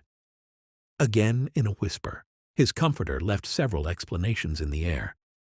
"Then he killed her," said Wilson. His mouth dropped open suddenly. "Who did?" "I have a way of finding out." "You're morbid, George," said his friend. "This has been a strain to you, and you don't know what you're saying. You'd better try and sit quiet till morning." "He murdered her." "It was an accident, George." Wilson shook his head. His eyes narrowed and his mouth widened slightly with the ghost of a superior "I know," he said definitely. "I'm one of these trusting fellas, and I don't think any harm to nobody. But when I get to know a thing, I know it. It was the man in that car. She ran out to speak to him, and he wouldn't stop." Michaelis had seen this too, but it hadn't occurred to him that there was any special significance in it. He believed that Mrs. Wilson had been running away from her husband rather than trying to stop any particular car. How could she have been like that? "She's a deep one," said Wilson, as if that answered the question. He began to rock again, and Michaelis stood twisting the leash in his hand. "Maybe you got some friend that I could telephone for, George?" This was a forlorn hope. He was almost sure that Wilson had no friend. There was not enough of him for his wife. He was glad a little later when he noticed a change in the room, a blue quickening by the window, and realized that dawn wasn't far off. About 5 o'clock it was blue enough outside to snap off the light. Wilson's glazed eyes turned out to the ash heaps, where small gray clouds took on fantastic shapes and scurried here and there in the faint dawn wind.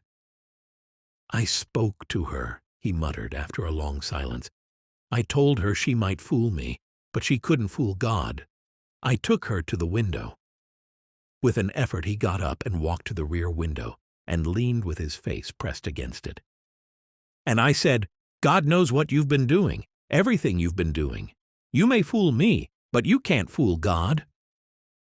Standing behind him, Michaelis saw with a shock that he was looking at the eyes of Dr. T.J. Eckelberg, which had just emerged pale and enormous from the dissolving night. "God sees everything," repeated Wilson. "That's an advertisement," Michaelis assured him. Something made him turn away from the window and look back into the room. But Wilson stood there a long time, his face close to the window pane, nodding into the twilight. By 6 o'clock, Michaelis was worn out and grateful for the sound of a car stopping outside. It was one of the watchers of the night before who had promised to come back, so he cooked breakfast for 3, which he and the other man ate together. Wilson was quieter now, and Michaelis went home to sleep. When he awoke 4 hours later and hurried back to the garage, Wilson was gone. His movements, he was on foot all the time, were afterward traced to Port Roosevelt and then to Gad's Hill, where he bought a sandwich that he didn't eat and a cup of coffee. He must have been tired and walking slowly, for he didn't reach Gad's Hill until noon. Thus far there was no difficulty in accounting for his time. There were boys who had seen a man acting sort of crazy, and motorists at whom he stared oddly from the side of the road. Then for 3 hours he disappeared from view.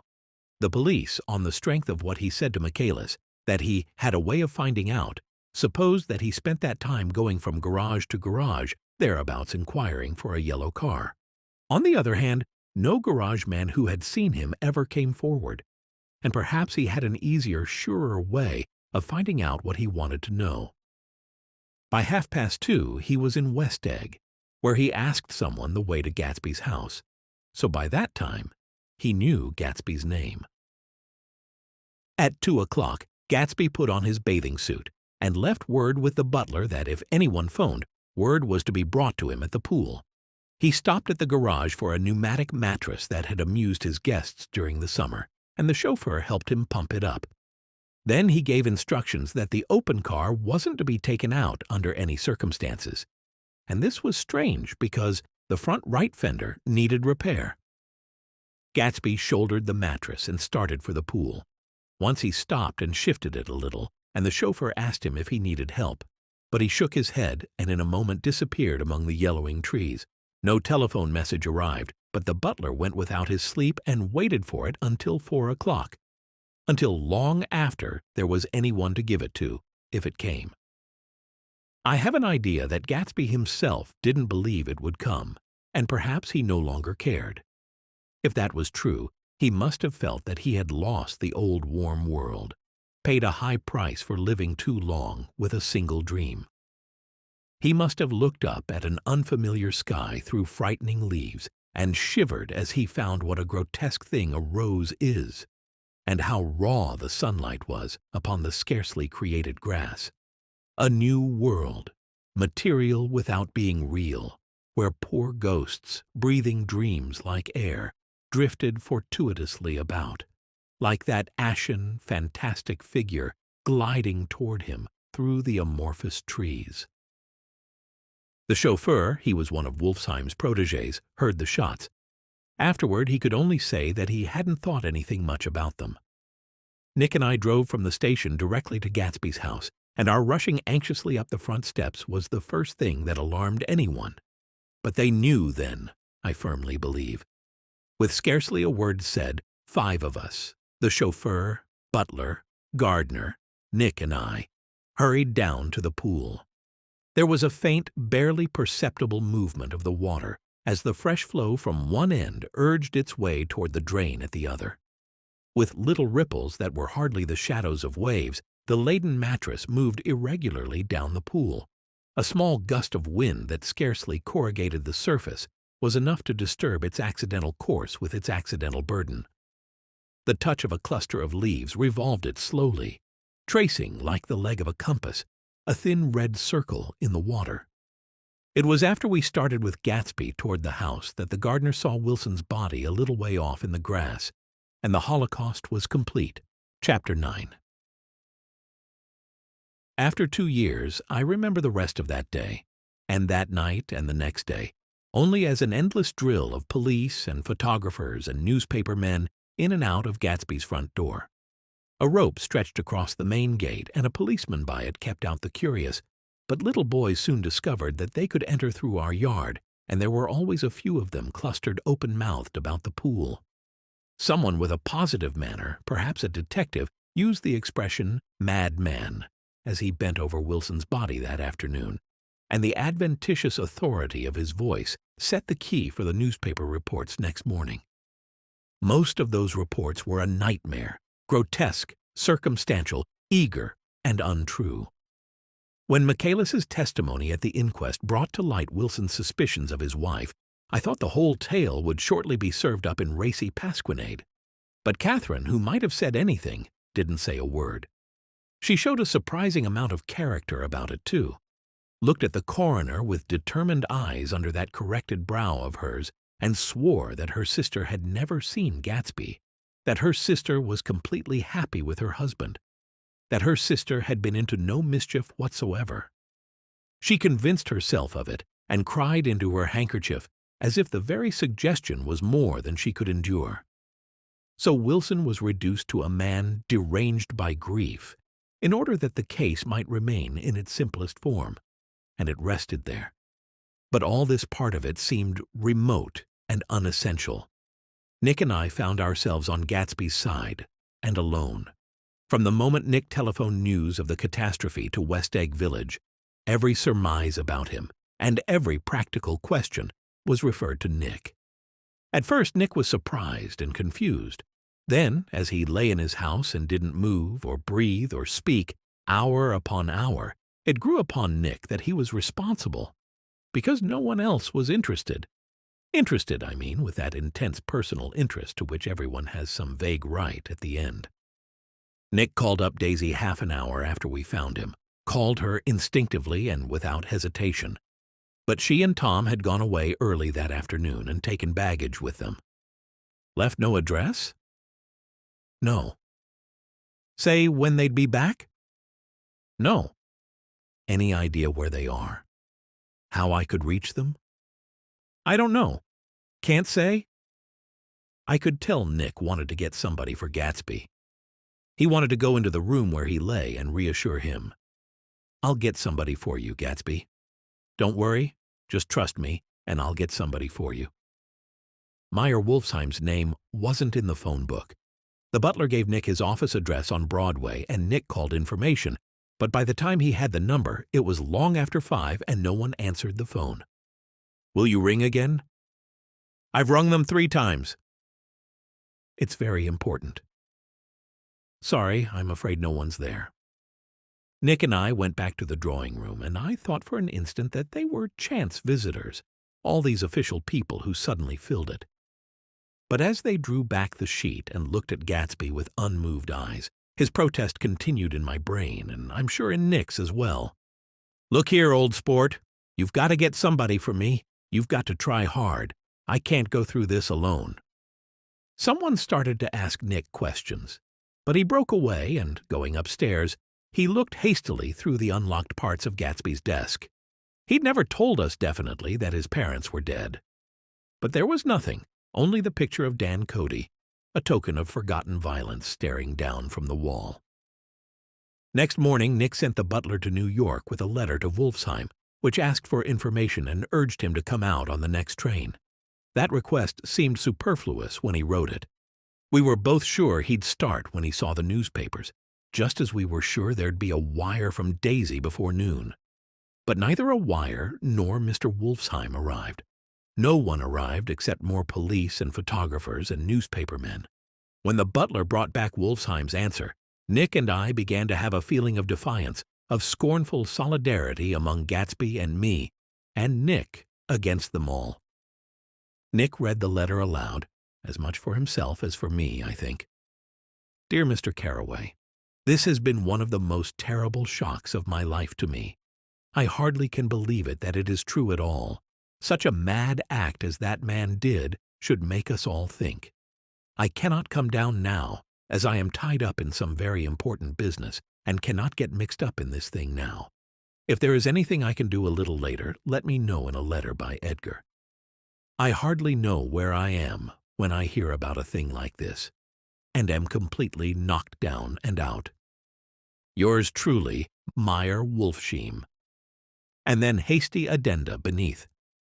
"Let me know about the funeral, etc. Do not know his family at all." When the phone rang that afternoon and long distance said Chicago was calling, we thought this would be Daisy at last.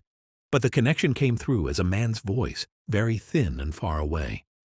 "This is Slagle speaking." "Yes?"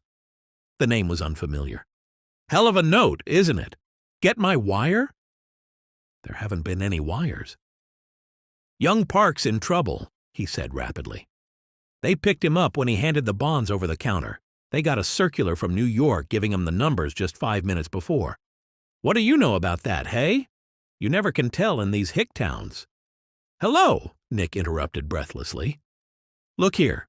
This isn't Mr. Gatsby. Mr. Gatsby's dead." There was a long silence on the other end of the wire, followed by an exclamation. Then a quick squawk as the connection was broken.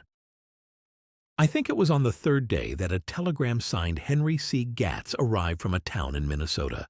It said only that the sender was leaving immediately and to postpone the funeral until he came.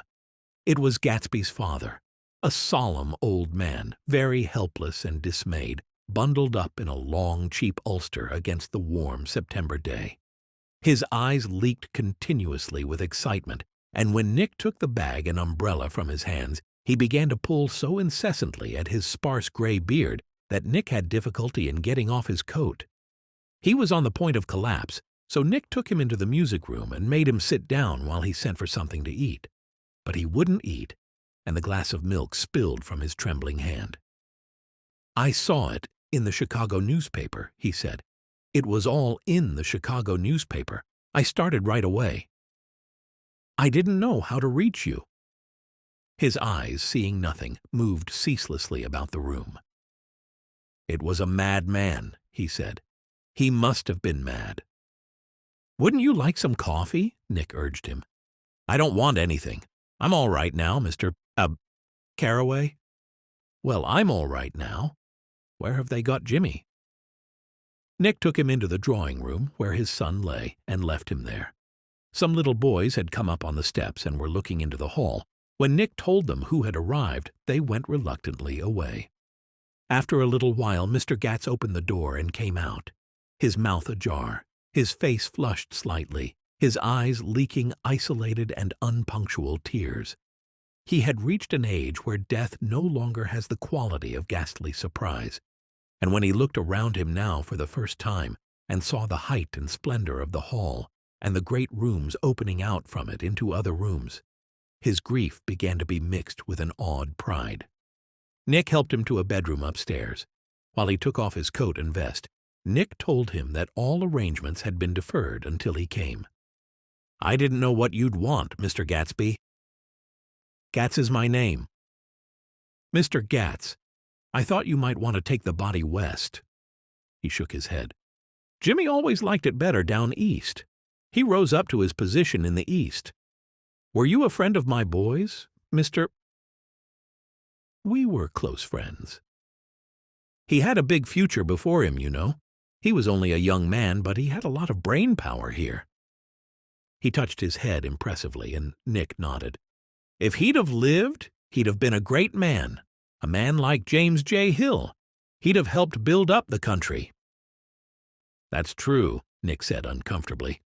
He fumbled at the embroidered coverlet, trying to take it from the bed, and lay down stiffly, and was instantly asleep. That night, an obviously frightened person called up and demanded to know who Nick was before he would give his name.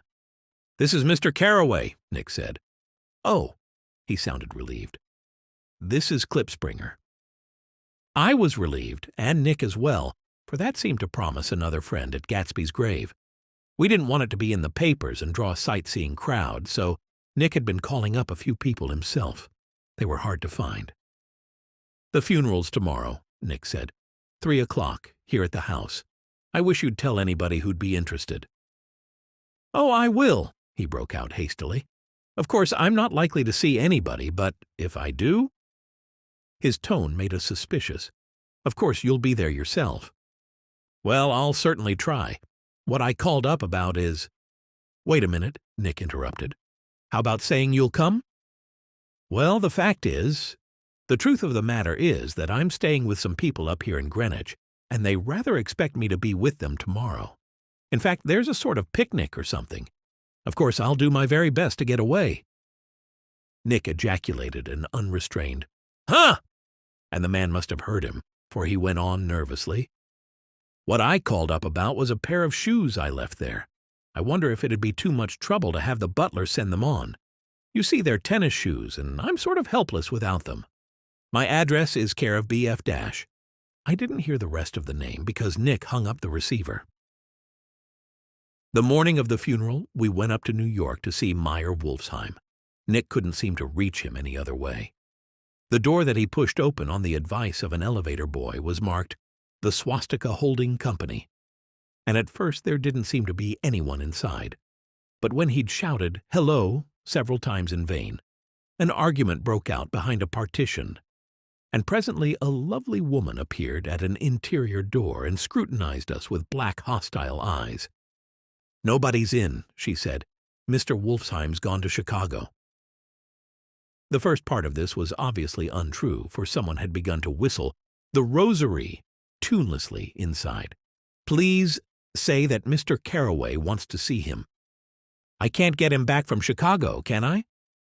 At this moment a voice, unmistakably Wolfsheim's, called, "Stella!" from the other side of the door. "Leave your name on the desk," she said quickly. "I'll give it to him when he gets back." "But I know he's there." She took a step toward me and began to slide her hands indignantly up and down her hips. "You young men think you can force your way in here any time," she scolded. "We're getting sick and tired of it. When I say he's in Chicago, he's in Chicago." Nick mentioned Gatsby. "Oh, huh!" She looked at us again. "Will you just— What was your name?" She vanished. In a moment Meyer Wolfsheim stood solemnly in the doorway, holding out both hands. He drew us into his office, remarking in a reverent voice that it was a sad time for all of us, and offered Nick a cigar. He apologized to me for not having any biscuits handy. "My memory goes back to when I first met him," he said. "A young major just out of the army and covered over with medals he got in the war. He was so hard up, he had to keep on wearing his uniform because he couldn't buy some regular clothes. First time I saw him was when he come into Weinbrenner's pool room at 43rd Street and asked for a job. He hadn't eaten anything for a couple of days. "Come on, have some lunch with me," I said. He ate more than $4 worth of food in half an hour. "Did you start him in business?" Nick inquired. "Start him. I made him." "Oh." "I raised him up out of nothing, right out of the gutter. I saw right away he was a fine-appearing, gentlemanly young man, and when he told me he was an Oxford, I knew I could use him good. I got him to join up in the American Legion, and he used to stand high there. Right off, he did some work for a client of mine up to Albany. We were so thick like that in everything. He held up two bulbous fingers. Always together. I could tell Nick wondered if this partnership had included the World Series transaction in 1919. It was a question I held as well. "Now he's dead," Nick said after a moment. "You were his closest friend, so I know you'll want to come to his funeral this afternoon?" "I'd like to come." "Well, come then." The hair in his nostrils quivered slightly, and as he shook his head, his eyes filled with tears. "I can't do it. I can't get mixed up in it," he said. "There's nothing to get mixed up in. It's all over now. When a man gets killed, I never like to get mixed up in it in any way. I keep out. When I was a young man, it was different. If a friend of mine died, no matter how, I stuck with them to the end. You may think that's sentimental, but I mean it. To the bitter end." Nick saw that for some reason of his own he was determined not to come, so he stood up. I rose to my 4 feet as well. He shook Nick's hand and patted my head warmly. "Let us learn to show our friendship for a man when he is alive and not after he is dead," he suggested. "After that, my own rule is to let everything alone." When we left his office, the sky had turned dark, and we got back to West Egg in a drizzle. After Nick changed his clothes, we went next door and found Mr. Gatz walking up and down excitedly in the hall. His pride in his son and in his son's possessions was continually increasing, and now he had something to show us. "Jimmy sent me this picture." He took out his wallet with trembling fingers. "Look there." It was a photograph of the house, cracked in the corners and dirty with many hands. He pointed out every detail to us, eagerly. "Look there!" And then sought admiration from first Nick's eyes and then mine. He had shown it so often that I think it was more real to him now than the house itself. "Jimmy sent it to me. I think it's a very pretty picture. It shows up well." "Very well. Had you seen him lately?" "He come out to see me 2 years ago and bought me the house I live in now. Of course, we was broke up when he run off from home. But I see now there was a reason for it. He knew he had a big future in front of him, and ever since he made a success, he was very generous with me." He seemed reluctant to put away the picture, held it for another minute, lingeringly before our eyes. Then he returned the wallet and pulled from his pocket a ragged old copy of a book called Hopalong Cassidy. "Look here, this is a book he had when he was a boy. It just shows you." He opened it at the back cover and turned it around for us to see. On the last flyleaf was printed the word schedule and the date September 12th, 1906. And underneath, schedule, rise from bed 6 a.m. Dumbbell exercise and wall scaling. 6 மணி 15 நிமிடம் முதல் 6 மணி 30 நிமிடம் வரை. Study electricity, etc. Yedi on besh, Sekis on besh. Work. காலை 8:30 முதல் மாலை 4:30 வரை. Baseball and sports. 4:30 முதல் 5 மணி. Practice elocution, poise and how to attain it. 5 மணி முதல் 6 மணி வரை. Study needed inventions. காலை 7 முதல் காலை 9 வரை. General resolves. No wasting time at shafters or a name indecipherable. No more smoking or chewing. Bath every other day. Read one improving book or magazine per week. Save $5 per week. Be better to parents. "I come across this book by accident," said the old man. "It just shows you, don't it?" It just shows you. Jimmy was bound to get ahead. He always had some resolves like this or something. Do you notice what he's got about improving his mind? He was always great for that. He told me I ate like a hog once and I beat him for it. He was reluctant to close the book, reading each item aloud and then looking eagerly at us. I think he rather expected Nick to copy down the list for his own use. A little before 3, the Lutheran minister arrived from Flushing, and I began to look involuntarily out the windows for other cars. So did Nick and Gatsby's father. And as the time passed and the servants came in and stood waiting in the hall, Gatsby's father's eyes began to blink anxiously, and he spoke of the rain in a worried, uncertain way. The minister glanced several times at his watch, so Nick took him aside and asked him to wait for half an hour, but it wasn't any use. Nobody came.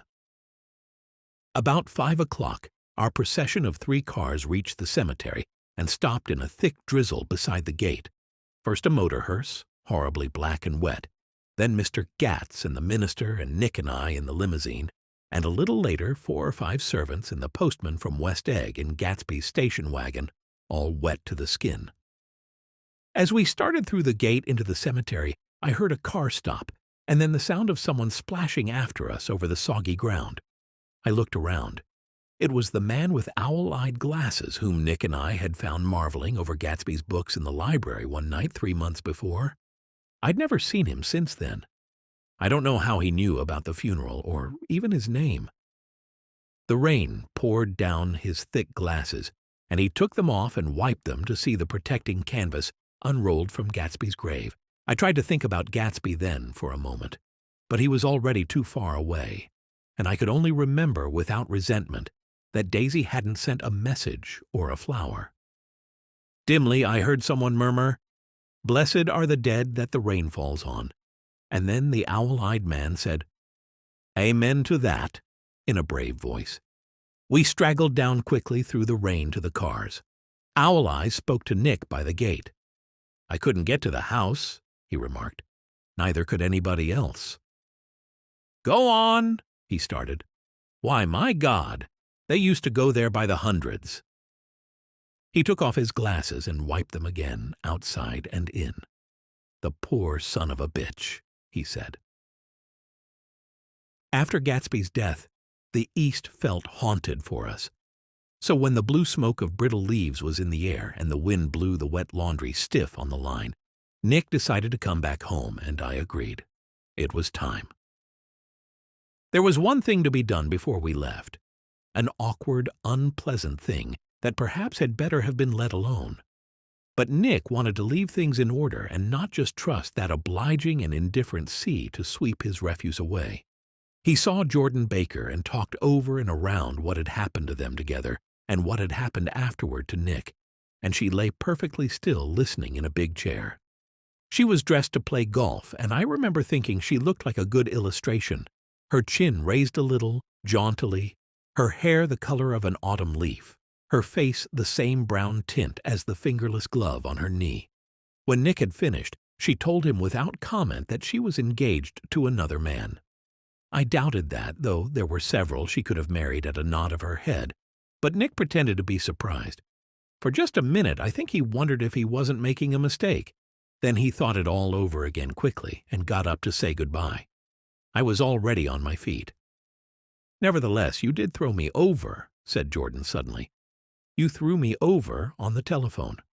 I don't give a damn about you now, but it was a new experience for me, and I felt a little dizzy for a while." They shook hands. As she had done so often in the past, Jordan went out of her way to ignore me, like there was no reason for a dog to be a part of her story. "Oh, and do you remember," she added, "a conversation we had once about driving a car?" "Why, not exactly." "You said a bad driver was only safe until she met another bad driver. Well, I met another bad driver, didn't I? I mean, it was careless of me to make such a wrong guess. I thought you were rather an honest, straightforward person. I thought it was your secret pride."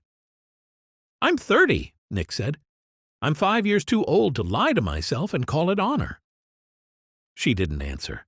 Angry and half in love with her, and tremendously sorry, Nick turned away. I was already halfway to the door. One afternoon late in October, we saw Tom Buchanan. He was walking ahead of us along Fifth Avenue in his alert, aggressive way, his hands out a little from his body as if to fight off interference, his head moving sharply here and there, adapting itself to his restless eyes. I've raced dogs like that. They often won, just by the sheer force of their will, with little regard to their actual skill. Just as we slowed up to avoid overtaking him, he stopped and began frowning into the windows of a jewelry store. Suddenly he saw us and walked back, holding out his hand. "What's the matter, Nick? Do you object to shaking hands with me?" "Yes. You know what I think of you." "You're crazy, Nick," he said quickly. "Crazy as hell. I don't know what's the matter with you." "Tom," Nick inquired, "what did you say to Wilson that afternoon?" He stared at us without a word, and I knew I had guessed right about those missing hours. Nick started to turn away, but he took a step after him and grabbed his arm. "I told him the truth," he said. "He came to the door while we were getting ready to leave, and when I sent down word that we weren't in, he tried to force his way upstairs. He was crazy enough to kill me if I hadn't told him who owned the car. His hand was on a revolver in his pocket every minute he was in the house." He broke off defiantly. "What if I did tell him?"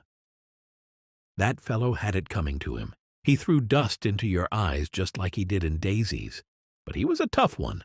He ran over Myrtle like you'd run over a dog and never even stopped his car. I winced at the expression, which I felt sure had not been accidental. He didn't like Nick, and he didn't like me. There was nothing Nick could say, except the one unutterable fact that it wasn't true. And if you think I didn't have my share of suffering, look here, when I went to give up that flat and saw that damn box of dog biscuits sitting there on the sideboard, I sat down and cried like a baby. By God, it was awful. I was momentarily confused by the food reference, and then remembered the entire drunken scenario. A baffling afternoon with the humans, all boozy and drunk. I couldn't forgive him or like him, and I know Nick felt the same. But I saw that what he had done was, to him, entirely justified. It was all very careless and confused. They were careless people, Tom and Daisy. They smashed up things and creatures and then retreated back into their money or their vast carelessness or whatever it was that kept them together, and let other people clean up the mess they had made. Nick shook hands with him. It seemed silly not to, for it felt suddenly as though we were talking to a child.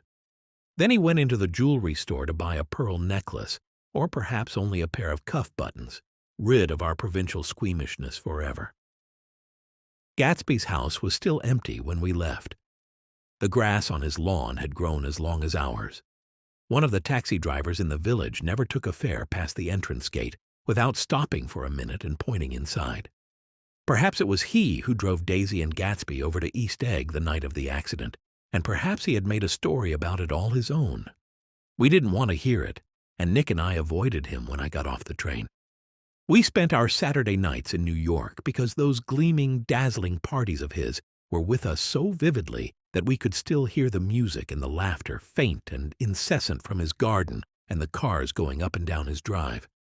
One night I did hear a material car there and saw its lights stop at his front steps, but I didn't investigate. Probably it was some final guest who had been away at the ends of the earth and didn't know that the party was over. On the last night, with Nick's trunk packed and his car sold to the grocer, we went over and looked at that huge, incoherent failure of a house once more. On the white steps, an obscene word, scrawled by some boy with a piece of brick, stood out clearly in the moonlight. Nick erased it, drawing his shoe raspingly along the stone. Then we wandered down to the beach and sprawled out on the sand. Most of the big shore places were closed now, and there were hardly any lights except the shadowy, moving glow of a ferry boat across the sound.